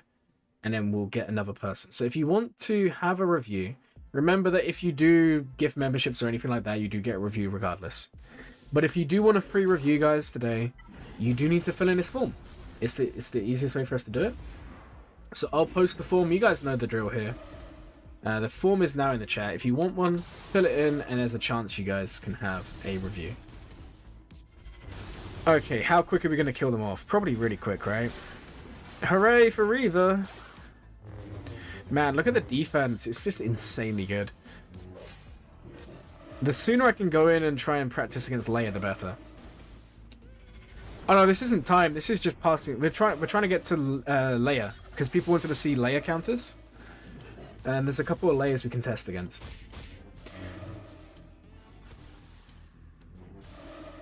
All right, let's just close all the tabs I had open. All right. Cool, we've got quite a few in there.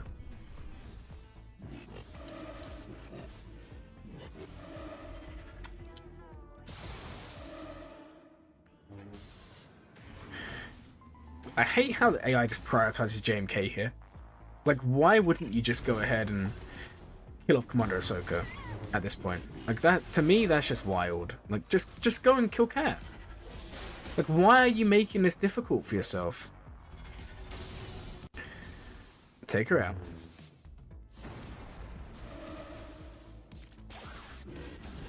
Come on. She's almost dead. Oh no, JMK's gonna... Man. That's just the AI being dumb. Don't worry guys, I'm still adding in people who are requesting. You have a few more minutes until I roll with this. You've been in the gym the last 2 hours. Is there a list of everybody you've done? So everyone I'm done, I'm actually time coding. So if I go ahead and save it, and this applies to any of you, whenever I do streams, I'm always time coding it so you can go back and see what's been done. Because we had some great conversations earlier, so if you guys want, you can go back and experience it. It'd be nice if I could just kill Cat here. Like seriously, just kill her off. Just kill her. There we go. Okay, now let's go work on Adme next, probably. Man, I hate how I have to direct them on how to play. Like seriously. Come on. Gas is also causing a few problems here. Come on. No, Padme, don't do this to me. Why are you doing this? No, there's an armor shot on Padme. The sooner Padme dies, the better. Our defense is so high right now, that's actually wild. I would love it. Yeah, there's... Okay. Okay, come on. Let's try and kill Padme off, like, please. There we go. And then let's go kill Gas off, and then we should be good. Alright, has anyone else put in for a review? Let's go have a look. No one else, so this is what we'll roll with. Alright guys, so while this plays out the rest, we'll just play this out. We should probably just go kill JMK here. Let's just leave that. We're going to kill him off in a second. Alright guys, let's go roll the review. Who's going to win this time? And the review goes to... Advocat. You are the winner. Alright, cool. So, let me go ahead and change you over here. Advocat. JMK. We have layers, guys. Nice, the layer cron, so just bear that in mind. 1623. Okay, before we actually do Advocat's review, let's just do 2 battles of Leia. I just want to show you guys what we're talking about here. So, this is obviously Reaver against Leia. Now just bear in mind that R2 kind of screws here, and so does Leia, because of anti-Empire stuff. Obviously, if they had Drogon Datacron, they're going to go before us. Now, typically, I just like to go straight for Leia here. Because if we don't hit anyone else, usually she's not going to ramp too much. And once she's dead, you're going to be okay. Now, this is where Drogon Datacron would change this. So you can just bear this in mind, guys. Like, it's not the perfect example of how to do it. But what you can see is that within a couple of turns, Leia will be dead. Like, one more turn, guys, and Leia's dead. Let's give it another turn. And, okay, they get going. That was a little bit of a shame. Yeah, now we're forced to go hit this guy. And that's when Leia ramps her ultimate. But we should be fine. We can do this. Okay, at least now we're not going to get any healing on Leia here. Let's go for the big hit. That's Leia Crom, by the way, was making Ben taunt. She makes the healthiest tank taunt on a turn. So it can be a little bit problematic. Also, I'm not going to lie, guys. That kind of hurts with... I mean, we're still going to win this easily, right? Yeah, I mean, it doesn't really change if anything. But typically you want to go for Leia first, because if you kill Leia, she's not going to be doing anything crazy like gaining ult or anything. And there's the second one. He's going to revive because he has taunt. That's fine. That's fine. Now, I would like it if we could get a Dispel coming. But I don't think we have any. There's the Dispel. Okay, now we can go in and hopefully we can finish off Leia. This is taking way longer than it should have done, and it's just because of Leia's Cron. Let's go ahead and do this. Remove. And do this. And hopefully GI can get in and kill off Leia in a second. And there we go. So now, okay, just bear in mind that was not Drogon Datacron. Just bear in mind when Leia's Cron's gone. What DC am I using? I'm using defense stacking. It's not the best cron on them, but it's just to show you the way it goes. We've got defense stacking, but if you remove all data crons from the game, this wins easy. Right, so that's the first one, right? We would have won that a lot quicker. I haven't unlocked Leia, no. We would have won that a lot quicker if we had if they didn't have Leia's one, because we could have just killed her off in the opening. So another one that works really well, guys, is actually this. And this isn't going to work now because I said it works. But you can actually just run this. Now, unfortunately, until we get Beskar Gideon, we have to run Django here. In terms of crons, you're going to want to bring a high offense cron. So just bear that in mind, right? Now, every time I've done testing, this is really quick and easy. Don't worry, guys. We're going to be going back to reviews in like 2 minutes and just showcasing Leia because we were talking about it earlier. Alright, so normally what's going to happen is they're going to come in, and then you guys are about to see, and we do this.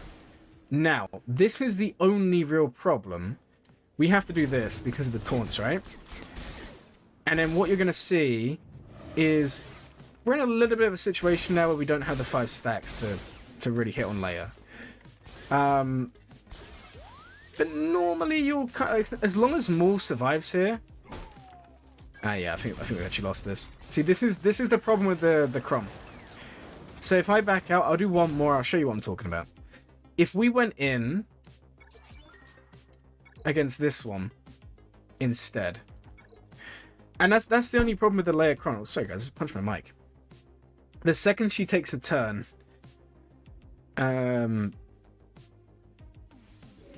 okay, this is a better example. Alright, let's try this again, shall we? Alright, do this, and then you're going to see we literally just mass assist Leia. And, okay, this isn't the best team in the world, but you see what I mean, guys? That's it. That's what you have to do. Now, the first time it didn't work because Scarif was taunting, so you would have to find a way around that. But I think that can also just be worked out by having better mods and whatnot. But this is what I'm trying to tell you guys. Like, it's not the best cron, don't get me wrong. But that's all you have to do. Like, once Leia's crons leave, I really don't see this not working. And that's what I'm trying to tell you guys. Like, don't fall into the trap of thinking the way we see Leia right now is the way she's going to be forever. Because you saw, guys, that literally took 20 seconds, Leia's dead. And this is with Relic 3 on Super Commando, Relic 3 on Gar Saxon, Relic 3 on Canderous. I don't have 6 dots on any of these. Make it as you will. The first time it went badly because of Scarif. The other thing is, like, Scarif's a weird one because he will revive. If it, like, say it was someone else you pre-taunted like Baze. You can't bring any light side. The second you bring a light side Mandalorian, Imperial Super Commando doesn't work. You can only bring dark side Mandalorians or Empire. But you can bring Gideon when he comes out, and I think Gideon would make this even easier. You bring Gideon, you'd remove Django. This would work easy. And if anyone dies in the opening, Gideon's there to revive. So there's also that. But like, guys, it's weird. I mean, we can go back and could do one more against the other one just to show you. And then we'll go do the reviews. Because I know that's what you guys are here for. But I just wanted to show you the, you know, Leia on fires. I'm not really too worried. So if we go back in here, you can see, unfortunately, we get the taunt here. And we can try as much as we want. But you see how he just retaunts? It's just kind of frustrating.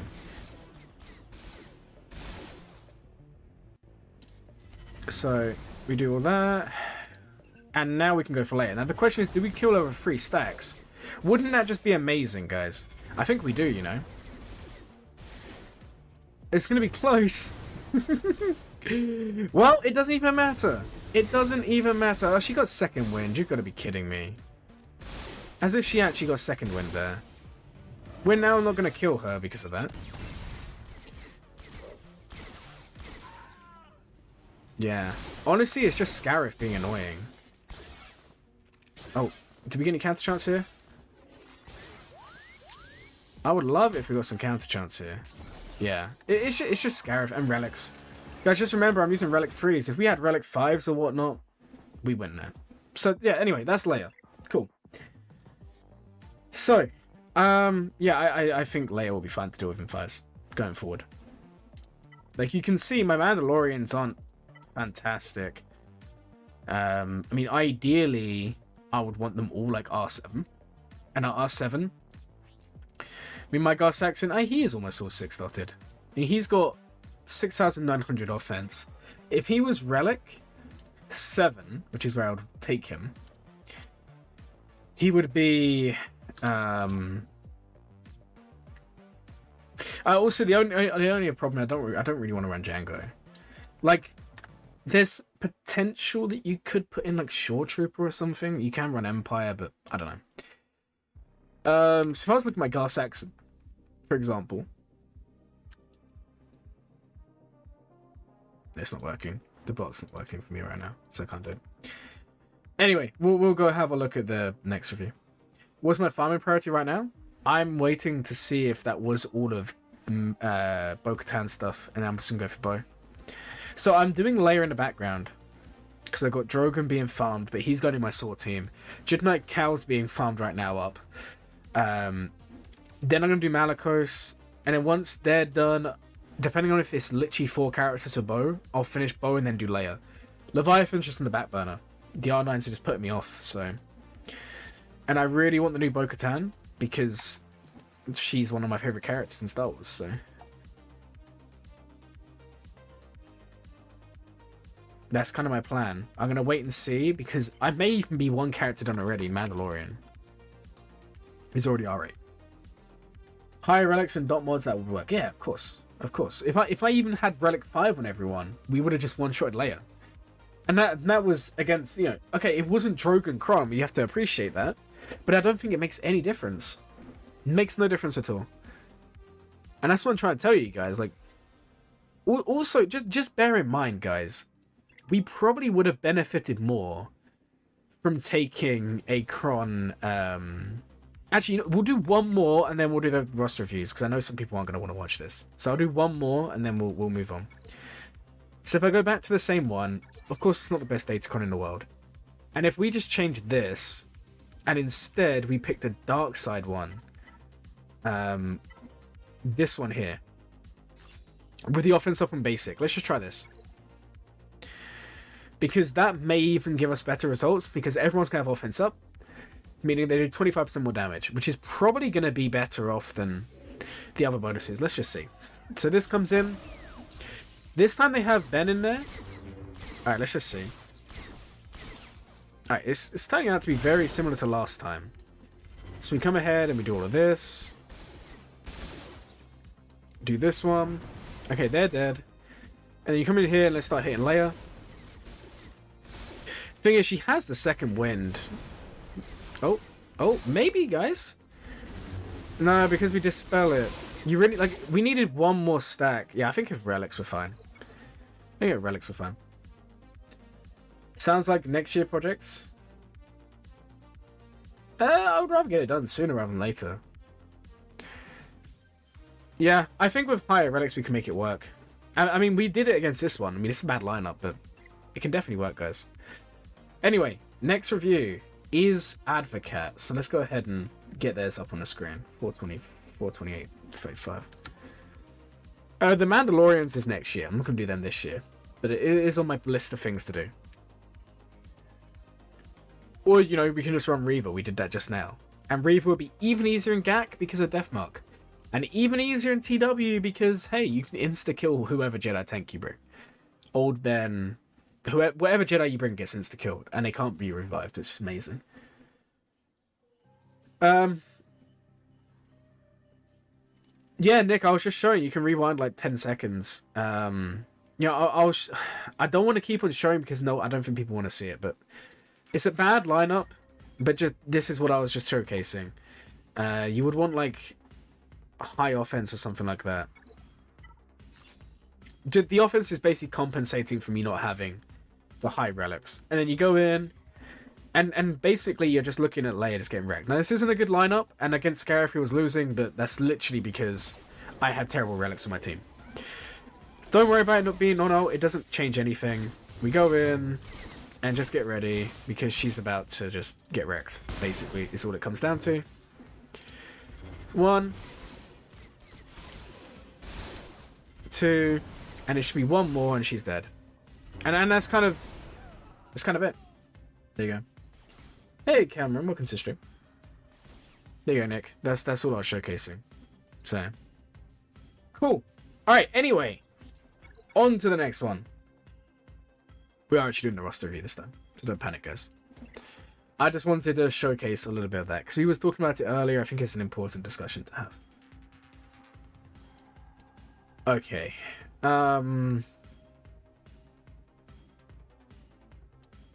Yeah, and by the way, the other one, we had to waste 2 stacks of anguish on Scarif.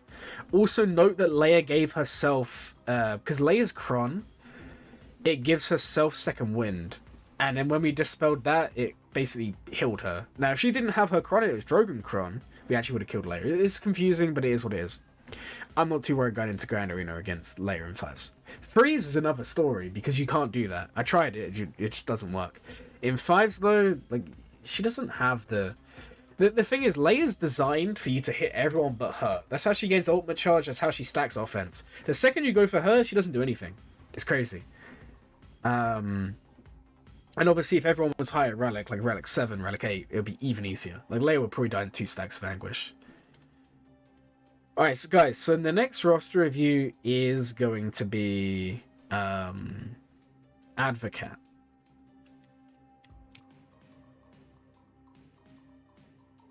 Okay, so Advocat is here. And they, let's have a look here, are in Sigma. They have Sith Eternal, which is always nice to see. I'm a fan of Sith Eternal, guys. I think Sith Eternal is decent. I also think in the current way the game's going, he's one of the better GLs to have. Because he's going to give you some raid teams or good progression towards them. Also, when people talk about the whole Jabba into Leia whole thing for that, there's a real chance we get one very similar for Darkseid. Think about it, guys. Sith Eternal, right? What does Sith Eternal require? Let me get this up. Sith Eternal requirements. So Sith Eternal requires Palpatine to R7. Palpatine is needed for SLKR. Vader to R7. Vader is needed for exec. Admiral Piet to R5. Piet is needed for exec. Royal Guard to R3 isn't needed anywhere. Same with Krennic. Sidious isn't needed anywhere yet. Marauder is kind of needed for Leviathan. Count Dooku is needed for both Lord Vader, and he's also needed for C. Imperial TIE Bomber is needed for exec. JKA isn't needed anywhere. Thrawn isn't needed anywhere. Tarkin's needed for Lord Vader. Stark and Veers aren't needed anywhere. But there's a lot of overlap there. I think we could easily, like the next GL or something along them lines, could be Darkseid or something related to them. And all of a sudden you have C, SLKR, new GL, and an exec. And it's basically the opposite to what we have now. Because there's a lot of overlap here. Which I'm kind of intrigued by. I don't think C's as bad for people to go as people claim. I also think he's very easy to get. Like, when you consider what you need, like, he's the cheapest GL by a long shot. And yeah, that is kind of reflected in his performance. He does perform worse than the others, but that's because he's easier to get. There's a reason why Lord Vader, Jabba, all of those guys perform so well, and it's because they're harder to get. At least in my mind. Even though every GL is built equal, they're not actually equal, if you know what I mean. Alright, so we have Sith Eternal, we have all of that. We have General Anakin, we have Starkiller, we have Dash. If you have Dash, Omicron, you should have Vandor. Nope. You need to change that. Otherwise, what's the point of doing Dash Omicron? It's literally Vandor or bust. So I would change that when you get the opportunity.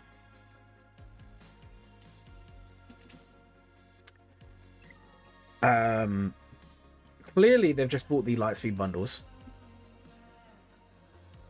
They seem to have helped flesh out the account quite a bit. I would be a bit worried about applying Omicrons to characters like Hera in this instance, unless you plan on gearing her up. The reason being, I just feel like even though it's not a bad use, you know, Hera's a good Omicron, it doesn't mean you get good value from doing it now, right? And that's kind of where the coin should drop, or whatever the saying is. I don't actually know.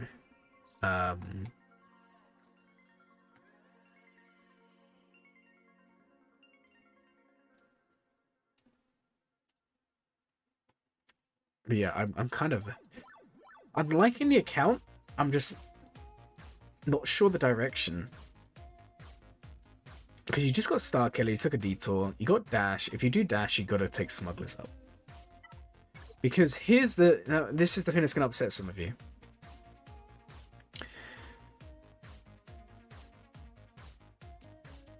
Hey, thank you for coming on to the stream.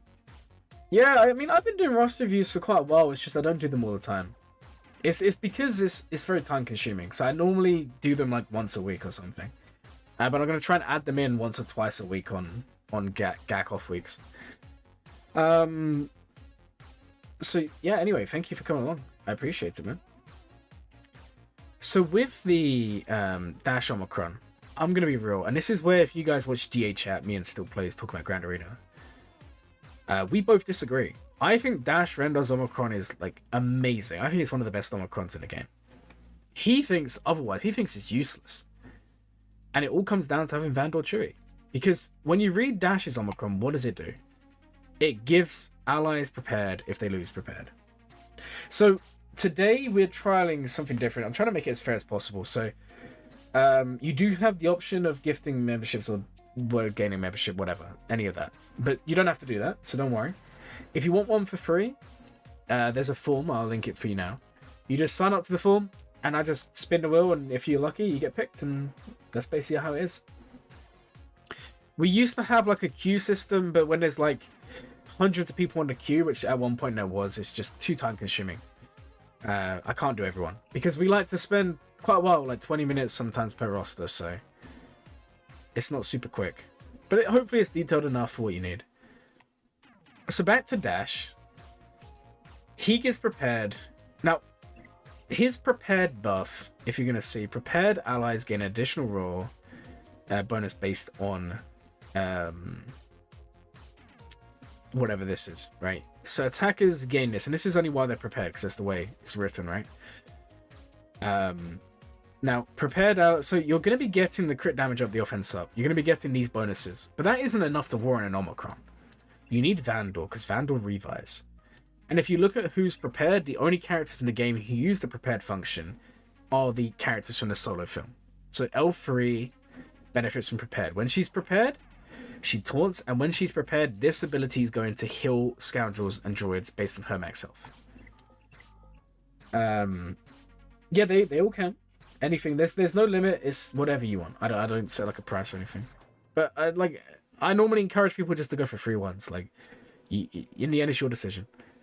Young Lando is out here now. When he's prepared, he's going to be on his special here, guys. So when he's prepared, he then makes the other ally prepared, reduces cooldowns of himself, and then gives speed up and stealth and all of that fun stuff. I think it's actually only speed up for the prepared. Yeah, the stealth is. So you basically speed up and give prepared. Which again, why would you need that in a Dash team if you have Dash already given prepared? It makes no sense. The next one, is Young Han. And we know that Young Han, guys, I love this guy. When he's prepared, he's going to be dealing additional damage based on this ability. So he gains 25% more damage for each prepared ally. That's this part. And then when he's prepared, he then gives crit damage up for 1 turn to the ally. And then him and target ally recover 50% protection based on what was dealt. Then obviously we have Kira, who also gains prepared. And she's low-key one of the better ones, guys. Like, I'm going to be taking it to R8 on my main for the special mission. She's really good prepared. So firstly, she gets a mass buff dispel. And then secondly, she also grants defense penetration up and calls an assist when prepared. These are both really, really good. And then the last one, I think, does Nest have prepared? I'm sure Nest has prepared somewhere, right? Or does she not? No, she doesn't. For some reason, I thought Nest did. No, she doesn't gain any bonuses. Makes sense, right? The last one is Vandal, who you don't have. But Vandal, when he's prepared, he revives allies. So basically, the point I'm making, if you don't run Dash with a prepared team, you don't need the Omicron. If you run Dash with a prepared team, you apply the Omicron, you have fun. That's what I recommend. Welcome to stream, everyone. Yeah, you need Vandal. Now, lots of people always ask me, what's the best Dash team? I mean, I literally almost have the team of full R9. Like, I mean, I do. I just need to do Kira. I think if you're going to go full prepared, it's Dash, L3, Vandal, Young Han, Kira. I think that's the best team you can do. Now, I did Young Lando, and I also like dropping L3 and Young Lando and doing IG and Quill. They don't get into prepared bonuses, but they're still really nice there. Oh, Nest is still really good there. They can 2-man full gas team. Yeah, I've seen that a couple of times, yeah. Arnold just uploaded a video on it as well. Like, half an hour ago or something. I don't know if they're gonna... I don't know if they'll nerf it. I think gas is just not defensive, you know? Anymore. I don't know. It's a weird one. Also, who's to say we won't get some sort of like gas Omicron or an Omicron on his team and then all of a sudden he's much better? Like, they can fix these things quite simple. But yeah, if you can do Dash Omicron, you do Vandal. No question about it. Obviously, you're never going to see me say don't do Young Han because I think he's amazing. Also, watch today's video if you haven't. If you're newer to the channel, you won't even know that we max Banner Malgus with our Young Han. So there's always that.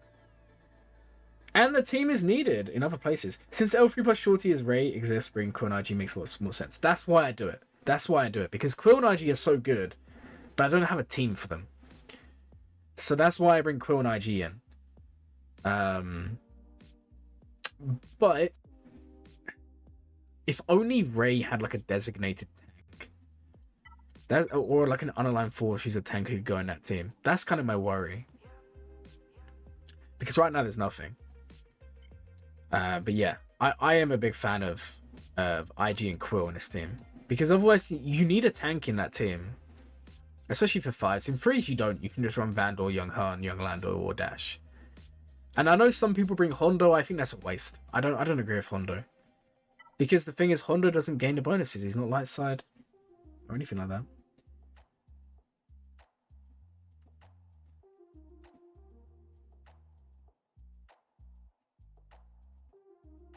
Well, you just missed it. I was showing people in Squad Arena. I know it's only Squad Arena. But I was taking my low relic Maul Mando team and just wrecking Leia. Like, you missed it like 10-15 minutes ago. Hey, Kumi-chan, welcome to the stream. If that eventually comes, well, yeah. And then L3 goes back. But yeah, I like IG and Quill.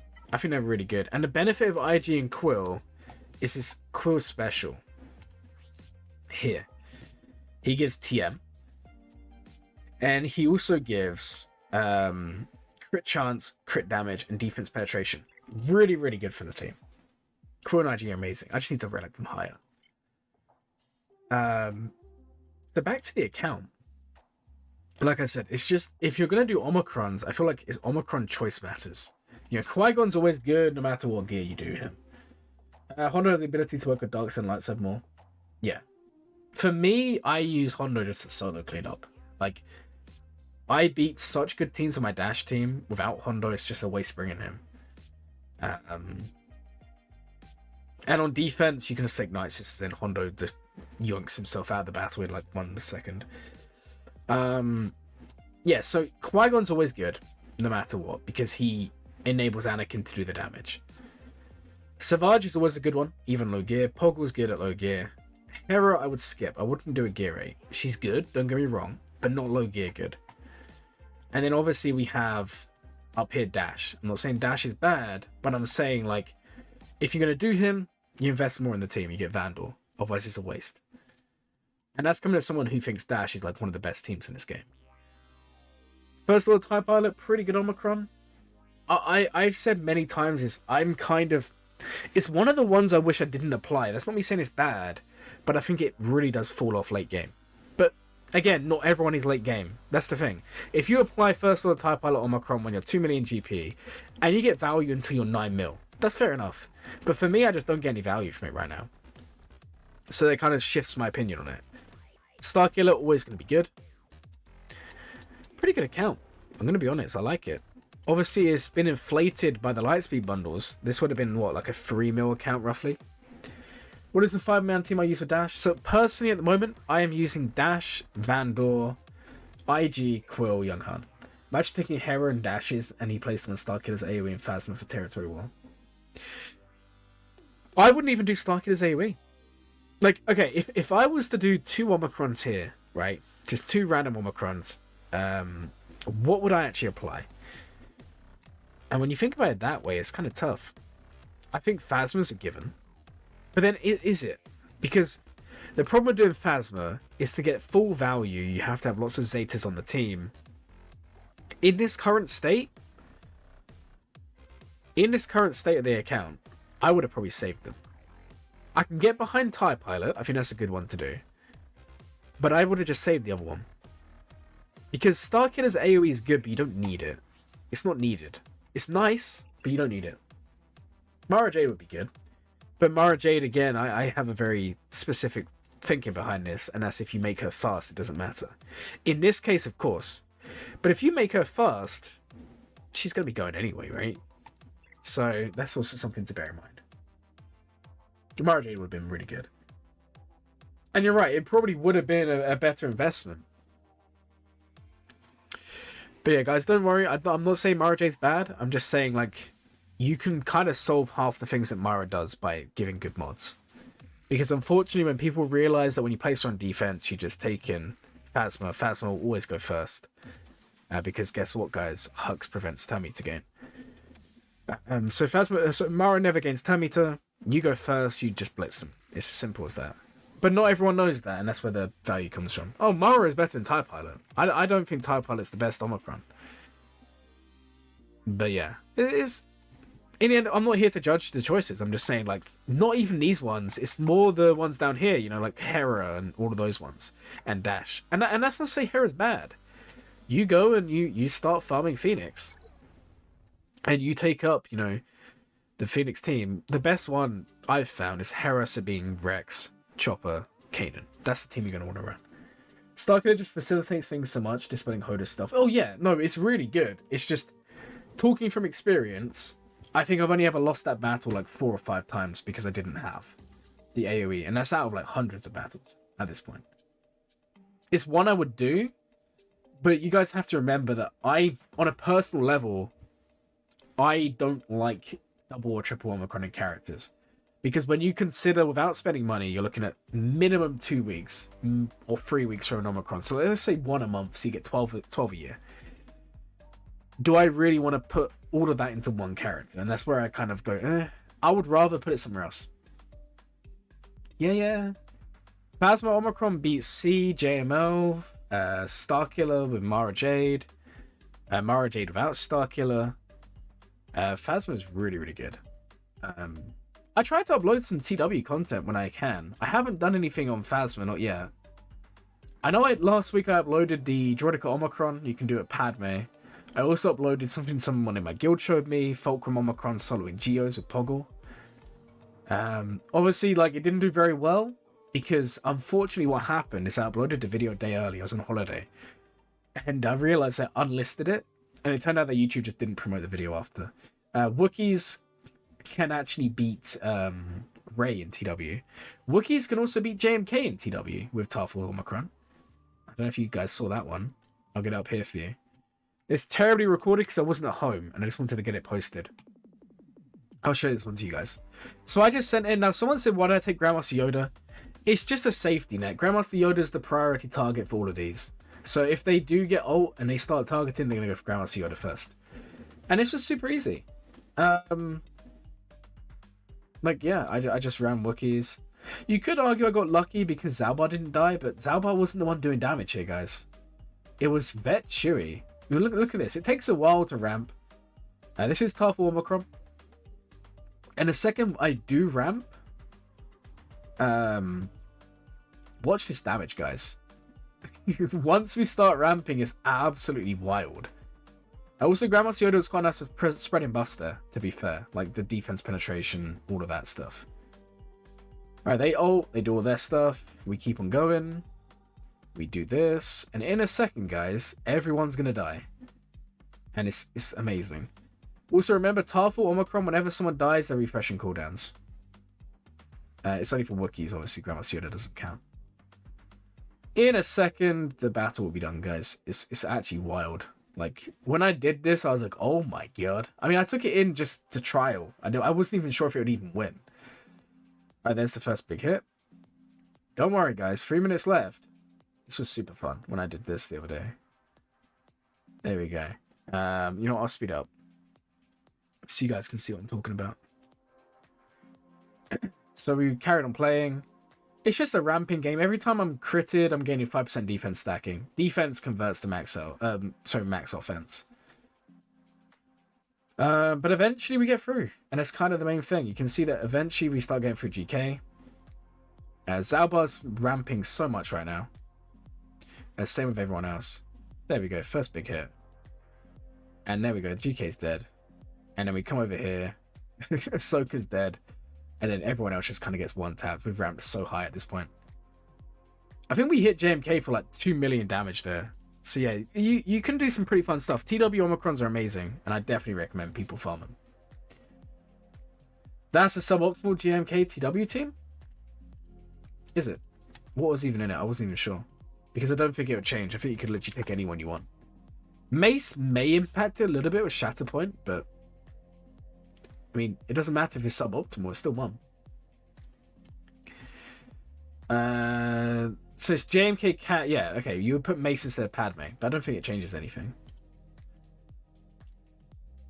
Because all that would happen is, yeah, Mace Window Omicron. I don't think it changes anything. Because all that would happen is there's Shatterpoint Cat and Cat would insta-kill Grandmaster Yoda. And that's the whole point of him being there. And then your Wookiees last even longer. I don't know. If I see a good JMK team, I'll try it. But not everyone sets the good lineups. Barris could be a good safety net if you want to use Grandmaster Yoda Give Me team. I run Gidme and TW with Echo and Tech. Because I use it to beat Grievous. And that's the lineup you use. You use Gidme. So you use Padme, Gideon, Echo, Tech, and Shakti. So I don't. They're free for me. I don't need to use them. But it is a really good point that you do bring up. All right. So back to this account. I would like to see Rex go up potentially here. You know, take him up from Gear 1. Like honestly, if you're gonna have Hera's Omicron, why not give Rex his Zeta? Don't worry about this one. You can skip this one. Trust me. You're very occasionally going to get killed with this. It's not worth it. Plus, if you're using Phoenix properly, Chopper's refreshing cooldowns. It doesn't even matter. This is kind of... I don't think this is a very good Zeta. But go ahead and give the Lost Commander. Take him up to Gear 8. And you can do that. For sure. That would be really, really good. I like this account. I just feel like you need to flesh it out a little bit more. I also, like... I would like to know where you're going forward from this. Like... To me, it screams you're going to go down the route of Kylo next, which makes sense.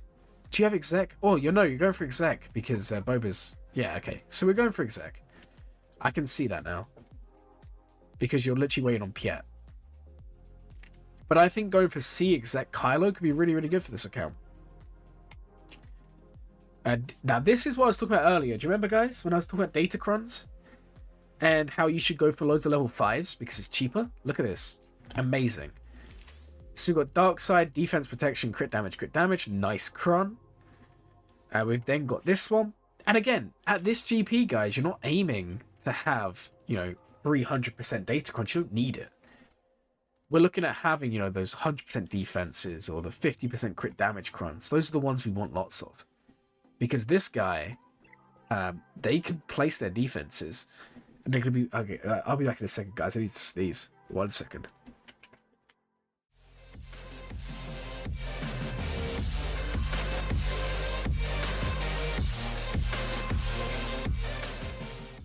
I could feel like my nose is blocking up. Alright, so who's going to have a look at the Grand Arena Championship stuff, the wiki?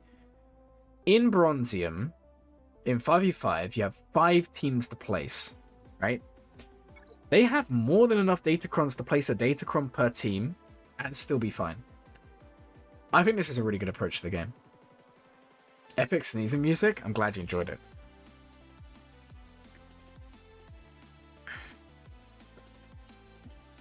Right. But yeah, I think this is really good. I like the way the account's going. Executor will change it a lot. I think Kylo's the next best thing. I would farm Zori. I think Zori would be really smart to go for the resistance team, but I wouldn't farm Rey. I think that's a mistake. Just because you bought Lightspeed bundles does not mean you have to stop everything and farm those characters up. If anything, I would do Kylo because it fits your plan more, and then I would go Kylo, exec, and then I would go back to drawing board. But right now, even though Rey's almost done, it's too much of a detour. Kylo and exec is what I would do. Get them over the line. Keep them working with Datacrons. This is amazing progress. Amazing. I also like how you've clearly invested in these more because you have more dark side characters. If you want to run Sith Eternal on defense, then do you have Savage on Macron? I'm sure we just saw it, right? Not the Zori Savage, just meant to swap in Savage.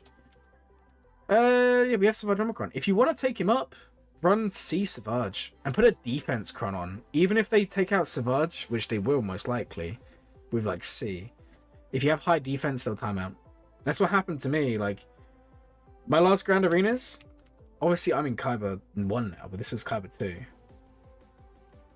And every single time they would try and take my C out. And they would just get stuck behind... Oh, where is he? They would just get stuck behind... 1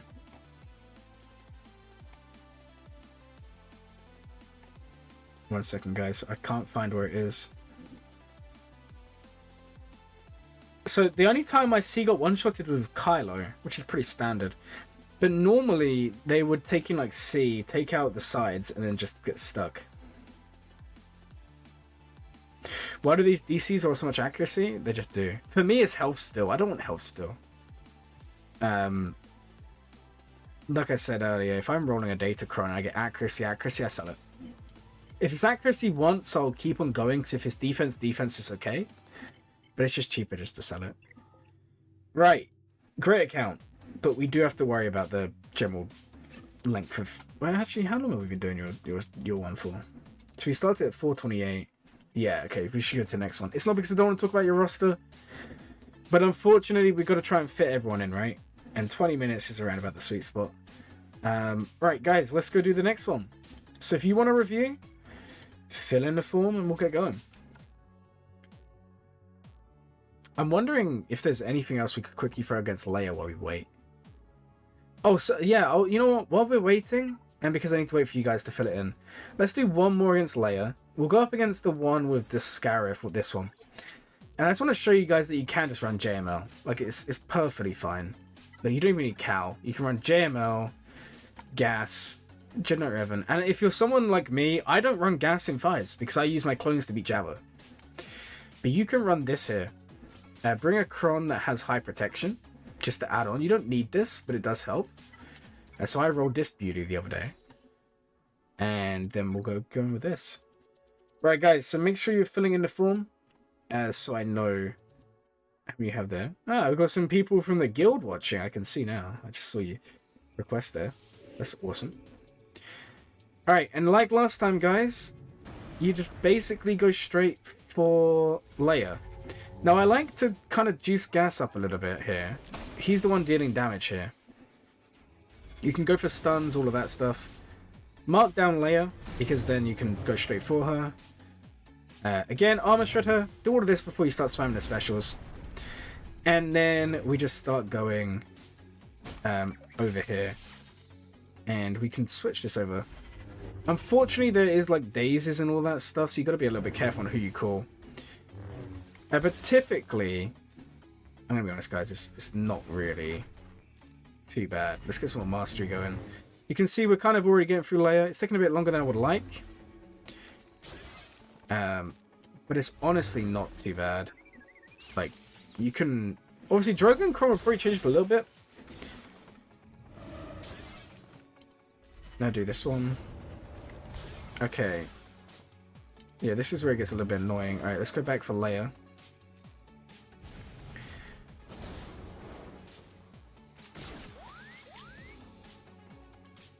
Okay, normally it's a lot quicker than this, guys. I'm not gonna lie. Let's mark it down again.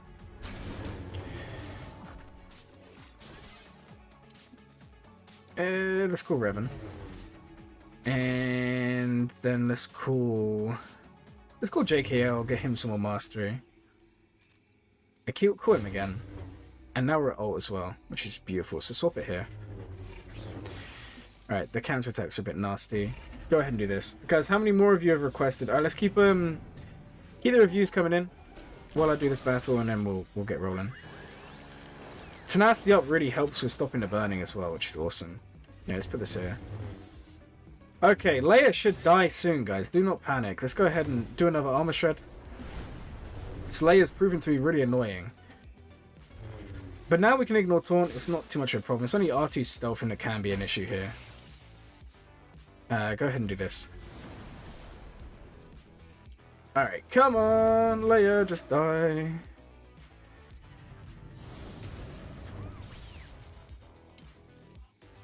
We're almost there, guys. I'm being honest, this is taking way longer than normal. There you go. I called someone who had days. There we go.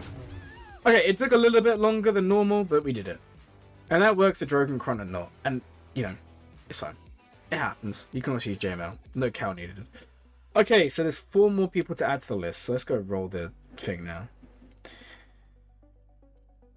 Alright. Wheel of names. Let's add some more people in. How many people on the list now? 55.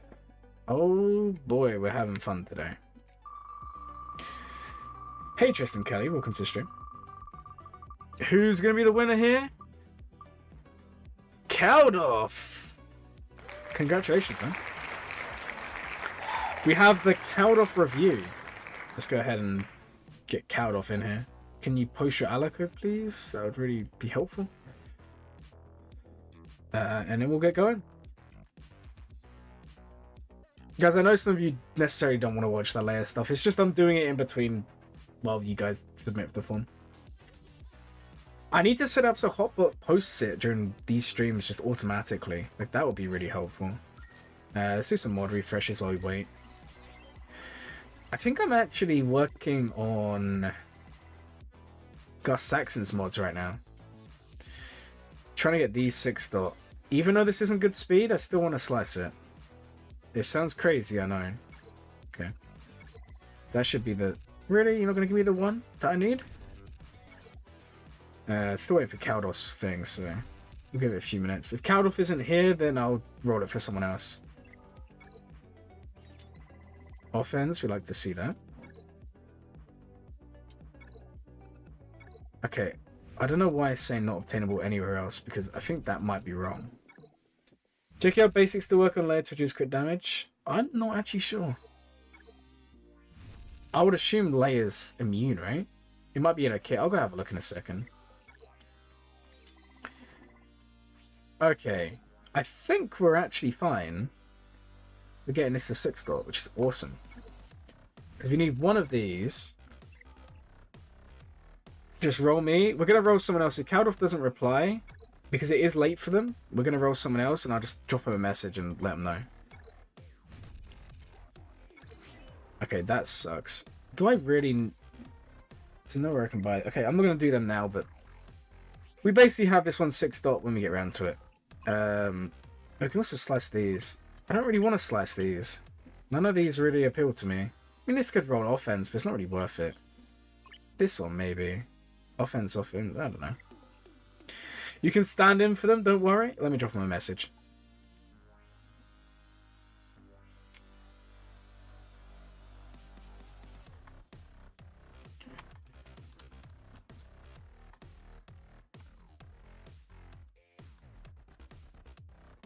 Alright, while we wait for them, we'll roll someone else. How about that, guys? We'll roll someone else, and if they come back, they can have theirs. If not, then don't worry. I messaged them. Alright, time to roll someone else. Who's it going to be this time? You're so kind? It does seem that way. So the next one is going to be... Oh. Okay.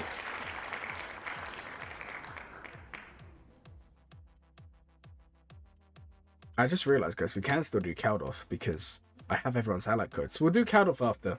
We'll do this one, then we'll do count off.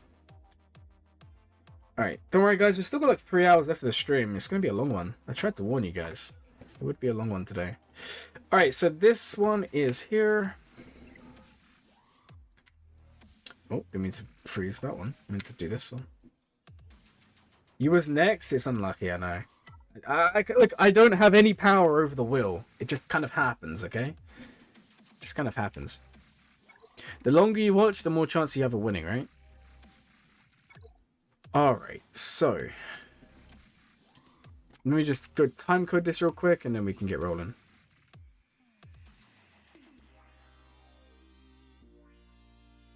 Rip Berry. Yeah, it was tough, man. That's what I thought it was going to roll on. Okay.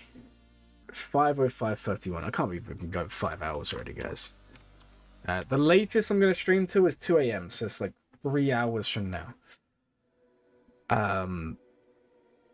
And as you guys know, we just take our time. We managed 2 reviews in the last hour, okay? We was taking our time talking. It happens. But we did also do the layer stuff, so there is that. Okay, so this account here... Will's doing trolling. It is the Wheel of Trolling. So this account here is in Kyber, I assume? Kyber 3. Okay. And we have Leviathan. We have JML. We have JMK. So 2 GL is Leviathan. 8.6 million. Guys, it is actually crazy to me. When I was like 6 million, I had like all 4 GLs at the time. That's just crazy to me. You don't see that anymore. And the reason being the extra fleets, the extra bloat, like conquest characters. If you consider Cat at Relic 5, 30,000 GP. You just don't see these like 4 or 5 GL rosters at like 6 mil anymore. Because there's so much bloat in the game. Star Killers, you know, all of this. It's crazy. Like, I don't know. You look at accounts like 2-3 years ago, it's like 8 million. You'd expect to see like everything unlocked. It's crazy to me how far the game's come in the last couple of years.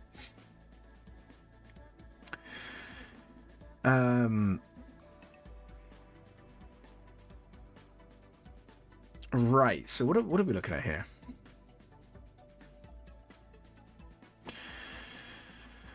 So JML R8, speed and health, decent-ish protection. Wardrobe protection be at R9. Let's go have a look here. Let's go intrigue ourselves with the bot and go see what we'll be looking at. So JML.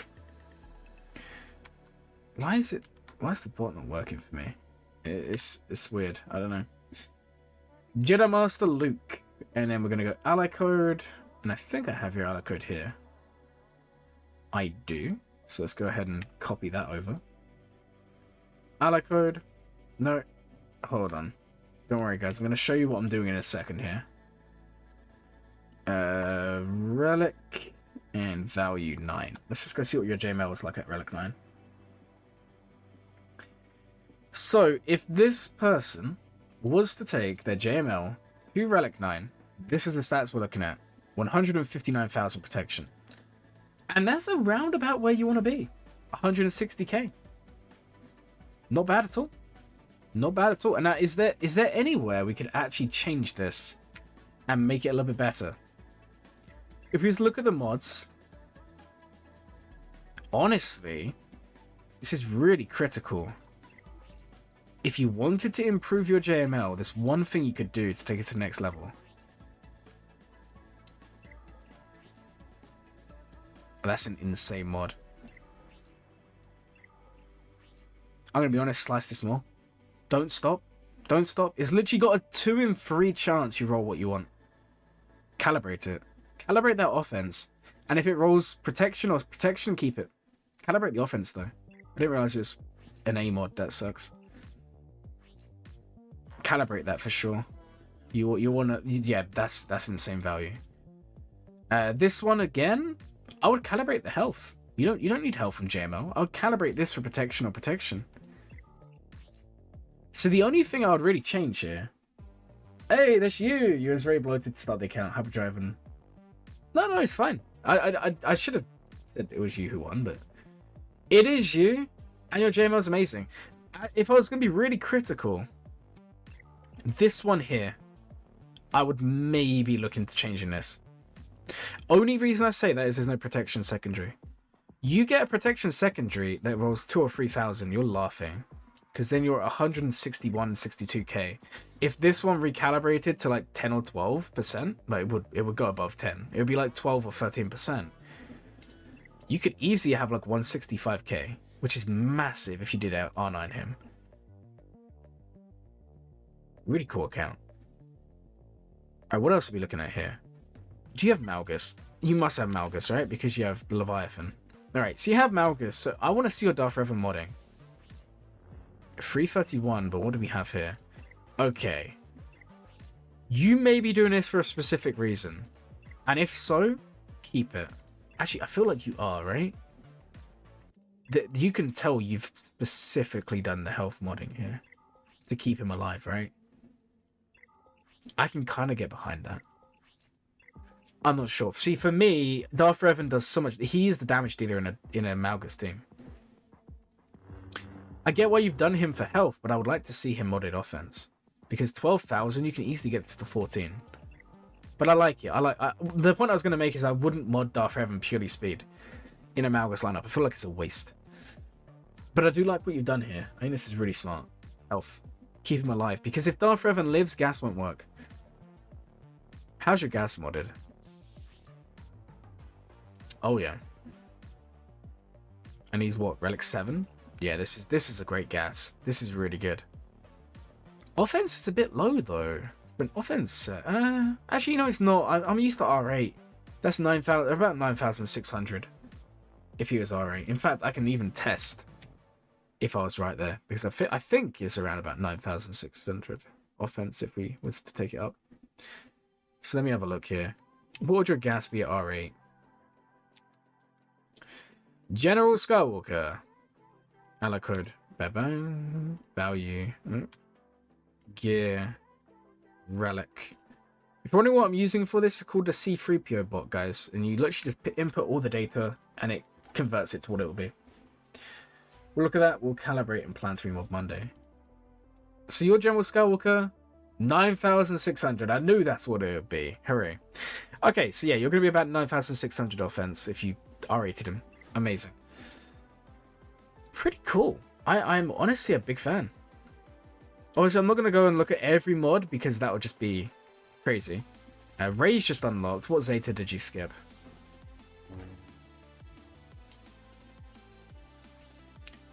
Okay. I need to remind myself on what this does. It's not because I don't know, it's because there's so many damn Zetas in this game, sometimes I forget. So, you have the light side allies of inspired damage immunity, can't have the 10 meter reduced. I'm not sure. I think you need this. If you're going to skip anything, skip this. This one you can hold off on. I would apply this at some point. I'm assuming you're going to do all of them. Also, don't do crit chance. Maybe you've done a filler set. Don't do crit chance. Because that's not needed. You don't need crit chance.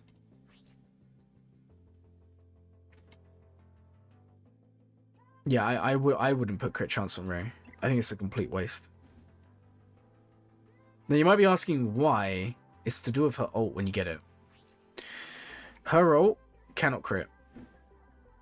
Like, that's why you just don't worry about critical hits on Ray. There's no need to.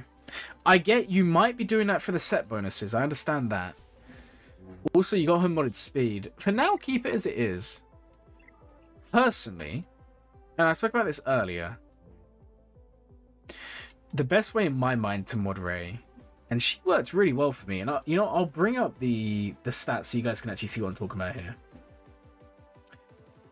Let me find my Ray on defense to showcase this. Okay, so this is just one example. Starkiller versus Ray, they lost in under a minute.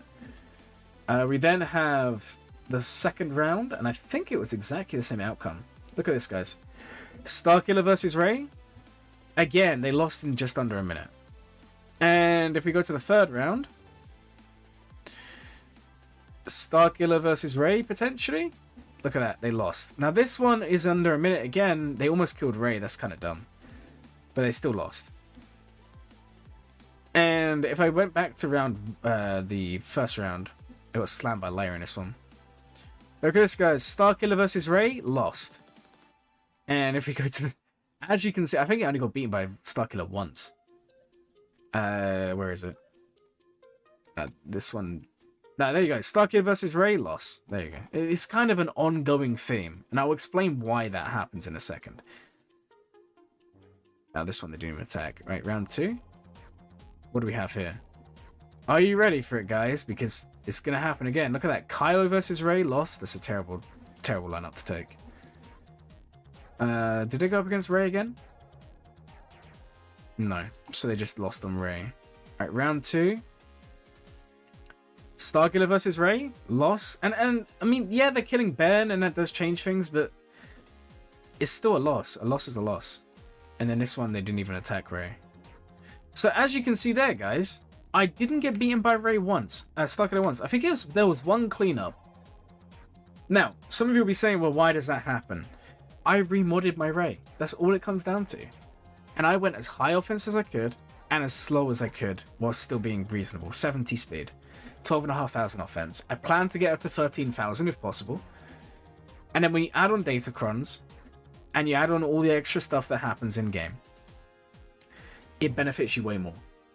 Because what will happen is, firstly, guys, she actually benefits from being slow. Now, she is the fastest character in the game as far as I'm aware. Like, in terms of GLs included, she has like the highest base speed of any character in the game.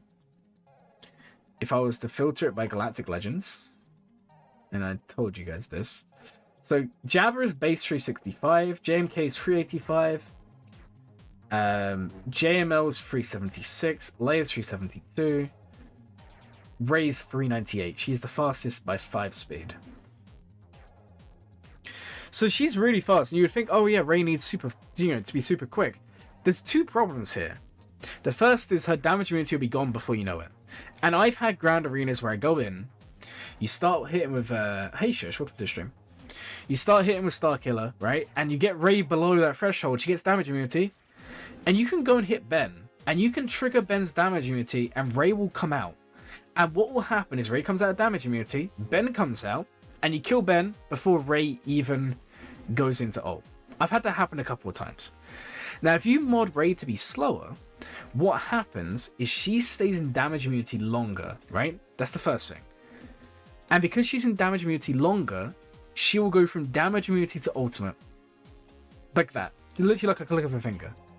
And then if you want to go even crazier, and this is where the lineup also matters, and I'll explain that in a second. When she's in ultimate, she actually reduces her speed. She has 30% less speed. So whilst she's actually under ult, she's even slower, right? Which means you can't kill anyone off, so you're burning time. Now, if you've got the Ray-Ben Shorty lineup or Ray-Ben Cow in 3v3, you're then having to juggle who you're hitting, but you're not dealing any damage, and this is the big thing. So what happens is she just has so much time to build up mastery, and then that's why she one-shots. And that's the whole reason I remodded her. And it's a trend I've seen people doing. You mod Ray to be really slow because it really messes up counters. If she's too quick, you don't get that bridge where she goes into damage immunity and then it goes from damage immunity into ultimate. So if you make her slower, the Starkiller team will go too quick and the damage is, you know, you're taking so much turn meter, she's building, she's ramping so much quicker. So that's why I would maybe mod her to be slower. I'm not saying it's wrong to do it otherwise, but put it this way, guys. My Ray never held to Starkiller. I remod her, it didn't get beaten once. Just let that sink in. And then you can take that to the next level if you're a Datacron farmer, which it looks like you are. You can go ahead and get some of these. Like, I see you have this Seer one. This one's good on Ray, because this one, she juices herself and someone else with Lifeblood. But actually, you just want the defense stacking. Or, you go full offense and you go light side Kron with the level 3, which I think is just as good. I think this is really being slept on. Everyone's screaming unaligned Force user, and I can see it, but I actually think a light side offense up, crit chance up, crit damage up, which is 25% increase to... Actually, it's not even 25, it's 50% increase. Let me just double check this, guys. Offense up, so we'll go. So offense up as a buff is actually going to be...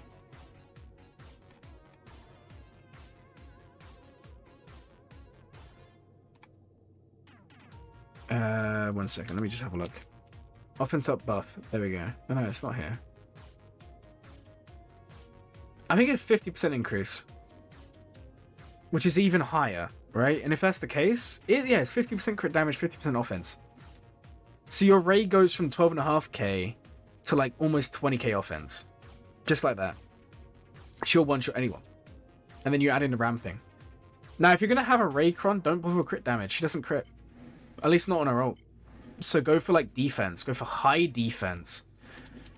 And don't worry about the health either. Like, you want her to go into damage immunity. You want her to waste time. But that's how I would mod her. Yeah, it's 50%. Yeah, I thought so. It was because speed up's 25%. It confused me for a second. And crit chance up isn't 50% either. It's different.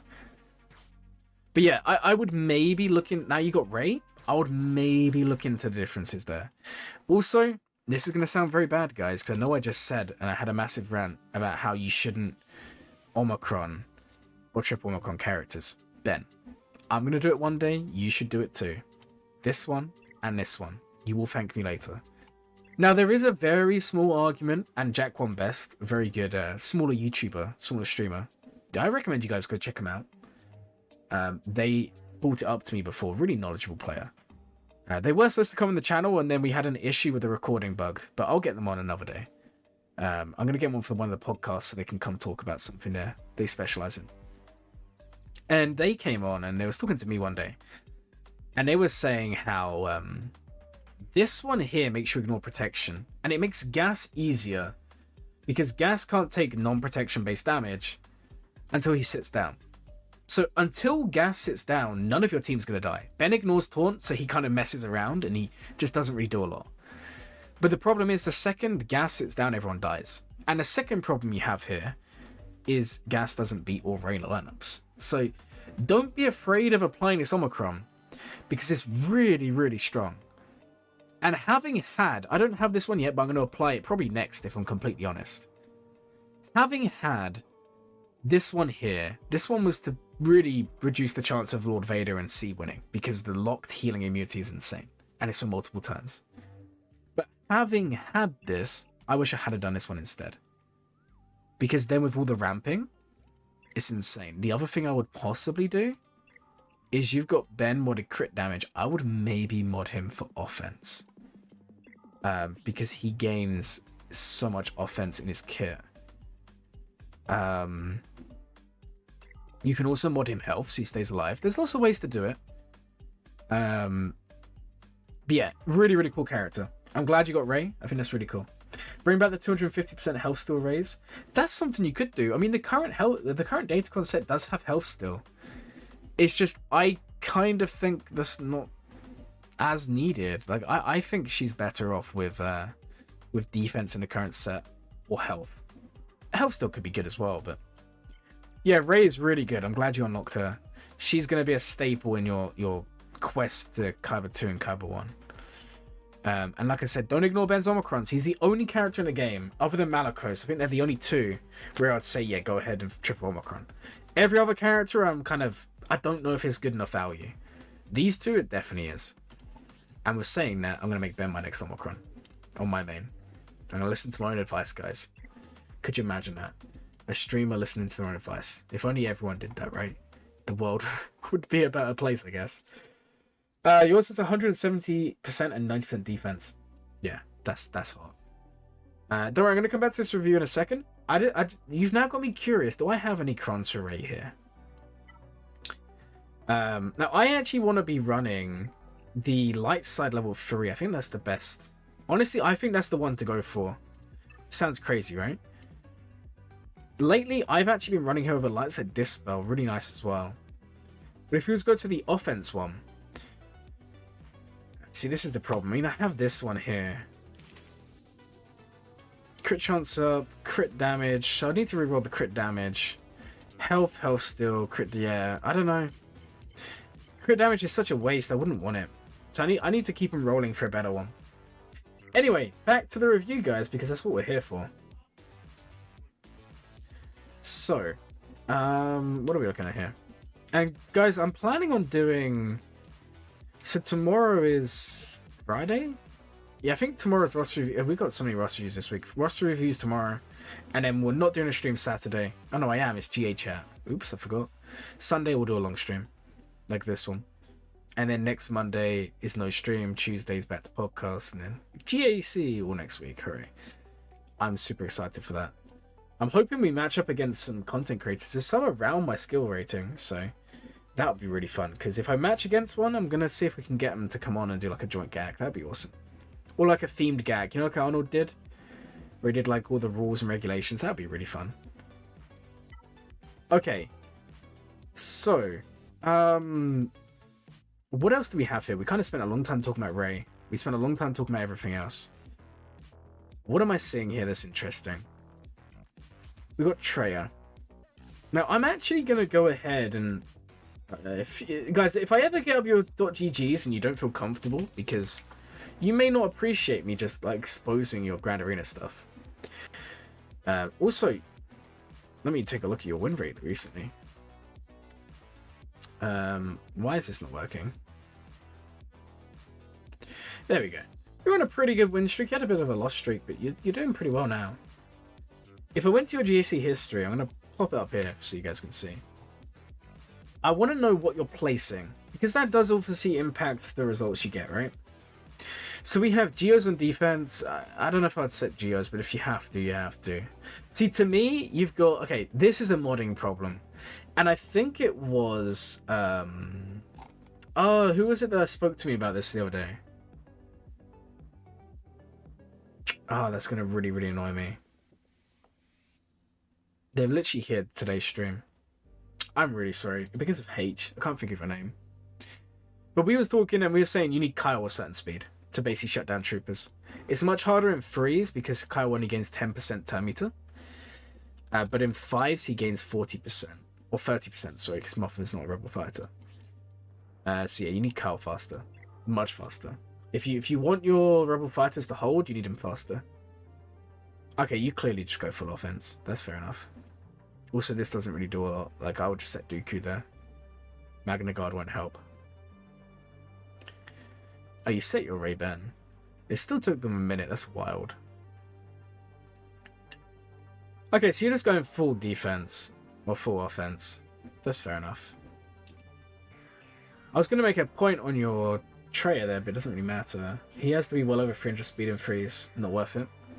Yeah, well, I wouldn't set it in 3s anyway, but I was talking more about 5s, as 5s is the season we're coming up to.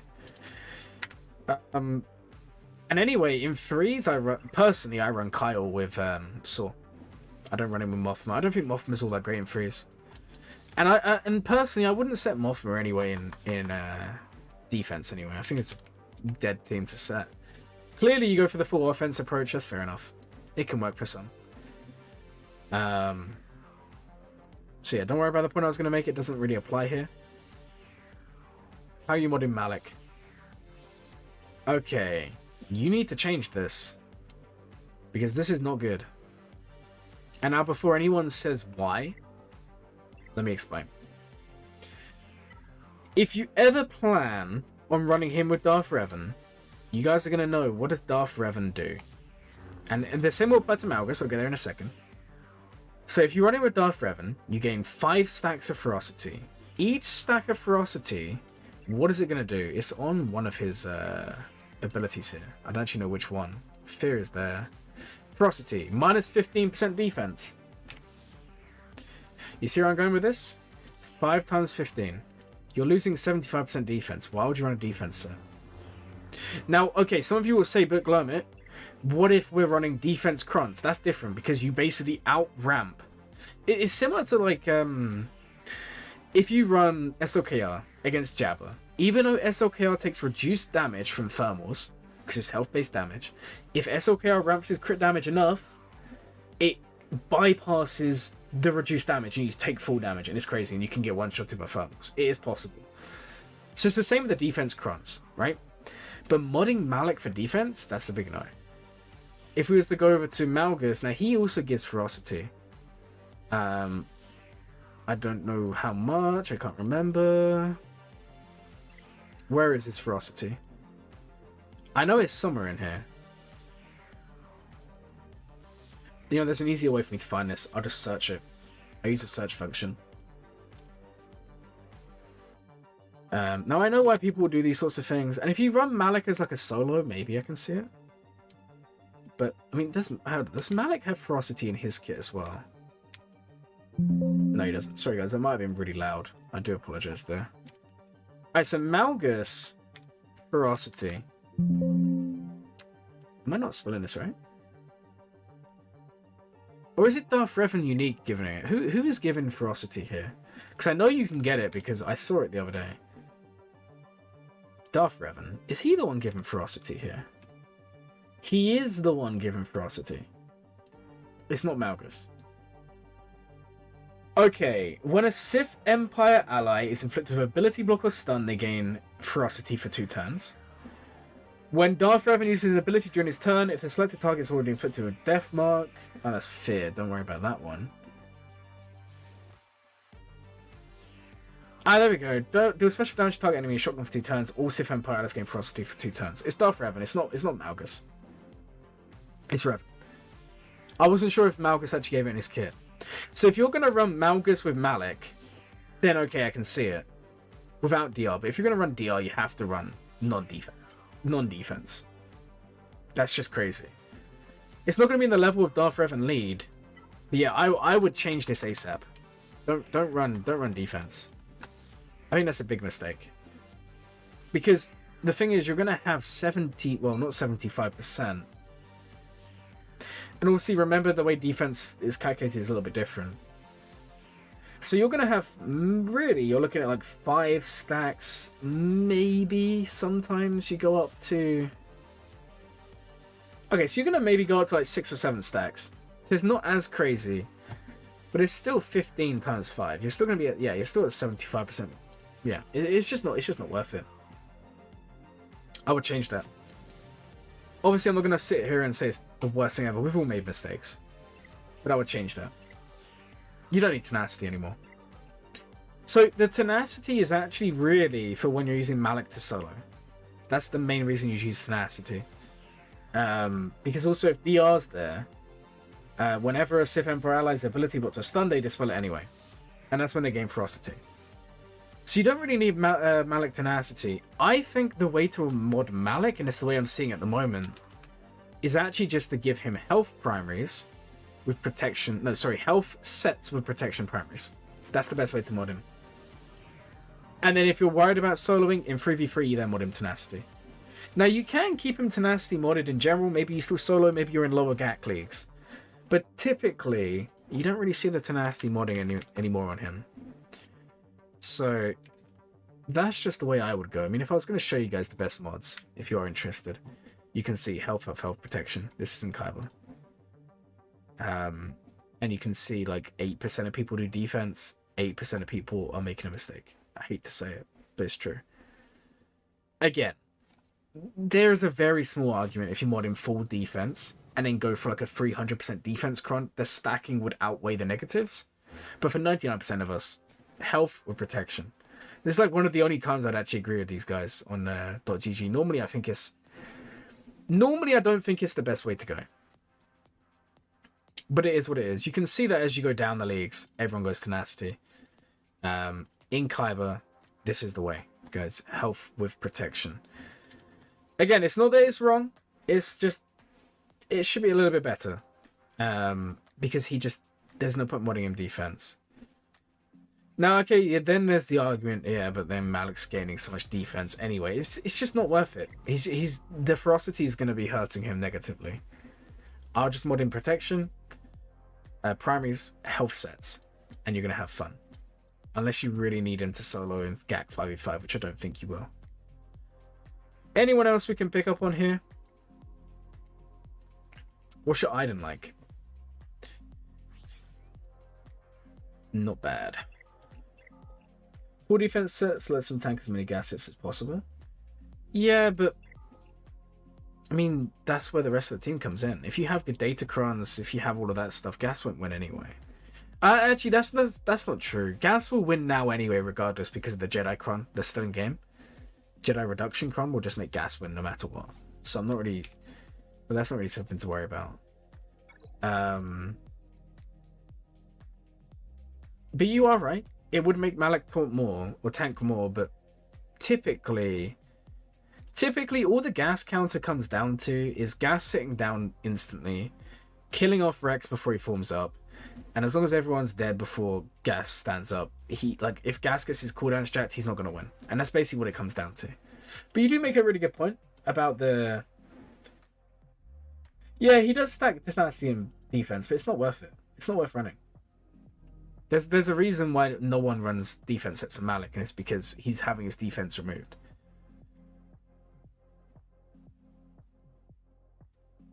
Gas is just low in his max health, so he doesn't last long. Yeah, that's also true. That's also true, because he doesn't have any protection. I don't know. I just wouldn't mod Gas Malik for defense. Like I said, if you have a Datacron with 300% defense, it'll be different. You'll see Malik just survive so long. But I wouldn't do it, because the ferocity is going to be negatively impacting you. Just mod Malik for health and protection and call it a day. The tenacity, don't worry too much, because tenacity mods is more for soloing, because in a full Malgus team, he's not being stunned, he's not being ability blocked, he's just doing his own thing. If you use him to solo, it's slightly different. Or if you use him in other teams, like if you was to put him in a raid team, or if you was to put him with, like, I don't know, Palpatine, Mara Jade, which some people do, which is crazy, but I've seen it. Then in that case, of course, having him high tenacity would matter, but for most of us, don't worry about it. Okay, anyone else of interest here? I'm not really sure. I mean, we had a quick look at Iden. What's your Mando? I hope it's crit chance. Yeah, change this to crit chance. I don't mean to be really picky here. I'm just trying to give you the best advice possible.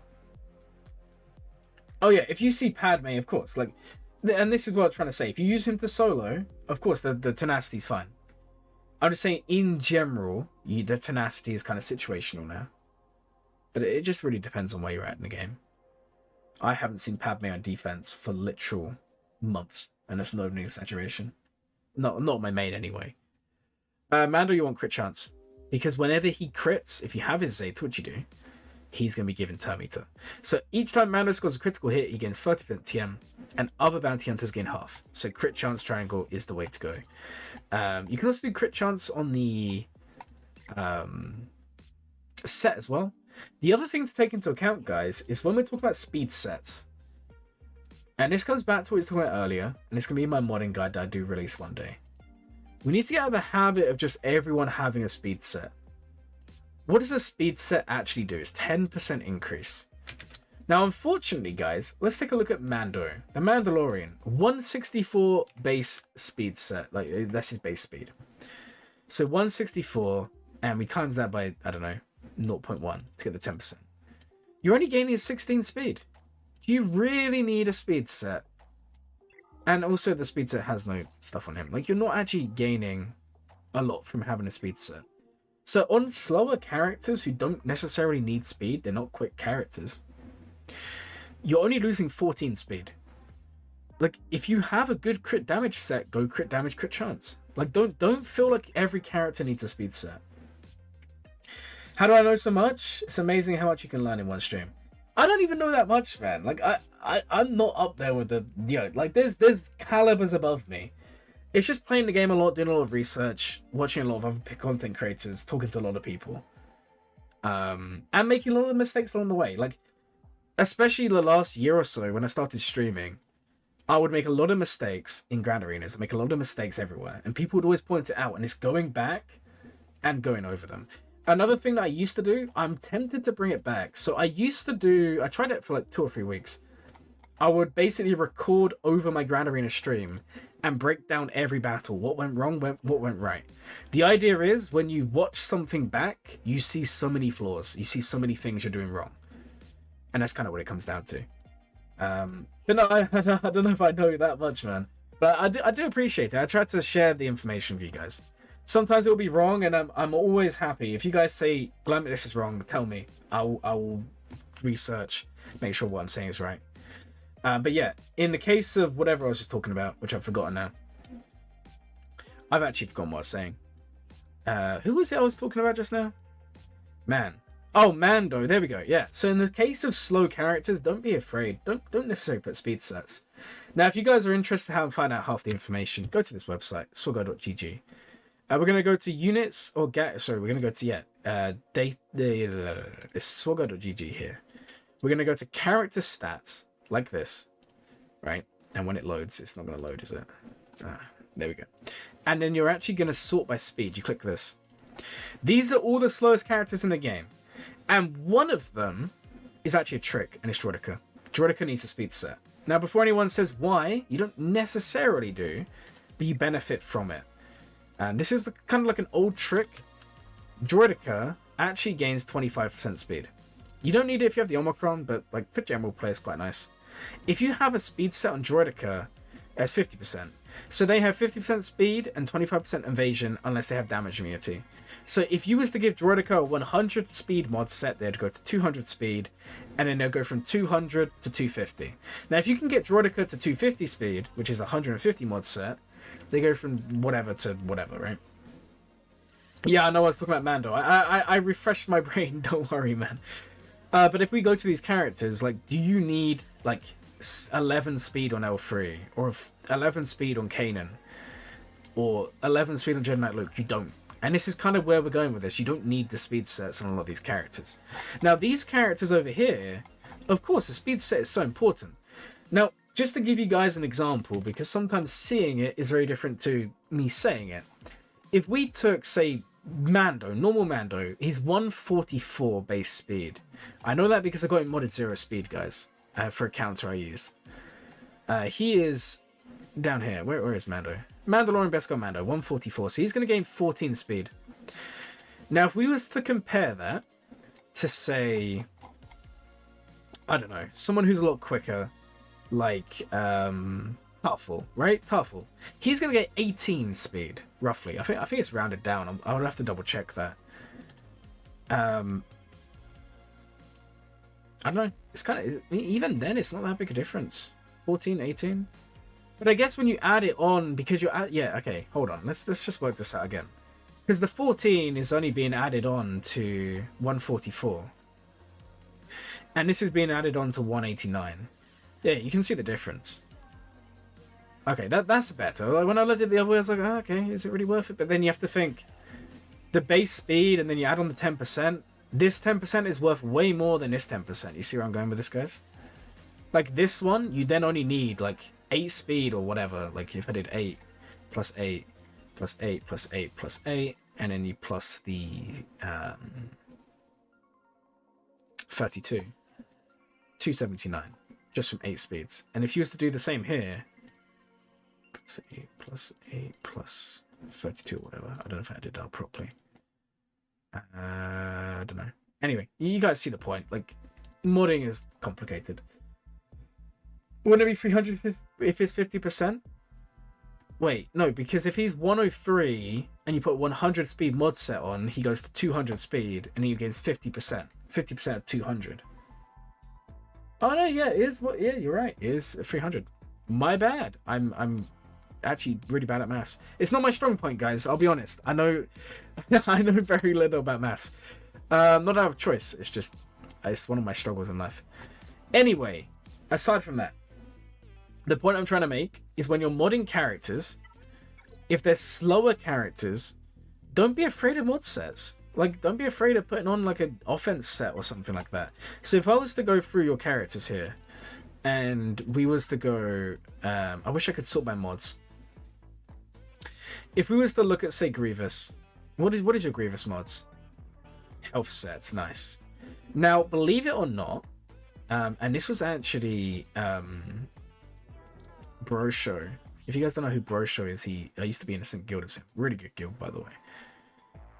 If you guys are like 9-10 mil and have many GLs, you can message me. I can probably like set you up with him. He has a great guild. It's like top 20 TW. They get like 37 stars TB. They have like, yeah, they're a really good guild. But anyway, guys, that's for another day. If you guys want, I can maybe get you in contact with top guild. Now, in terms of what he told me or taught me, because I don't know everything in this game, Grievous, as we know, is based on max health. That's how his damage is calculated. The offense stat literally does nothing. You can see that. Where is it? I actually don't know where it is. It's not in this leader, is it? Where does it say? I actually don't know where it says Grievous's damage is based on. I know it is, but I can't find it. I'll go find it on .gg. It's easier than me trying to type it out. Right, so if I go to GG, let me type in max health and then scroll down. Ah, I found it. It's literally... No, wait, hold on. Where is it? Offense. I'll find it, guys. I will find where this says it. Where is it? I can't actually find it in the kit. I feel so dumb because I know it is the case.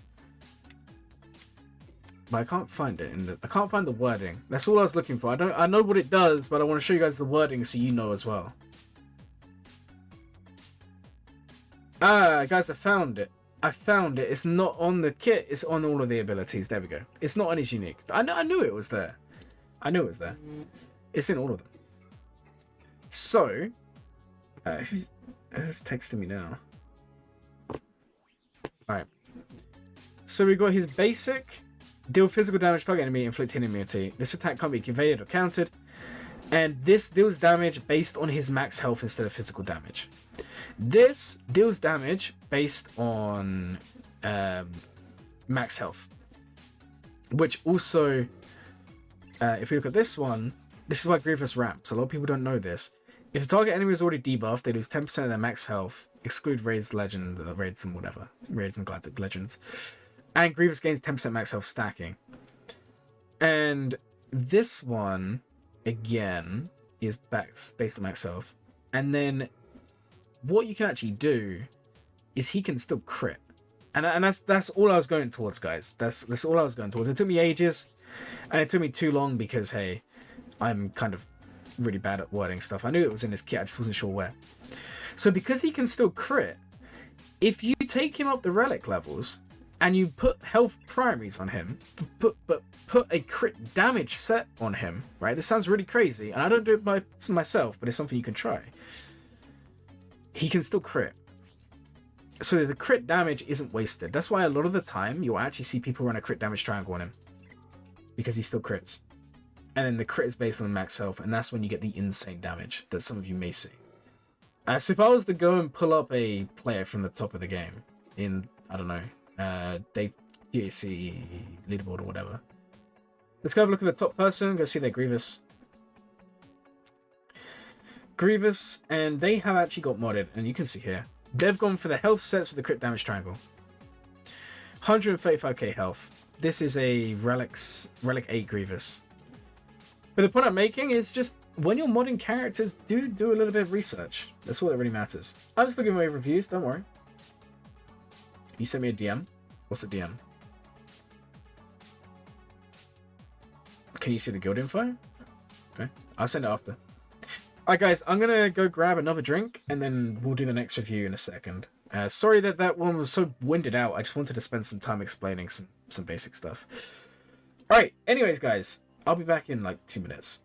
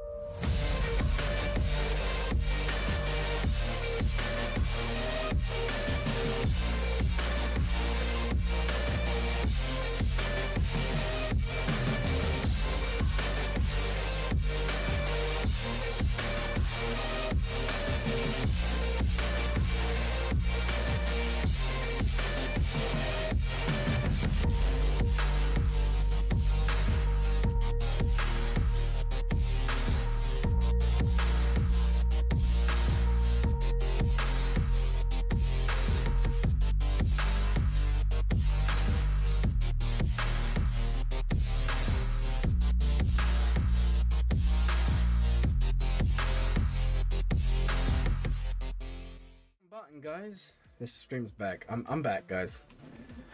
Let me just sort my green screen again. Alright, so thank you so much for applying for the review. Sorry it took so long. Like I said, I would love and I could easily talk about one of your accounts for literally like 10 hours. I mean, by the way, we literally spent 50 minutes on that account. And I know some of you will probably be sitting there and saying, we all want reviews. But I like to use these as an opportunity to go into real detail on topics that you may not know about. Also, thanks for the nice comment on the transition. I'm trying to, like, I've always kind of had these sorts of things, but lately I'm trying to up the production quality. You just got my scout to gear 13, and all you have to do now is grind out the relic levels on him and Drogon. Then I can get Leia. That's awesome. Awesome. We'll see how it works, Tristan. You have to relay it back to me. Like I said, I've only been doing it for a month. Maybe it turns out it's awful, but right now, it works amazingly for me. It works amazingly for me. Okay, guys. So let's go ahead and put some more of you in here. And let's roll on to the next review.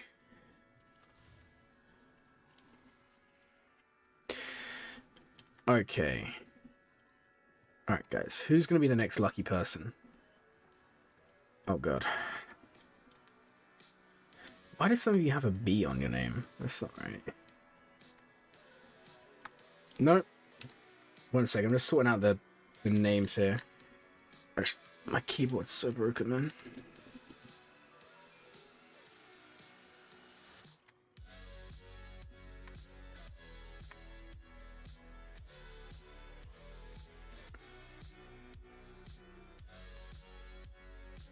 Okay. And there we go. That should be... Oh. That should be everyone added in. Yeah, that's everyone added in. Alright, guys. Let's roll this over. Let's go take a look. Who's going to be the next review? How do I mod my Wampa? I mod Wampa for health and tenacity. It's LexCrakZ. You are the next one. Congratulations. Yeah, I mean, I can show you my Wampa mods. They're not all that great. I think I actually changed them recently. I mod my Wampa like this. Yeah, see, I don't even have 6.mods because I've been moving them around. Health, tenacity, and then I've got health primaries. So I've got health primary here. Health primary. Note how this is literally like 4 speed. It's not a great mod, but it has tenacity, it has speed, it has health. I don't really... Like I said earlier, there's some mods that you just have to do. I did this a long time ago. I'm not going to sit here and say this is this is great, because it's not. But it does what I need it to do, and that's the main thing. But yeah, that's how I got my Wampa modded. My Wampa's fine. I almost always beat Star Killers with it. That's basically their job. Actually, do I have any mods that I can quickly slice up here? Can this one slice? I wish it could, but... Let me just quickly go do one slice and then we'll get onto this review. Do I have any... I need to filter these by... You can do this as well, guys. You can filter... So now it's filtering by all less than 5 slices. And then what we can do is sort by speed. And these are all the mods that don't have 5 slices that I haven't taken up. So we have this Ray one. Like, it wouldn't be a bad slice, but like I said, guys, I don't really want Ray faster. This could be a good one to slice. Yeah, let's slice this boss one. Or, no, you know what? Let's slice Savage. Okay. I mean, protection's not bad. I'm not going to complain. Anyway. Thank you so much for Snipe Mastery for this up there. How does one get a free review? So today, we are giving the free reviews out just by chance. You just put your stuff in and it's like a form. And then we roll it and you get a review. And that's basically how we do it. It's really difficult to balance fairness. So it's like the fairest way I've found it works at the moment. Okay, so who was it that I said just won? I think I can see the past winners, right? So the person who just won is LexCrakZ. Right, let's go find you. Alright, we found the review. So you're here? But don't worry, guys, even if it's not your roster, hopefully you'll find that you do learn a lot just from watching all of them.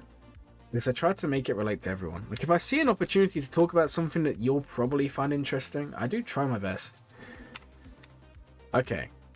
So we're in Chromium 2 with Jabba. That's pretty crazy. Yeah, Wampa doesn't need speed. How do you get on the wheel? I'll post a link and you can do it. Just though, every stream will be a new link. Otherwise, it would get crazy for anyone to win. So, and what I did today, and I'll probably do going forwards, is like the first 3 or 4 people that come to the stream and comment will get the review. You'll know because I'll put it in Discord, so make sure you join the Discord and you'll know about it. And then if you don't want to wait, you do have the option of, you know, donating or buying a member. But obviously, you don't have to do it. It's up to you. No pressure on my end for you guys. It's just I put it there because someone once did it, and I was like, okay, well I can't refund you, and you just really want it that badly, then go for it. So it's there as an option. I never encourage you or tell you to do it. Anyways, guys, let's get on to the review here. Mitt, when are we end up facing what do you mean I'm gonna lose? That is just horrible, man. We'll see. Maybe I will lose, maybe I won't. Maybe I'll go on a win streak and make it to top 50. That's very unlikely, but it's a dream. It was my goal. I sat down about 9 months ago, and I said that's my goal. In the next like 1 to 2 years, I want to be top 50. So who knows? I think I'm still very far away from that goal, especially when I don't have all the newest stuff, but we'll get there one day. Okay, Ugnaught check? Okay, we'll do an Ugnaught check. Ugnaught is 4-star, level 1. Alright, so Chromium 2 with Jabba.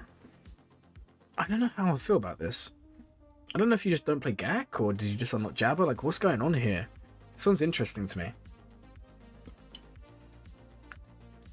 I don't know how this is going. Beskar Mando is 1 relic level away from being ready for Bo-Katan. Maybe you just do it in preparation. One day you go for her, one day you don't. I don't know.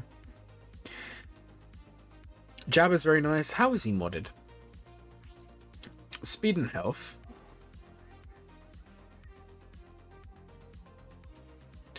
Decent potency, decent tenacity. Okay. Can I sort by speed? I can sort by speed, yeah. Okay, Mara Jade is down here. 326. Not too bad. Not too bad. What about Piet? Wow. 326, 326. Would you believe that? It's actually kind of crazy.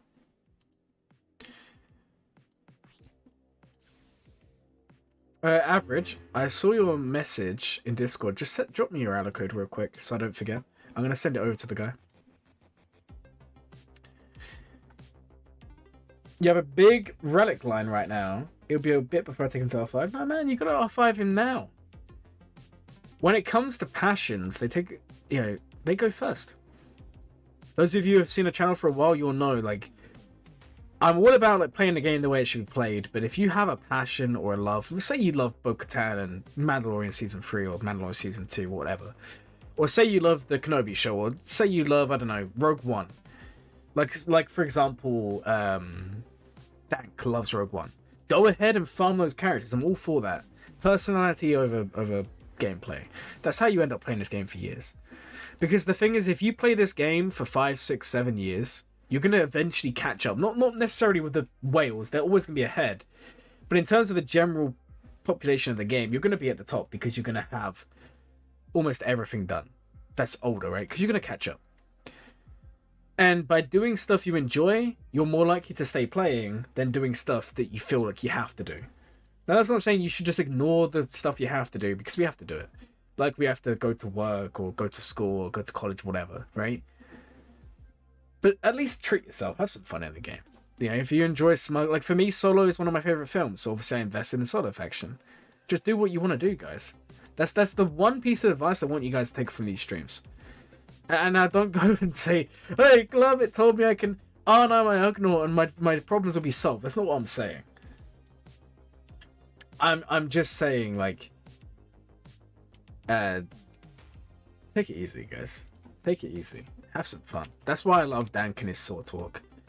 Because it's all about what you enjoy in this game. Anyway, back to the review at hand. Let's go take a look at this account, shall we, guys?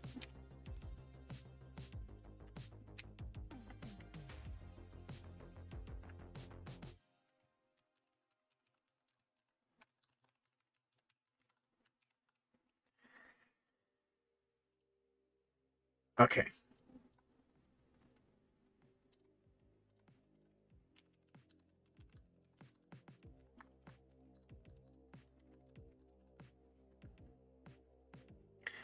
Can I get an Ugnaught emote? I think we still need more members before we can add more emotes. I can have a look, but YouTube kind of ties emotes behind memberships. Also, guys, oh my god, so many subs getting today. What is this? I haven't even checked because I've been too busy streaming. You guys are loving this one. Yeah, that's crazy. So if I was to tell you guys for the emotes, to get the next emote, we need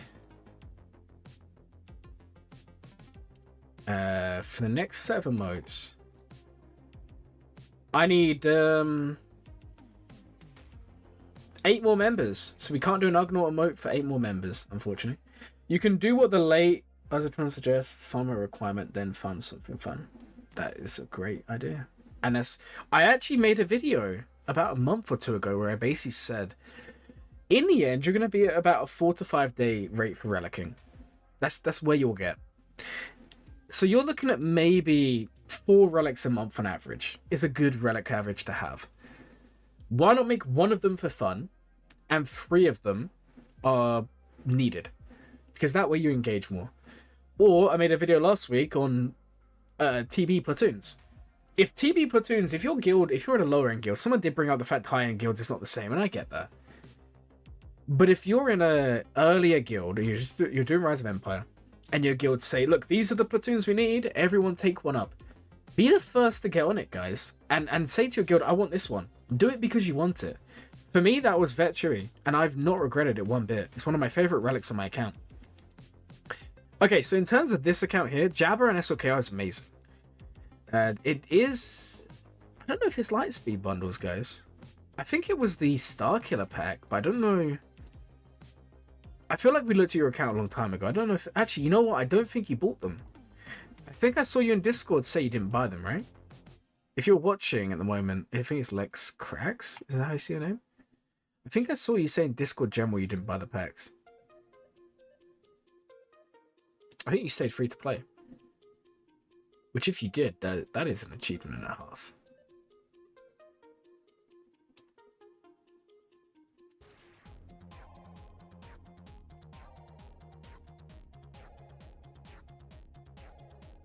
You should also be a pick ASP. There's usually the better ones. There's only like 3 or 4 that are actually terrible. And that's like the Cub and that. Even Bodhi's not that bad if you have Saw.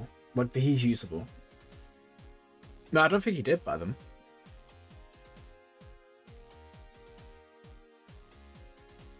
I don't think he did. Maybe the Starkiller one's the only one they bought. But they didn't buy any of the other ones. Okay, no, they did. They bought 2 of them because they got T3 and Calf. Yeah, so we definitely got the Fleet one ball. Yeah, okay, I see T3. Yeah, there's only a few that are actually useless. Every other platoon, like some of them just aren't relic 8s or 9s you would want to do, but they're still worth doing. You know, I made the point the other day, I'm so happy that I have to take my Chirrut to relic 7. Super fun for me. Do I hear Bodhi talk? You do. You farmed Savage when I was first working on C, around when JMK was first revealed. I never regretted that.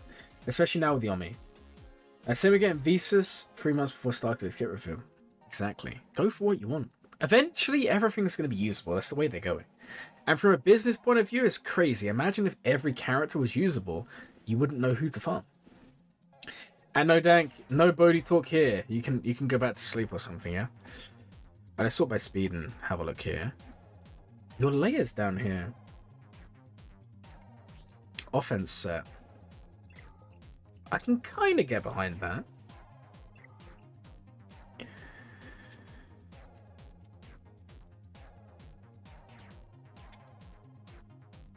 I feel like you just... I don't want to say your mods are bad because they're not. But I feel like we could work on them a little bit. Like having your fastest character 330 or 323 seems a little bit slow. For a 5 mil count. But I don't think it's necessarily bad. I like it. How fast is Rex? Ah, okay, yeah, we need to work on mods. I didn't realize Rex was going to be that slow. Not that it's bad. It's fine. We can work this out. Anyone can get good mods. It's just how much you want to have them. Minimum 3 refreshes a day, guys. That's what you should be looking at. Because if you do 3 refreshes a day, you are eventually going to get to a point where your mods do go up. Like, I don't have great mods on my main. I used to have awful mods, and I did like 3 to 5 refreshes for months. And it changed eventually, but it was hard work. And like I said at the beginning of the stream, I know not many of you were here, but I spoke about how in Grand Arena to stay in Kaiba, there's 4 things you need. New characters, good mods, good relics, or data coins. And if you have one of those 4, you're most likely going to stay in Kaiba. Or be able to get there. And one of my friends, he's a great example of that. He has a good roster, but his mods are so good for where he is in the game. And it just allows him to punch up. People aren't used to it. Mod disadvantages are one of the worst things to overcome in this game. Right. What else are we looking at here? What's your star killer like? Triple Omicron. Offense and health? Okay. Pretty bold of you to do the triple Omicron as star killer there. Malik, how's he modded? Okay, you got a bit of a blend of offense and tenacity. Interesting. That can work. That's quite nice, actually. Going for a little bit of a blend over just the straight health. Treya Omicron, how's she modded? I find it interesting that no one takes advantage of Treya's offensive capabilities, and they all mod her for speed. So if you was actually to look at Treya's kit, and I'm kind of intrigued here.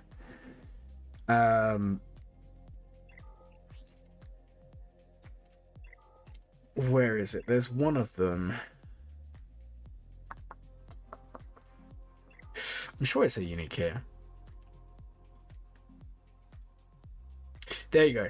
Whenever allied Darth Nihilus or Darth Scion are critically hit or inflicted with a debuff, Treya gains 12% offense stacking for 2 turns. This could be big. Like, you can have Treya deal a lot of damage. I know where people go for the speed is because of the Omicron.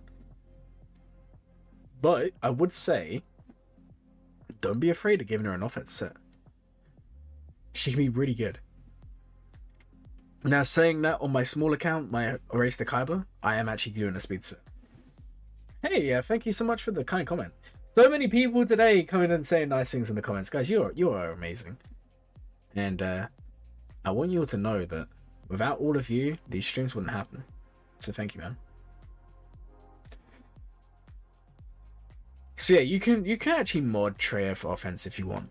I'm not saying you have to. I mean, you can also do what they're doing here. Offense sets. Okay. Not too bad.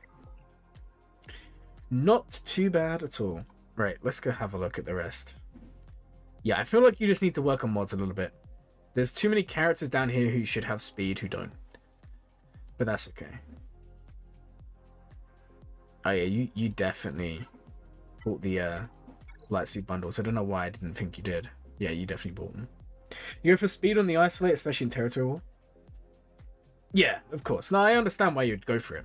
I'm just saying that you can get away with doing an offense set on Treya. It can do some pretty nasty stuff.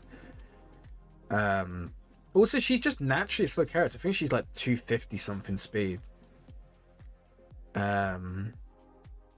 So again, you're not gonna gain. Oh, sorry, 150 something speed, not 250. That would have been crazy. So you're not really gonna gain too much from mods anyway. You'd need like a plus 150 set to even get her within like 300 speed rounds. And Treya is kind of a character who her team and herself don't really benefit from speed that much. A bit similar to Seer, but not on that extent. Where, you know, you have the built-in dispel, you have the offense gaining whenever you're debuffed, whenever you're critically hit. You're kind of relying on them taking turns. Yeah, no, you're modding Treya the right way. I'm just saying, there are some cases where you can mod her offense. But I think you bring up great points. Alright, what else do we have here? Anything interesting? Let's do this one a little bit different, guys. I'm intrigued. Alright, let me bring up your accountant.gg. Rather than looking at what you do have, I want to have a look at what you don't have. And that's going to sound really crazy to some of you. Okay. Give me a second, guys. I can't actually get it to come up.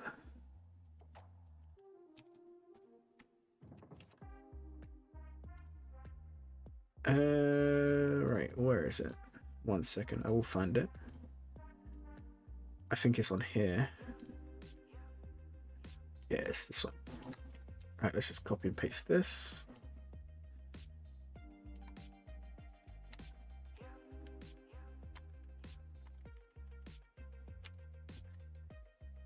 Alright, so this is the profile. And what I actually want to look at here is I want to have a look at what's Zeta. I want to see what Zetas you're missing. Okay. So, we're missing Padme. And then if I go back and we go and have a look at Padme here. What's your Padme looking like? Okay, so we can ignore Padme. She's like gear 1. Darth Revan. Interesting. You don't have Darth Revan?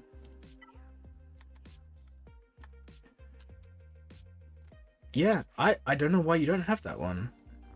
That's not bad to have. B1 I would do as well. B1 Zeta is really good. But again, the thing is, like, the downside with using this tool is we can't actually see what does and doesn't have gear. So we've got to kind of look at them this way. Yeah, see, that's why B1 doesn't have the Zeta. Malik, yeah, okay, so you want Malik and DR Zetas, for sure. Bastila again. Bastila, DR, they're all good Zetas. Some of these you can kind of get away with. Thrawn's one, if you ever do Thrawn, is good.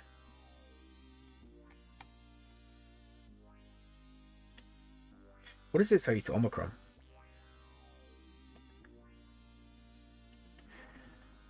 Interesting. This is all new feature, by the Omicron one. Yeah, I'm not really seeing any of these Omicrons and thinking you definitely need these. Actually, you can sort to show only missing Zetas on Gear 12. Oh, really? I wish I hadn't closed that now. Thank you for telling me. Alright, let me go find it. So where is this filter to sort by Gear 12 only? Is it right at the top? Aha, I see. Oh, that's amazing. There we go. That's amazing. Okay. Darth Revan, you definitely need 100%. C3PO, I think you can ignore. I'm gonna be honest. I guess it's a good one, but I don't think you need it necessarily. You definitely need Malik. 100% you need this. Grievous. If you run his team, but you don't have his team up and running.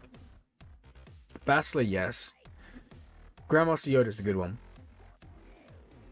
This one you can kind of ignore. You only really need it for certain counters. Thrawn's one's amazing. Brood Alpha, you don't need this. You can ignore this one. You never need to apply this. This is quite nice, but not needed. You can skip it for a little bit. This one, oh man, learn to control is decent. When you have this one, it means you can change up the modding. Number crunch is very good. This is quite nice, but obviously, like, you don't necessarily need it right now. You don't need this. Wait for me, you can ignore. Palpatine one, I've done a video on this one before. I think until you get Starkiller up and running fully, and you're going up against Reyes, you can skip it. What do we have here? Black Side Squad's critical hit dispel debuffs. I think you can skip that. Only if you really run. It's kind of actually crazy when you look at it. You only really need to do Jedi, Anakin, Zeta for a Padme team or for his ship. Otherwise, you can just skip it. Just ignore it. If I'm going to be completely honest there.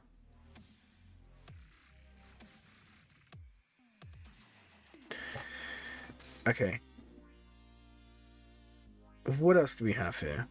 Nihilus, don't worry about. Bastila, don't worry about. Boba, definitely do this one. Talon, very good. Kyle, ignore. Django, definitely. Django and Boba are the two that I'm seeing that you have to have. 100%. Phoenix Null. Django's lead, don't do. Don't worry. Anyone else is good? Don't do Candace, like, ever. Please. Hera's is good. I like Hera's one. Nihilus lead is terrible. L3 don't do, ever. Young Lando don't do. Finn, you definitely want to do. This is crazy to me. This is people that don't use Zori. You want to do this one.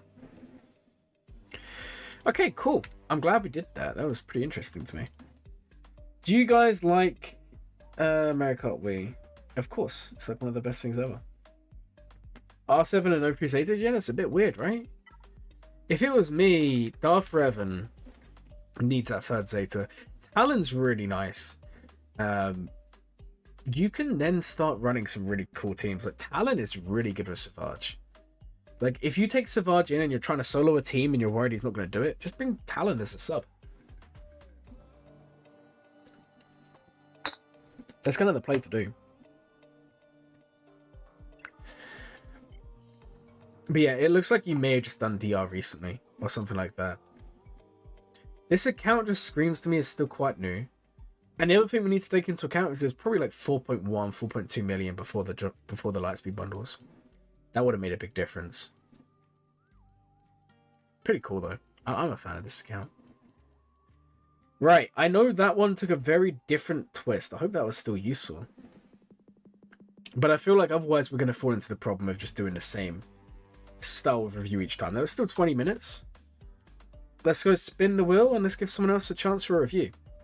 Alright guys, so if you want a review, there is a link here. We're going to be going for about another hour, maybe an hour 40 max. Because we are now at 6 hours and 20 minutes into the stream. So we're not going to be going for too much longer. Because I've still got some stuff to do. Also, I don't actually know if I'm going to stay till the 2 a.m. mark. Because that is quite late.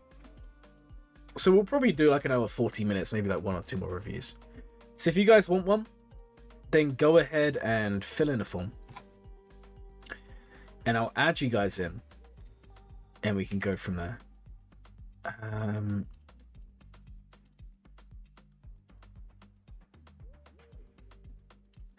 Alright, there's now quite a lot of you on here. So it's going to be quite hard to win. Okay. What are we looking at here? No one else knew? Just put this, remember. Can you get another review? No. No, you can't average. Also, remember, we've got to finish off with Dank. So yeah, we'll probably do one more and then we'll do Danks after. Just for timing and all of that fun stuff.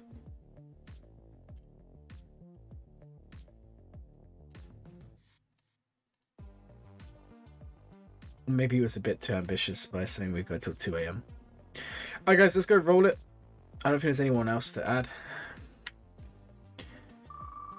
Here we go guys. Look, you can't even see the names anymore. Who's it gonna be? Layne. Very close to Mando there. I just asked Dank to buy you one. You literally had a review earlier, and then you want another one. Are you actually crazy? Alright, Layne, you won the other one. Congratulations, buddy. What do you mean it won't let you super chat? I don't know why it wouldn't let you super chat.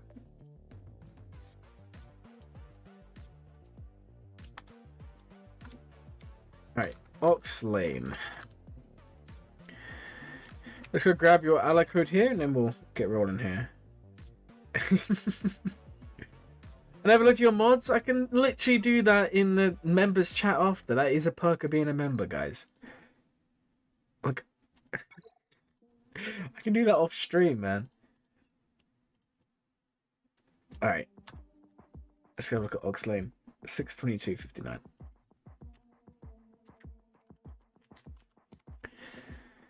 Alright.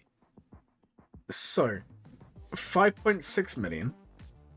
Sith Eternal's unlocked. We're in Chromium 4. Savage is there.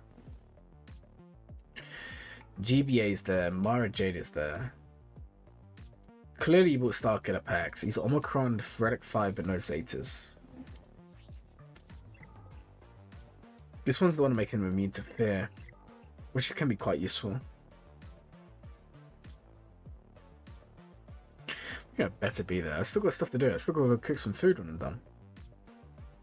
And then plan out tomorrow's video. Okay. Not too bad. Let's go have a look at Savage's mods. Okay, Savage, slow, but his speed doesn't really matter. He gains so much turn meter. Health and defense is interesting.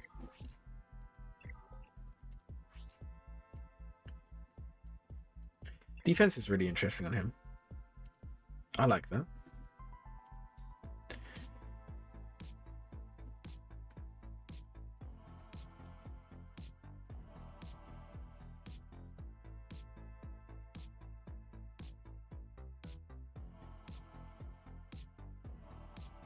Yeah, I mean, that's better than nothing, right? Being able to gear the team.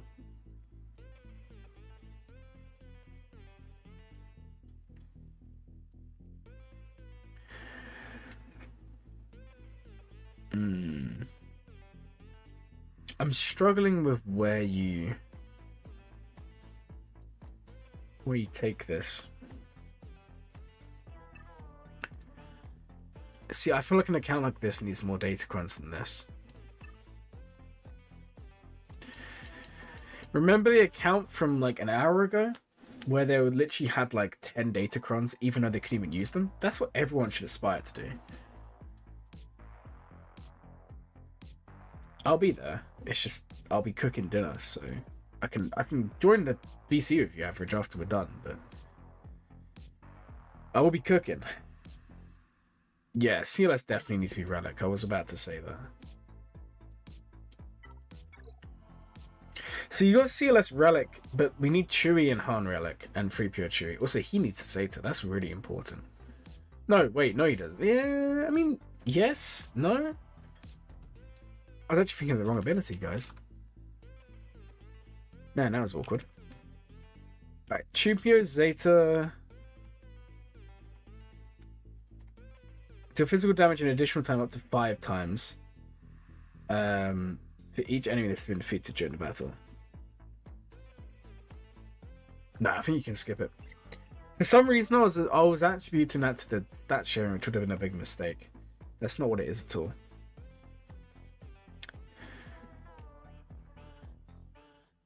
I think you're fine for Zetas there, but I would still gear the team up more.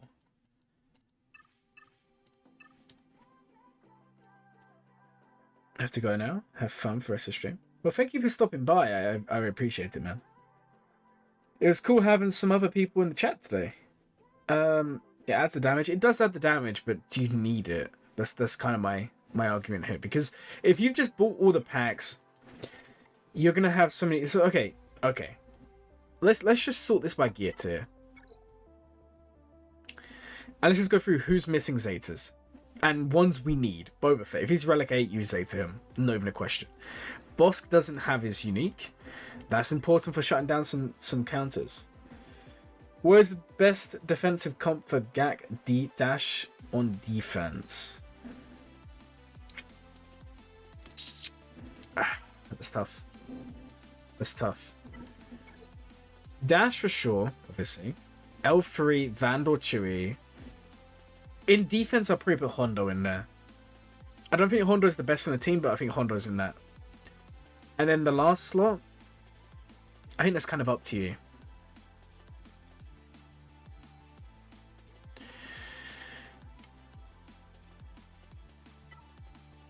I definitely think that kind of 4 characters together could be quite nice. If you have the Hondo Omicron and the Dash Omicron, of course. Good question, though. I'll think about that more before the stream ends. But thank you for the question. Do you have Vandor? Do you have L3? Do you have Shorty? Do you have Ray? Yeah, see, these are all questions that need to be asked. Because you can set Dash, IG Quill, Vandor, Hondo. I do think... I know I said earlier I don't like Hondo in a Dash team. But I still think Hondo is good on defense on a Dash team. Because if you have his Omicron, it forces you to take certain teams in. because Honda's going to go first. Any time other than that, I don't think Honda's in the Dash team. But then again, I don't really use Dash on defense. I think he's too good on offense to use on defense. Argonaut check, we'll do one in a second. So I was just talking about Zetas. So Bosk needs one, Boba needs one. Dooku's is good. Dark Trooper will be good once New Gideon comes out. Guys, wait until the New Gideon's out. Man, that Imperial Remnant team's going to be scary. And Dark Trooper works so well, based on everything that I've researched, even though Dark Trooper's not meant to work with the team. Funny how that works, right? Balance is good. Dashes is good. Finn you have. Hux needs his. Thrawn needs his. Your Argonauts for R5. You're crazy. L3 doesn't need. Okay, so you're doing okay for Zetas, but there is still a little bit of a cruncher. Emphys, IG, Quill, Hondo is my current comp.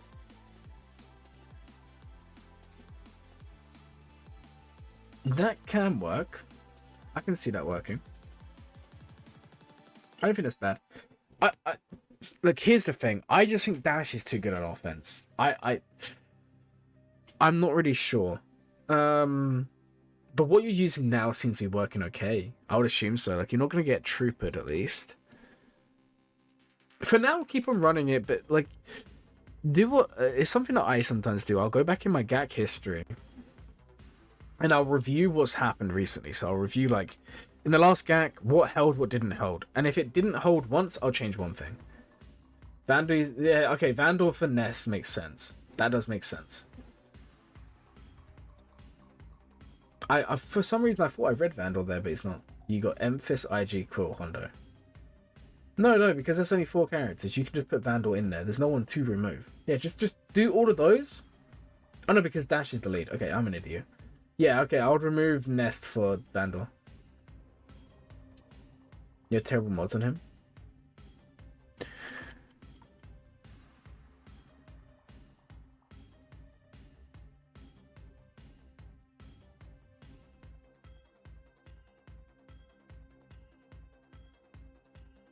Okay. But yeah, there's still quite a few Zetas missing. And that's kind of where it comes back to the Troopio thing. Like, do you actually need a Zeta? And if you can kind of skip it for now, then you should. Starkiller needs his, for sure. I don't even know what Marauders does. Marauder doesn't have one, that's why. For some reason, I assumed he did, but no. Alright, anyway. Let's try and wrap this up, because I can tell that my brain's frazzling from all the talking and thinking, and then the next reviews will be terrible, so let's try and wrap this up. Alright, so where would you go from here? Firstly, what does your speed look like on your account? So Mara Jade. Okay, 339 is good. 339 is really good. Using mods to change Argonaut of power takes the power away. You should not. You should remove his mods to make him stronger. You do you, man. You do you. 331. Okay. And then we have Jedinak Revan. 309. Also, guys, before we finish the stream, I'm going to see if anyone else is streaming today. We'll go do like a mini raid. I know it's not like Twitch. I'll post the link and I'll go to the other chat and then we can go like spam some stuff and you guys can say like Glum sent me or something and we can go chat in another stream or something. In fact, I'll go see if there's anyone else streaming first before I wrap this up. Right. Anyone streaming Galaxy of Heroes right now other than myself? It looks like I'm the only one. That seems to be the case all the time. It's crazy. Let's see if anyone's streaming on Twitch. Hey, we have someone streaming on Twitch. Oh, it's okay, yeah, I know who we'll go see. Alright, guys, so yeah, when this stream finishes, we're gonna go raid someone on Twitch. I'll post the link and you guys can... Yeah, type Glam Gang. We'll go to some chat and then you guys type Glam Gang. Well, I'll finish this review and I'll do Dank and then we'll be done. Yeah, Vandal would be the best. Vandal would be the best for sure. Okay, guys, so I'm gonna be real, I don't really know where you go with this. Your account is really good. You have exec, right? Hope you have exec. Yeah, you have exec. I think it's similar to the one we saw earlier, where it's just, firstly, you bought all the packs. I think you have some stuff to finish off. So CLS team needs a little bit of work. I would also work a little bit on getting like Zori, for example. Because you've got the packs, you've got Zori. Yeah, Zori's there. She's Omicron. Okay, cool. Give her the other Zeta for sure. Because I know which Zeta you're given, because that's the one with the Omicron. The unique is needed. The other unique. Because this is the one that gets the TM and the damage immunity and all that stuff. And then maybe just... I would like to see you go for Kylo. You have first order anyway. It makes sense. See Kylo exec. Yeah, we'll be doing roster reviews tomorrow. And then we'll have a long one on Sunday, so don't worry, guys. I would love to do this for longer, but I'm not going to carry on doing reviews when it's like the quality kind of goes down. Almost 1 AM. Yeah, it's fine. I'll catch you later. It's almost 1 AM for me as well. Alright, you know what? I'm gonna write down this code and I'll try and contact whoever it is. I'll take a look at your review off stream, because otherwise I'm not gonna give good advice. And that's just something, just so you guys know, when it gets to this point and my brain just frazzles like this, I prefer just to kind of hold it there and stop. Right, Dank, I'm gonna quickly take a look at Dank because there was a paid one. And then we'll go raid this guy on Twitch or whatever. And then we'll finish up.